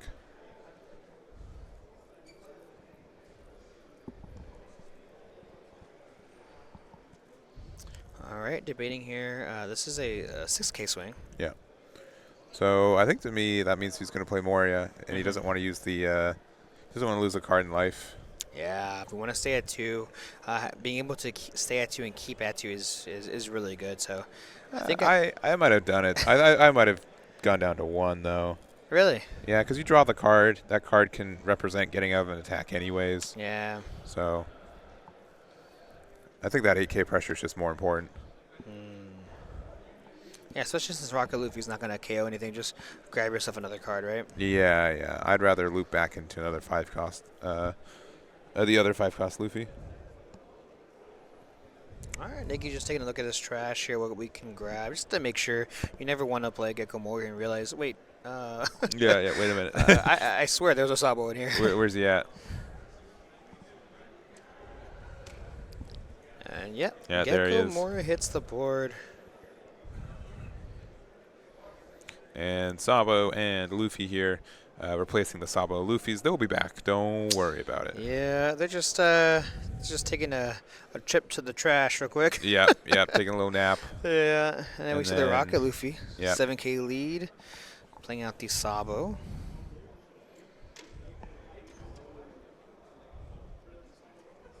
Yep. Draw 2 and trash 2. We'd be able to use the other 5K or 5-drop Luffy to become a 5/8, and we still have our 9K Moria attack and our 11K leader attack. So you activating a SD13 ability here, we're going to give plus 2K to our character. This is an 8K swing. Taking it, and this 9K swing, we're going to block with you, Rebecca. 11k swing going into life. We have to counter out of this, is what it seems like. Yep, and then using Luffy ability, we're just going to draw an extra card. And looks like we might just use the effect here to pitch the, looks like a flambe, and then add 2 cards to the top of our life. Yeah, 9k leader, blocker, 2 life. Both of them being Saba, going to be very difficult for this. Yeah, 9k swing going into life. Might be tempted here to just give him a 1k. And if we do, I think we might just scoop it up, honestly. Yeah. But no, we're going to play this Bandam here, checking top 3 for a 2k, which we do find, which is quite nice. That's a good upgrade there. Tapping 4 here for that Rebecca.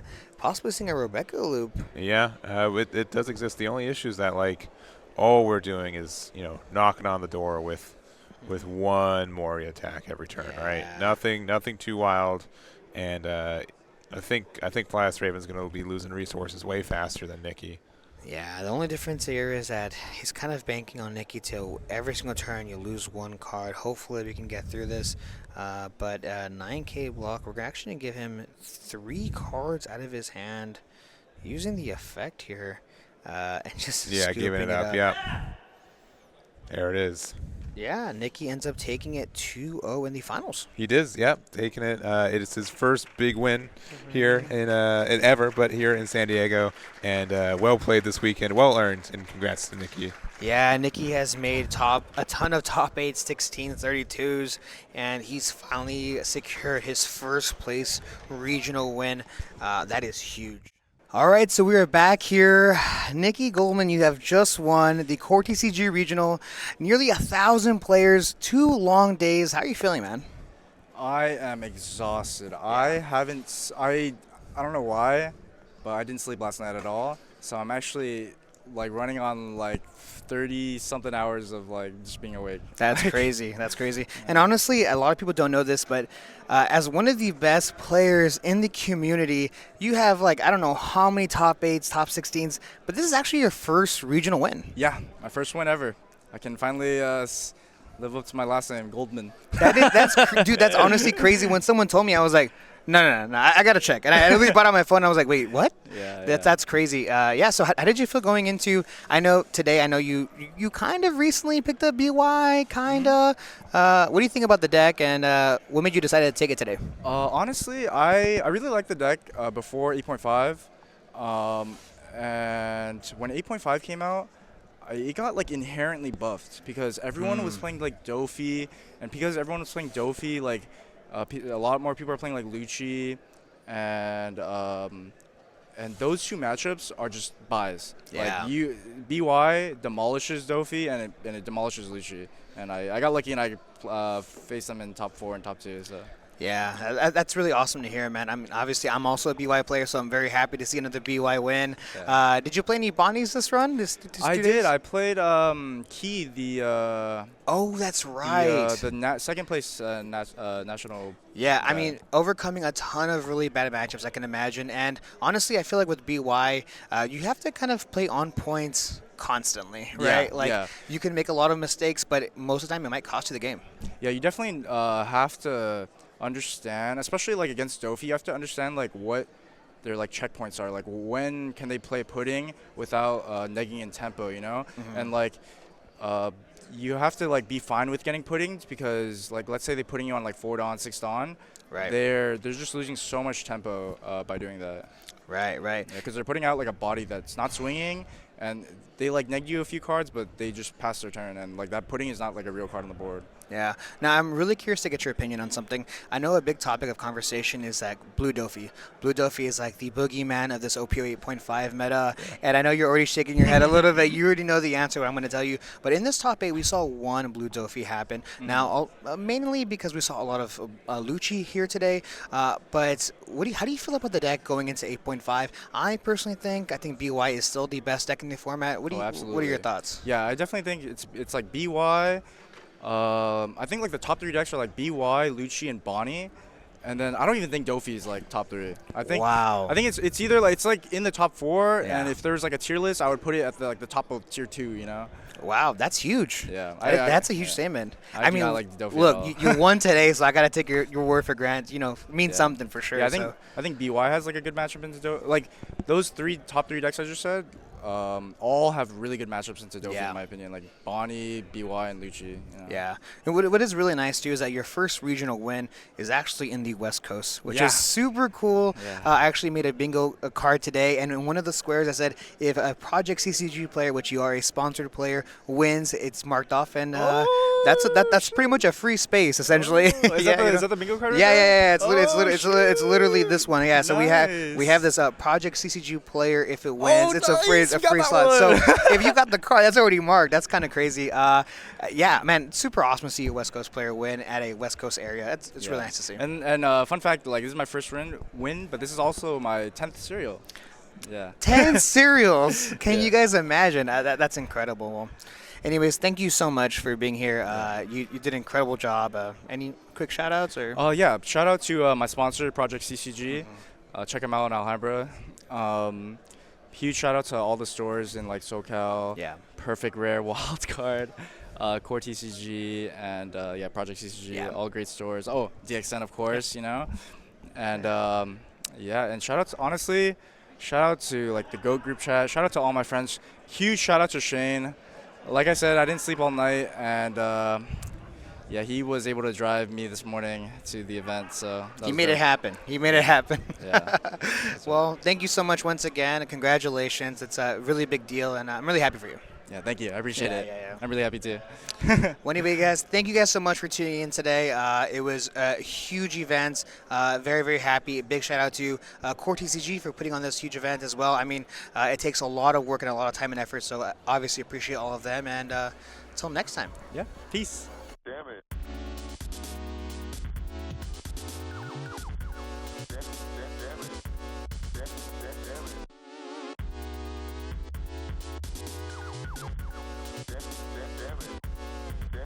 Damn it.